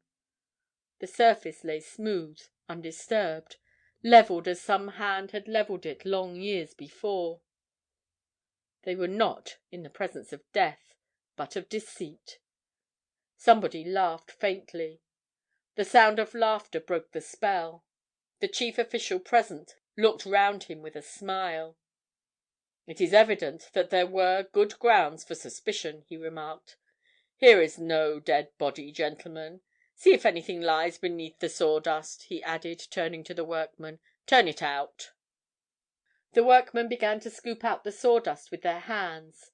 One of them, evidently desirous of making sure that no body was in the coffin, thrust down his fingers at various places along its length. He, too, laughed. "The coffin's weighted with lead," he remarked. "See?" And tearing the sawdust aside, he showed those around him that at 3 intervals bars of lead had been tightly wedged into the coffin where the head, the middle and the feet of a corpse would have rested. "Done it cleverly," he remarked, looking round. "You see how these weights have been adjusted? When a body's laid out in a coffin, you know, all the weight's in the end where the head and trunk rest. Here you see the heaviest bar of lead is in the middle, the lightest at the feet. Clever." "Clear out all the sawdust," said someone. "Let's see if there's anything else inside." There was something else. At the bottom of the coffin 2 bundles of papers tied up with pink tape.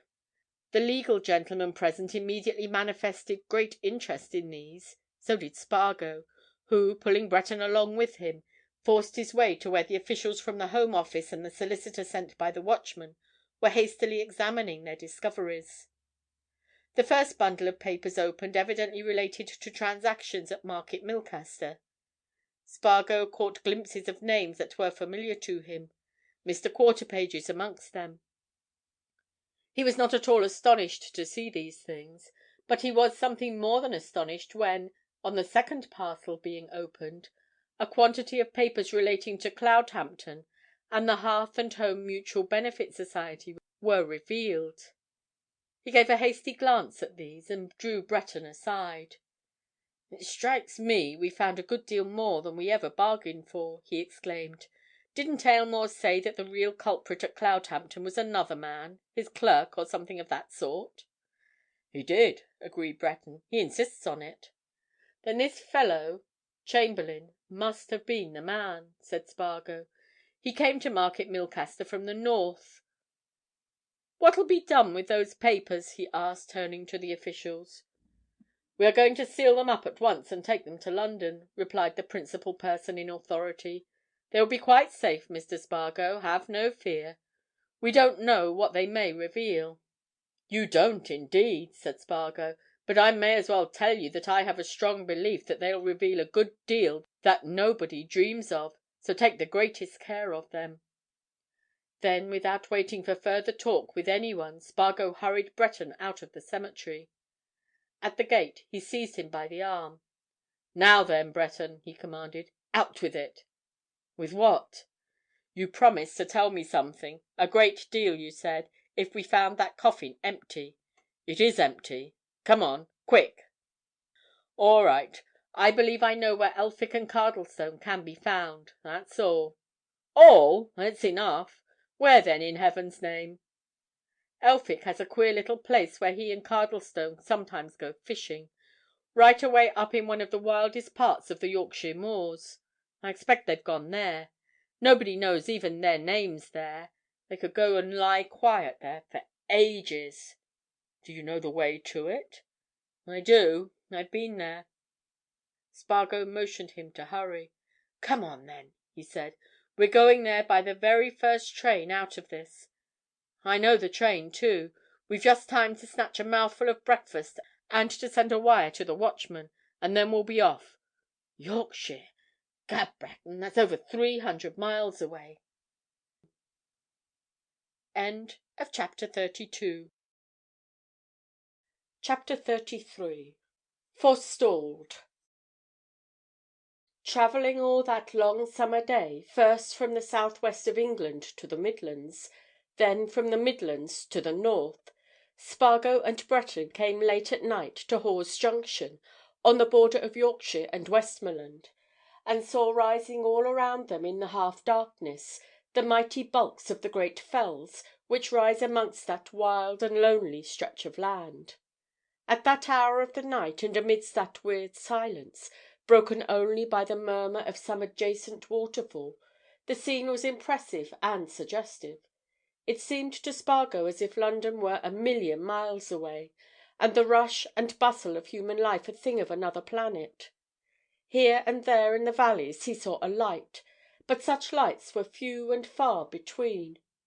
Even as he looked, some of them twinkled and went out. It was evident that he and Breton were presently to be alone with the night.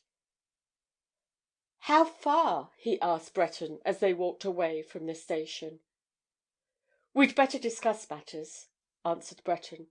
"The place is in a narrow valley called Forestalled, some 6 or 7 miles away across these fells, and as wild a walk as any lover of such things could wish for. It's 9:30 now, Spargo. I reckon it will take us a good 2.5 hours, if not more, to do it. Now the question is, do we go straight there, or do we put up for the night? There's an inn here at this junction. There's the Moorcock Inn a mile or so along the road which we must take before the turn off to the moorland and the fells. It's going to be a black night. Look at those masses of black cloud gathering there. And possibly a wet one, and we've no waterproofs. But it's for you to say. I'm game for whatever you like." "Do you know the way?" asked Spargo. "I've been the way. In the daytime I could go straight ahead. I remember all the landmarks. Even in the darkness I believe I can find my way. But it's rough walking." "We'll go straight there," said Spargo. "Every minute's precious. But can we get a mouthful of bread and cheese and a glass of ale first?" "Good idea. We'll call in at the Moorcock. Now then, while we're on this firm road, step it out lively." The Moorcock was almost deserted at that hour. There was scarcely a soul in it when the two travellers turned into its dimly lighted parlour. The landlord, bringing the desired refreshment, looked hard at Breton. "Come our way again then, sir?" he remarked, with a sudden grin of recognition. "Ah, you remember me," said Breton. "I call in mind when you came here with the two old gents last year," replied the landlord. "I hear they're here again. Tom Summers was coming across that way this morning, and said he'd seen them up at the little cottage. Going to join 'em, I reckon, sir?" Breton kicked Spargo under the table. "Yes, we're going to have a day or two with them," he answered, "just to get a breath of your moorland air." "Well, you'll have a roughish walk over there tonight, gentlemen," said the landlord. "There's going to be a storm, and it's a stiffish way to make out at this time o' night." "Oh, we'll manage," said Breton nonchalantly. "I know the way, and we're not afraid of a wet skin." The landlord laughed, and sitting down on his long settle, folded his arms and scratched his elbows. "There was a gentleman—London gentleman by his tongue—came in here this afternoon and asked the way to Forestalled," he observed. "He'll be there long since. He'd have daylight for his walk. Happen he's one of your party? He asked where the old gentleman's little cottage was." Again Spargo felt his shin kicked and made no sign. "One of their friends, perhaps," answered Breton. "What was he like?" The landlord ruminated. He was not good at description, and was conscious of the fact. "Well, a darkish, serious-faced gentleman," he said. "Stranger hereabouts, at all events. Wore a grey suit, something like your friends here. Yes, he took some bread and cheese with him when he heard what a long way it was." "Wise man," remarked Breton. He hastily finished his own bread and cheese and drank off the rest of his pint of ale. "Come on," he said. "Let's be stepping." Outside in the almost tangible darkness Breton clutched Spargo's arm. "Who's the man?" he said. "Can you think, Spargo?" "Can't," answered Spargo. "I was trying to while that chap was talking. But it's somebody that's got in before us. Not Rathbury, anyhow. He's not serious-faced. Heavens, Breton, however are you going to find your way in this darkness?" "You'll see presently. We'll follow the road a little, then we'll turn up the fell side there. On the top, if the night clears a bit, we ought to see Great Shunner Fell and Lovely Seat. They're both well over 2,000 feet, and they stand up well. We want to make for a point clear between them. But I warn you, Spargo, it's stiff going." "Go ahead," said Spargo. It's the first time in my life I ever did anything of this sort, but we're going on if it takes us all night. I couldn't sleep in any bed now that I've heard there's somebody ahead of us. Go first, old chap, and I'll follow." Breton went steadily forward along the road. That was easy work, but when he turned off and began to thread his way up the fell side by what was obviously no more than a sheep track, Spargo's troubles began. It seemed to him that he was walking as in a nightmare. All he saw was magnified and heightened. The darkening sky above, the faint outlines of the towering hills, the gaunt spectres of fir and pine, the figure of Breton forging stolidly and surely ahead. Now the ground was soft and spongy under his feet, now it was stony and rugged. More than once he caught an ankle in the wire-like heather and tripped, bruising his knees. And in the end he resigned himself to keeping his eye on Breton, outlined against the sky, and following doggedly in his footsteps. "Was there no other way than this?" he asked after a long interval of silence. "Do you mean to say those two, Elphick and Cardlestone, would take this way?" "There is another way, down the valley, by Thwaite Bridge and Hardraw," answered Breton. "But it's miles and miles round. This is a straight cut across country, and in daylight it's a delightful walk. But at night—Gad, here's the rain, Spargo." The rain came down, as it does in that part of the world, with a suddenness that was as fierce as it was heavy. The whole of the grey night was blotted out. Spargo was only conscious that he stood in a vast solitude and was being gradually drowned. But Breton, whose sight was keener, and who had more knowledge of the situation, dragged his companion into the shelter of a group of rocks.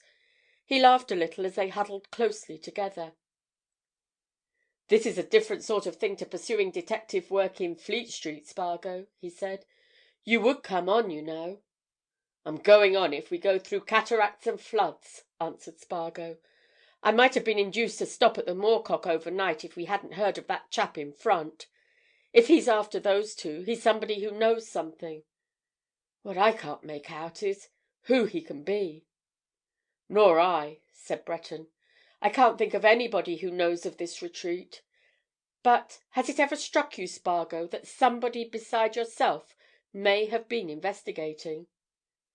"Possible," replied Spargo. "One never knows. I only wish we'd been a few hours earlier, for I wanted to have the first word with those two." The rain ceased as suddenly as it had come. Just as suddenly the heavens cleared, and going forward to the top of the ridge, which they were then crossing, Breton pointed an arm to something shining far away below them. "You see that?" he said. "That's a sheet of water lying between us and Cotterdale. We leave that on our right hand, climb the fell beyond it, drop down into Cotterdale, cross two more ranges of fell, and come down into Fossdale under Lovely Seat. There's a good 2 hours and a half stiff pull yet, Spargo. Think you can stick it?" Spargo set his teeth. "Go on," he said. Uphill, down dale, now up to his ankles in peaty ground, now tearing his shins, now bruising his knees, Spargo, yearning for the London lights, the well-paved London streets, the convenient taxi-cab, even the humble omnibus, plodded forward after his guide. It seemed to him that they had walked for ages and had traversed a whole continent of mountains and valley, when at last Breton, halting on the summit of a wind-swept ridge, laid one hand on his companion's shoulder and pointed downward with the other. "There!" he said. "There!" Spargo looked ahead into the night. Far away at what seemed to him to be a considerable distance, he saw the faint, very faint glimmer of a light, a mere spark of a light. "That's the cottage," said Breton. "Late as it is, you see, they're up. And here's the roughest bit of the journey. It'll take me all my time to find the track across the moor, Spargo, so step carefully after me. There are bogs and holes hereabout." Another hour had gone by ere the two came to the cottage. Sometimes the guiding light had vanished, blotted out by intervening rises in the ground. Always, when they saw it again, they were slowly drawing nearer to it. And now, when they were at last close to it, Spargo realised that he found himself in one of the loneliest places he had ever been capable of imagining. So lonely and desolate a spot he had certainly never seen. In the dim light he could see a narrow, crawling stream, making its way down over rocks and stones from the high ground of Great Shunner Fell. Opposite to the place at which they stood, on the edge of the moorland, a horseshoe-like formation of ground was backed by a ring of fir and pine. Beneath this protecting fringe of trees stood a small building of grey stone, which stood as if it had been originally built by some shepherd as a pen for the moorland sheep. It was of no more than 1 story in height, but of some length. A considerable part of it was hidden by shrubs and brushwood, and from one uncurtained blindless window the light of a lamp shone boldly into the fading darkness without. Breton pulled up on the edge of the crawling stream. "We've got to get across there, Spargo," he said. "But as we're already soaked to the knee, it doesn't matter about getting another wetting. Have you any idea how long we've been walking?" "Hours." "Days." "Years," replied Spargo. "I should say quite 4 hours," said Breton. "In that case, it's well past 2 o'clock, and the light will be breaking in another hour or so. Now, once across this stream, what shall we do?" "What have we come to do? Go to the cottage, of course." "Wait a bit. No need to startle them. By the fact they've got a light, I take it that they're up. Look there!" As he spoke, a figure crossed the window, passing between it and the light. "That's not Elphick, nor yet Cardlestone," said Spargo. "They're medium-heighted men. That's a tallish man." "Then it's the man the landlord of the Moorcock told us about," said Breton. "Now, look here, I know every inch of this place. When we're across, let me go up to the cottage, and I'll take an observation through that window and see who's inside. Come on." He led Spargo across the stream at a place where a succession of boulders made a natural bridge, and bidding him keep quiet, went up the bank to the cottage. Spargo, watching him, saw him make his way past the shrubs and undergrowth until he came to a great bush which stood between the lighted window and the projecting porch of the cottage. He lingered in the shadow of this bush for but a short moment, then came swiftly and noiselessly back to his companion. His hand fell on Spargo's arm with a clutch of nervous excitement. "Spargo," he whispered, "who on earth do you think the other man is?" Chapter 34. The Whip Hand.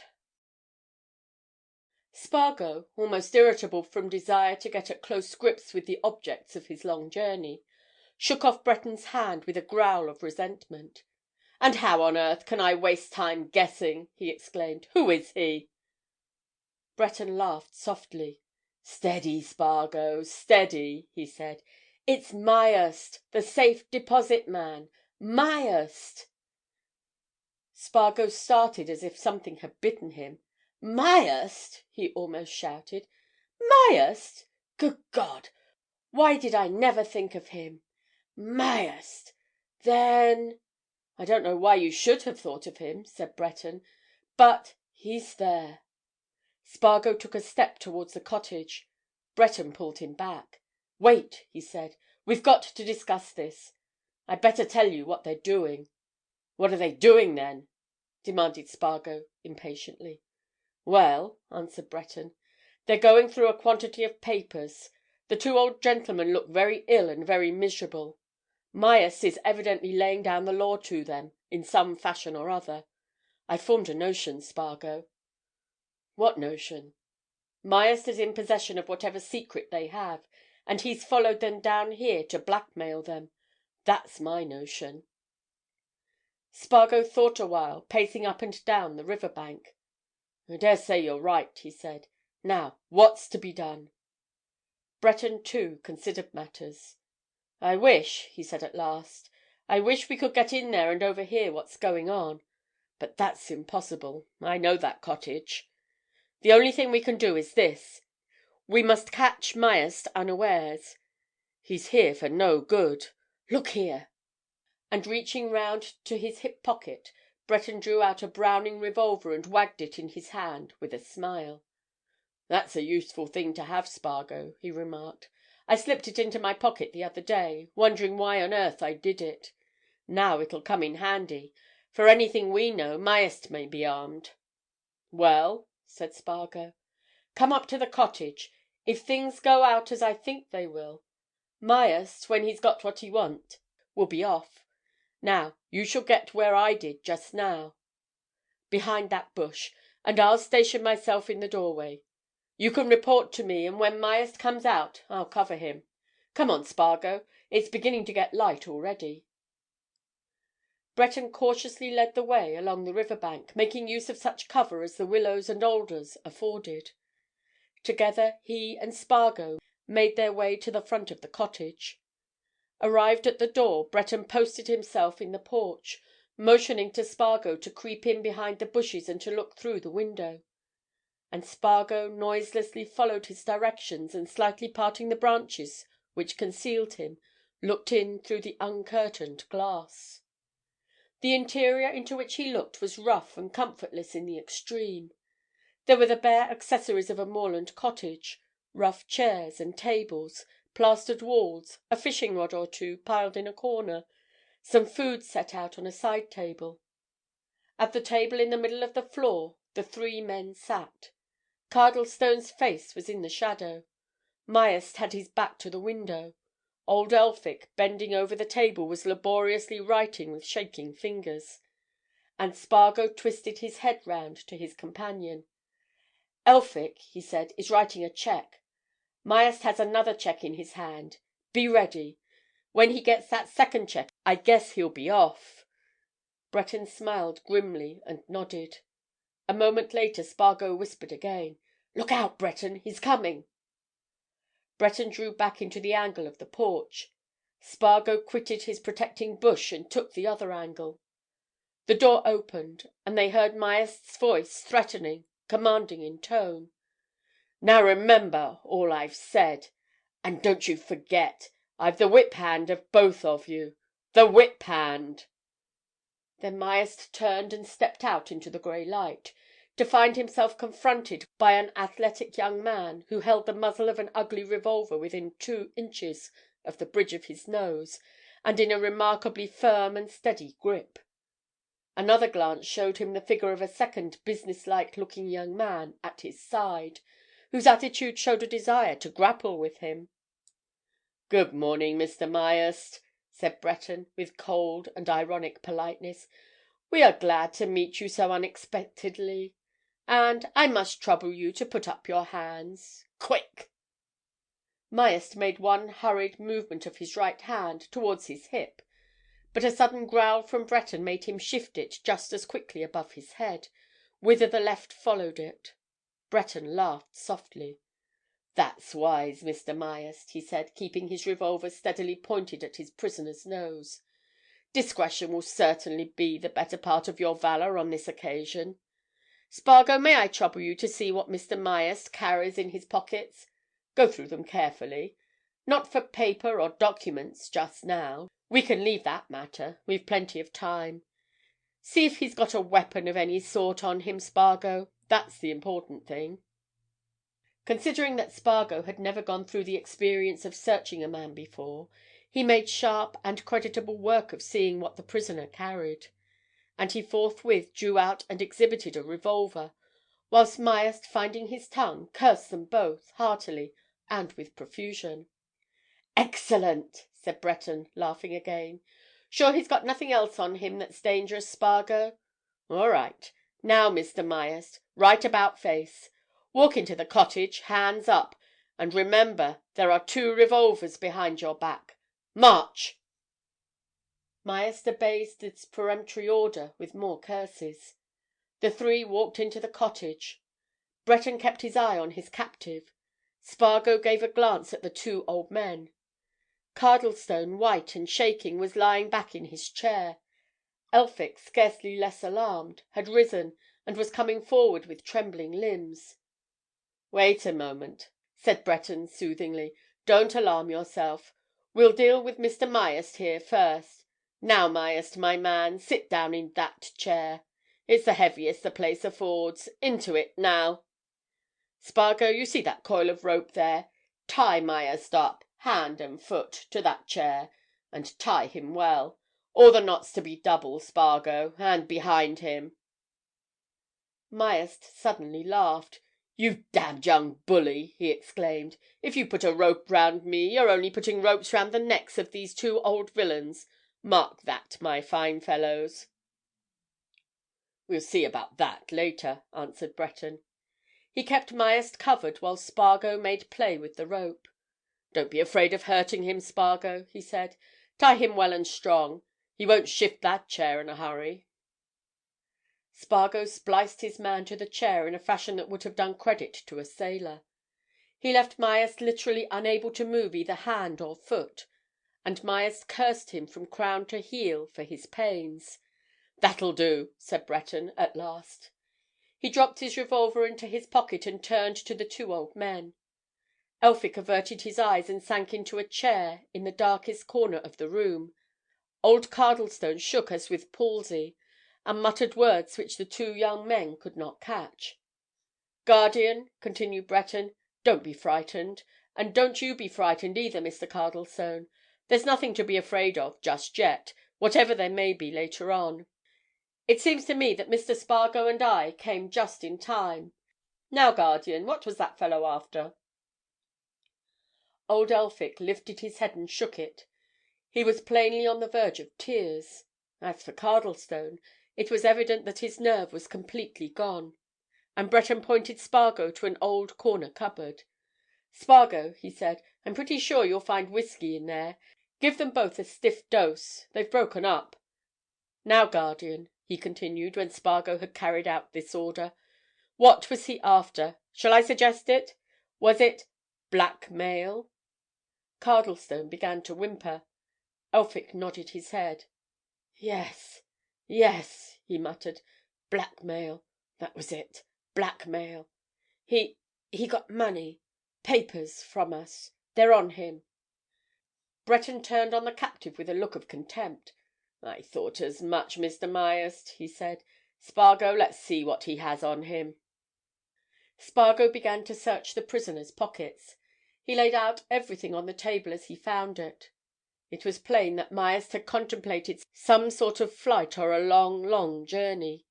There was a quantity of loose gold, a number of banknotes of the more easily negotiated denominations, various foreign securities realizable in Paris, and there was an open cheque signed by Cardlestone for £10,000, and another with Elphick's name at the foot, also open, for half that amount. Breton examined all these matters as Spargo handed them out. He turned to old Elphick. "Guardian," he said, "why have you or Mr. Cardlestone given this man these cheques and securities? What hold has he on you?" Old Cardlestone began to whimper afresh. Elphick turned a troubled face on his ward. "He threatened to accuse us of the murder of Marbury," he faltered. "We didn't see that we had a chance." "What does he know of the murder of Marbury, and of you in connection with it?" demanded Breton. "Come, tell me the truth now." "He's been investigating, so he says," answered Elphick. "He lives in that house in Middle Temple Lane, you know, in the top floor rooms above Cardlestone's. And he says he's the fullest evidence against Cardlestone, and against me as an accessory after the fact." "And it's a lie?" asked Breton. "A lie!" answered Elphick. "Of course it's a lie! But he's so clever that—that—" "That you don't know how you could prove it otherwise," said Breton. "Ah, and so this fellow lives over Mr. Cardlestone there, does he? That may account for a good many things. Now, we must have the police here." He sat down at the table and drew the writing materials to him. "Look here, Spargo," he continued. "I'm going to write a note to the Superintendent of Police at Hawes. There's a farm half a mile from here where I can get a man to ride down to Hawes with the note. Now, if you want to send a wire to the Watchman, draft it out and he'll take it with him." Elphick began to move in his corner. "Must the police come?" he said. "Must—" "The police must come," answered Breton firmly. "Go ahead with your wire, Spargo, while I write this note." 3/4 of an hour later, when Breton came back from the farm, he sat down at Elphick's side and laid his hand on the old man's. "Now, guardian," he said quietly, "you've got to tell us the truth."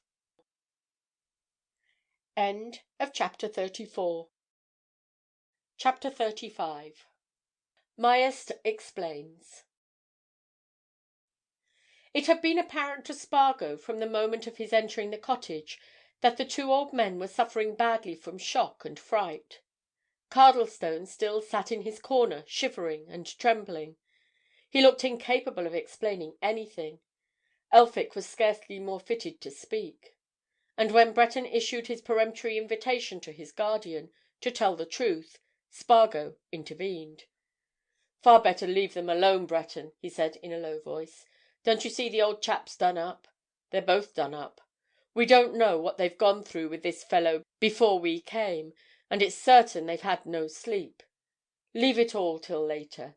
After all, we found them and we found him."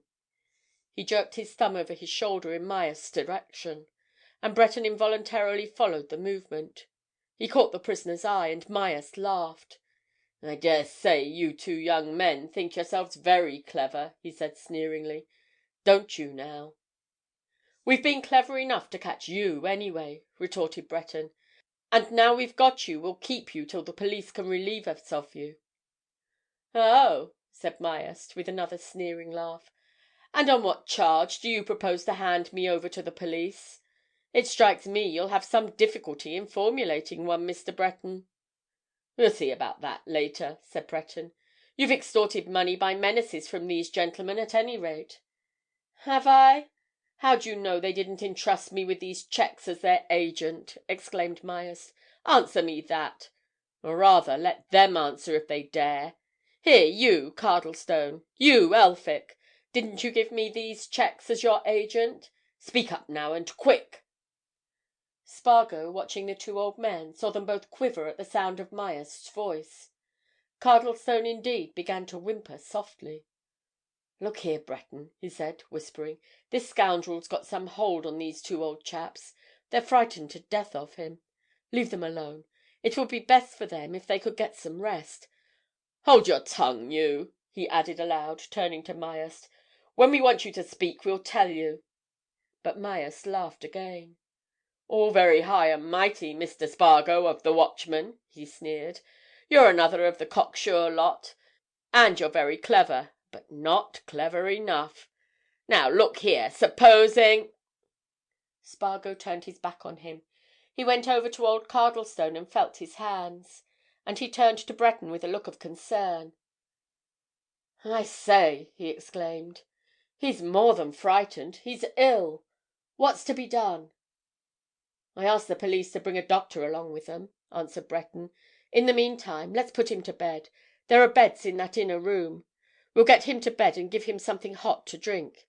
That's all I can think of for the present." Between them they managed to get Cardlestone to his bed, and Spargo, with a happy thought, boiled water on the rusty stove and put hot bottles to his feet. When that was done they persuaded Elphick to lie down in the inner room. Presently both old men fell asleep, and then Breton and Spargo suddenly realized that they themselves were hungry and wet and weary. "There ought to be food in the cupboard," said Breton, beginning to rummage. "They've generally had a good stock of tinned things. Here we are, Spargo. These are tongues and sardines. Make some hot coffee while I open one of these tins." The prisoner watched the preparations for a rough and ready breakfast with eyes that eventually began to glisten. "I may remind you that I'm hungry too," he said as Spargo set the coffee on the table. "And you've no right to starve me, even if you've the physical ability to keep me tied up. Give me something to eat, if you please." "You shan't starve," said Breton carelessly. He cut an ample supply of bread and meat, filled a cup with coffee and placed cup and plate before Myerst. "Untie his right arm, Spargo," he continued. "I think we can give him that liberty. We've got his revolver, anyhow." For a while the three men ate and drank in silence. At last Myerst pushed his plate away. He looked scrutinizingly at his two captors. "Look here," he said. "You think you know a lot about all this affair, Spargo, but there's only one person who knows all about it. That's me." "We're taking that for granted," said Spargo. "We guessed as much when we found you here. You'll have ample opportunity for explanation, you know, later on." "I'll explain now, if you care to hear," said Myerst, with another of his cynical laughs. "And if I do, I'll tell you the truth. I know you've got an idea in your heads that isn't favourable to me, but you're utterly wrong, whatever you may think. Look here, I'll make you a fair offer. There are some cigars in my case there. Give me one, and mix me a drink of that whisky, a good 'un, and I'll tell you what I know about this matter. Come on, anything's better than sitting here doing nothing." The two young men looked at each other, then Breton nodded. "Let him talk if he likes," he said. "We're not bound to believe him. And we may hear something that's true. Give him his cigar and his drink."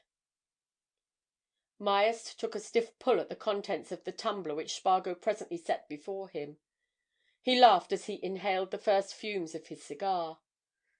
"As it happens, you'll hear nothing but the truth," he observed. "Now that things are as they are, there's no reason why I shouldn't tell the truth. The fact is, I've nothing to fear. You can't give me in charge, for it so happens that I've got a power of attorney from these two old chaps inside there to act for them in regard to the money they entrusted me with.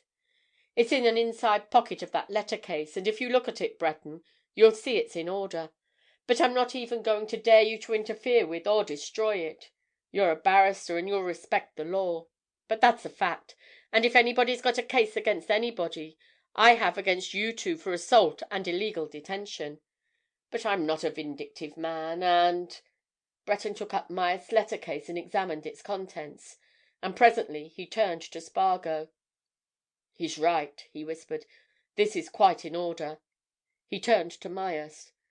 "All the same," he said, addressing him, "we shan't release you, because we believe you're concerned in the murder of John Marbury. We're justified in holding you on that account." "All right, my young friend," said Myerst. "Have your own stupid way. But I said I'll tell you the plain truth. Well, the plain truth is that I know no more of the absolute murder of your father than I know of what is going on in Timbuktu at this moment. I do not know who killed John Maitland. That is a fact. It may have been the old man in there who's already at his own last gasp, or it mayn't. I tell you I don't know, though, like you, Spargo, I've tried hard to find out. That's the truth. I do not know." "You expect us to believe that?" exclaimed Breton incredulously. "Believe it or not, as you like. It's the truth," answered Myerst. "Now, look here. I said nobody knew as much of this affair as I know, and that's true also. And here's the truth of what I know. The old man in that room, whom you know as Nicholas Cardlestone, is in reality Chamberlayne, the stockbroker of Market Milcaster, whose name was so freely mentioned when your father was tried there. That's another fact." "How," asked Breton sternly, "can you prove it? How do you know it?" "Because," replied Myerst, with a cunning grin, "I helped to carry out his mock death and burial. I was a solicitor in those days, and my name was—something else. There were three of us at it: Chamberlayne's nephew, a doctor of no reputation, and myself. We carried it out very cleverly, and Chamberlayne gave us £5,000 apiece for our trouble.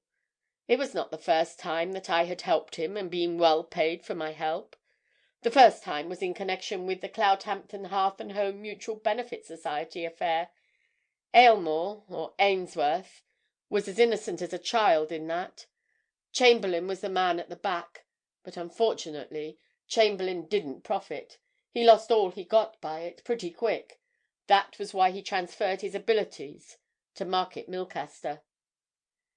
"You can prove all this, I suppose?" remarked Spargo.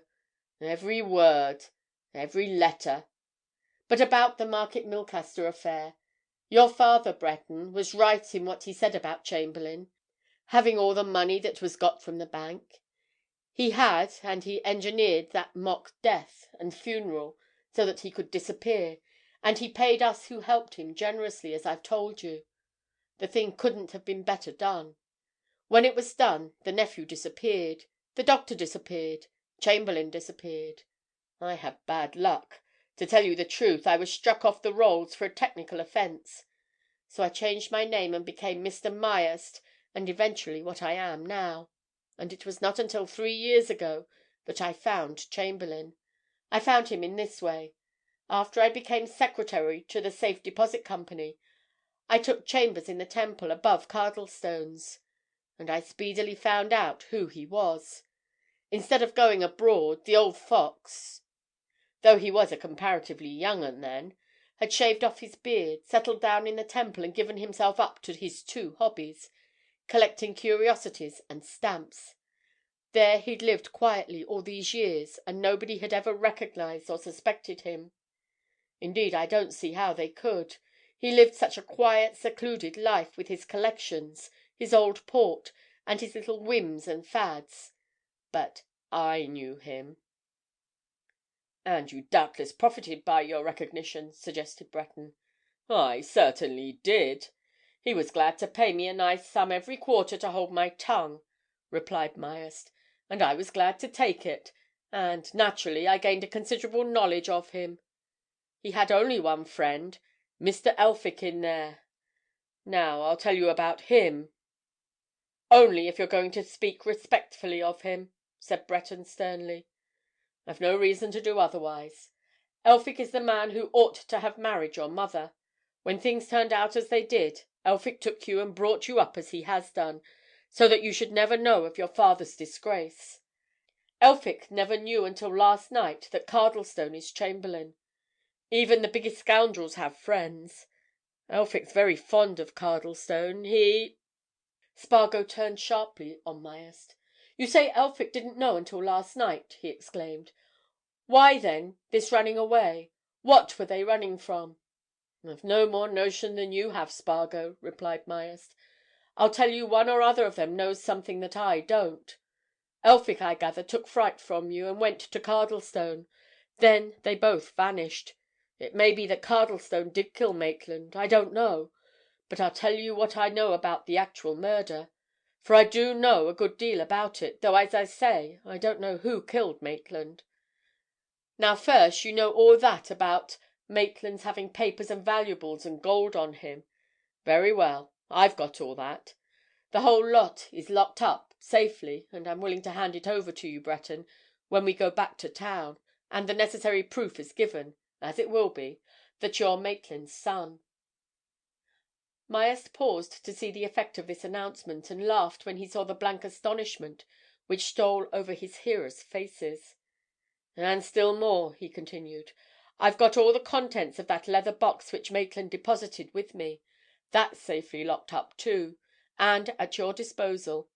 I took possession of that the day after the murder. Then, for purposes of my own, I went to Scotland Yard, as Spargo there is aware.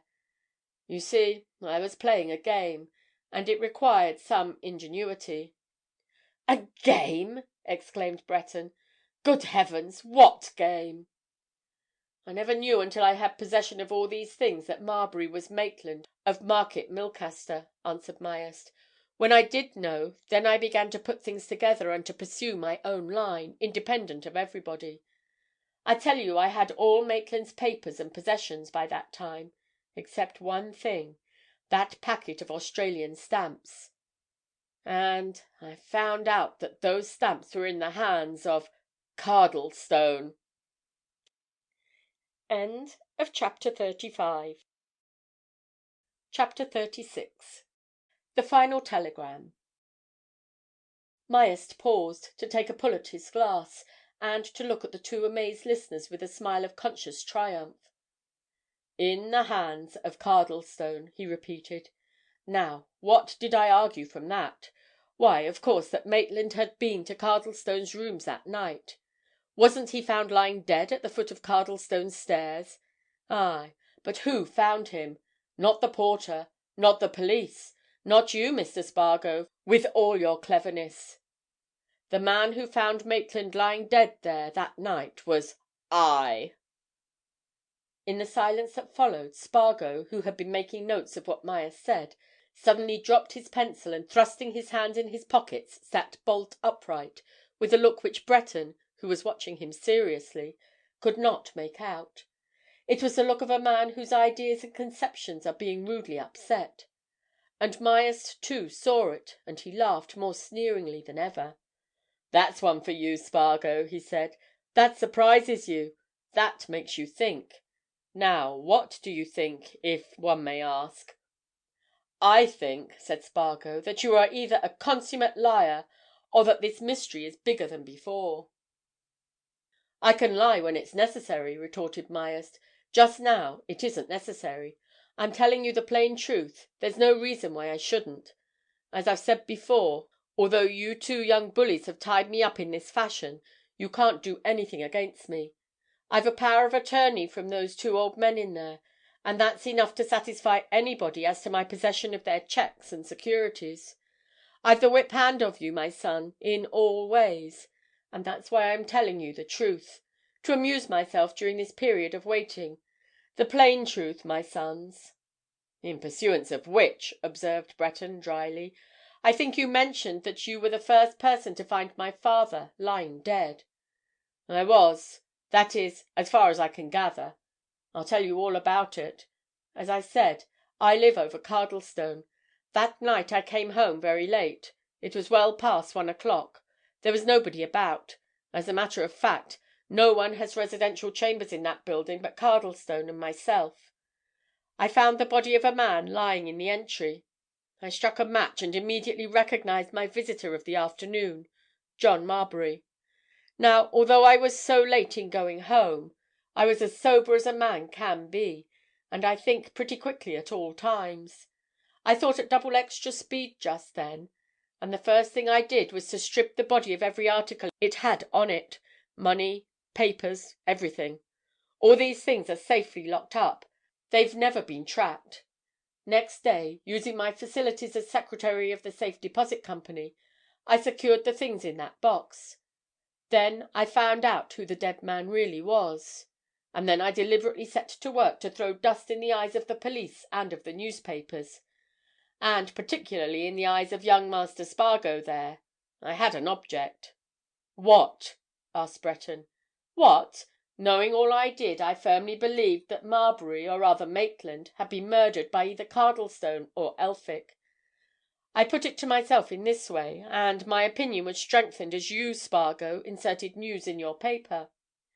Maitland, finding himself in the vicinity of Cardlestone after leaving Aylmore's rooms that night, turned into our building, perhaps just to see where Cardlestone lived. He met Cardlestone accidentally, or he perhaps met Cardlestone and Elphick together. They recognized each other. Maitland probably threatened to expose Cardlestone, or rather Chamberlayne. Nobody, of course, could know what happened, but my theory was that Chamberlayne killed him. There, at any rate, was the fact that Maitland was found murdered at Chamberlayne's very threshold, and in the course of a few days I proved to my own positive satisfaction, by getting access to Chamberlayne's rooms in his absence, that Maitland had been there, had been in those rooms, for I found there in Chamberlayne's desk the rare Australian stamps of which Criedir told at the inquest. That was proof positive." Spargo looked at Breton. They knew what Myerst did not know, that the stamps of which he spoke were lying in Spargo's breast pocket, where they had lain since he had picked them up from the litter and confusion of Chamberlayne's floor. "Why," asked Breton after a pause, "why did you never accuse Cardlestone or Chamberlayne of the murder?" "I did! I have accused him a score of times, and Elphick too," replied Myerst with emphasis. "Not at first, mind you. I never let Chamberlayne know that I ever suspected him for some time. I had my own game to play. But at last, not so many days ago, I did. I accused them both. That's how I got the whip hand of them. They began to be afraid. By that time Elphick had got to know all about Cardlestone's past as Chamberlayne, and as I tell you, Elphick's fond of Cardlestone. It's queer, but he is. He wants to shield him." "What did they say when you accused them?" asked Breton.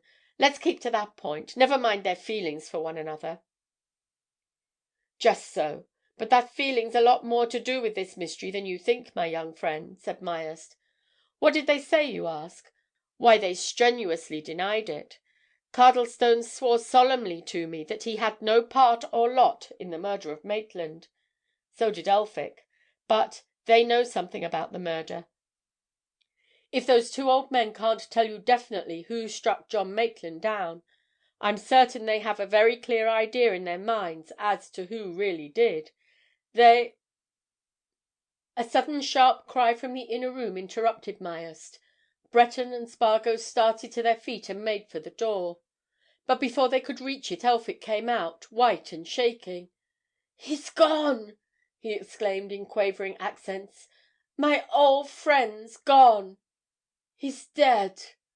I was asleep. I woke suddenly and looked at him. He—" Spargo forced the old man into a chair and gave him some whisky. Breton passed quickly into the inner room, only to come back shaking his head. "He's dead," he said. "He evidently died in his sleep." "Then his secret's gone with him," remarked Myerst calmly. "And now we shall never know if he did kill John Maitland or if he didn't. So that's done with." Old Elphick suddenly sat up in his chair, pushing Spargo fiercely away from his side. "He didn't kill John Maitland!" he cried angrily, attempting to shake his fist at Myerst. "Whoever says he killed Maitland lies. He is as innocent as I am. You've tortured and tormented him to his death with that charge, as you're torturing me. Among you. I tell you, he'd nothing to do with John Maitland's death. Nothing!" Myerst laughed. "Who had, then?" he said. "Hold your tongue!" commanded Breton, turning angrily on him. He sat down by Elphick's side and laid his hand soothingly on the old man's arm. "Guardian," he said, "why don't you tell what you know? Don't be afraid of that fellow there. He's safe enough. Tell Spargo and me what you know of the matter. Remember, nothing can hurt Cardlestone, or Chamberlayne, or whoever he is or was, now." Elphick sat for a moment shaking his head. He allowed Spargo to give him another drink. He lifted his head and looked at the two young men with something of an appeal. "I'm badly shaken," he said. "I've suffered much lately. I've learnt things that I didn't know. Perhaps I ought to have spoken before, but I was afraid for him. He was a good friend, Cardlestone, whatever else he may have been. A good friend. And—I don't know any more than what happened that night." "Tell us what happened that night," said Breton. "Well, that night I went round, as I often did, to play piquet with Cardlestone. It was about 10 o'clock. About 11 Jane Baylis came to Cardlestone's. She'd been to my rooms to find me, wanted to see me particularly, and she'd come on there, knowing where I should be. Cardlestone would make her have a glass of wine and a biscuit. She sat down and we all talked. Then about, I should think, 11:45, a knock came at Cardlestone's door. His outer door was open, and of course anybody outside could see lights within. Cardlestone went to the door. We heard a man's voice inquire for him by name. Then the voice added that Criedir, the stamp dealer, had advised him to call on Mr. Cardlestone to show him some rare Australian stamps, and that seeing a light under his door he had knocked. Cardlestone asked him in. He came in. That was the man we saw next day at the mortuary. Upon my honour, we didn't know him, either that night or next day." "What happened when he came in?" asked Breton. "Cardlestone asked him to sit down. He offered and gave him a drink. The man said Criedir had given him Cardlestone's address, and that he'd been with a friend at some rooms in Fountain Court, and as he was passing our building he'd just looked to make sure where Cardlestone lived, and as he'd noticed a light he'd made bold to knock. He and Cardlestone began to examine the stamps. Jane Baylis said good night, and she and I left Cardlestone and the man together." "No one had recognized him?" said Breton. "No one. Remember, I only once or twice saw Maitland in all my life. The others certainly did not recognise him. At least, I never knew that they did, if they did. "Tell us," said Spargo, joining in for the first time. "Tell us what you and Miss Baylis did." At the foot of the stairs Jane Baylis suddenly said she'd forgotten something in Cardlestone's lobby as she was going out to Fleet Street, and I was going down Middle Temple Lane to turn off to my own rooms. We said good night. She went back upstairs, and I went home. And upon my soul and honour that's all I know." Spargo suddenly leapt to his feet. He snatched at his cap, a sodden and bedraggled headgear which he had thrown down when they entered the cottage. "That's enough!" he almost shouted. "I've got it at last! Breton, where's the nearest telegraph office? Hawes, straight down this valley? Then here's for it. Look after things till I'm back, or when the police come, join me there. I shall catch the first train to town, anyhow, after wiring." "But what are you after, Spargo?" exclaimed Breton. "Stop! What on earth—" But Spargo had closed the door and was running for all he was worth down the valley. 3/4 of an hour later he startled a quiet and peaceful telegraphist by darting breathless and dirty into a sleepy country post office, snatching a telegraph form and scribbling down a message in shaky handwriting. "Rathbury, New Scotland Yard, London.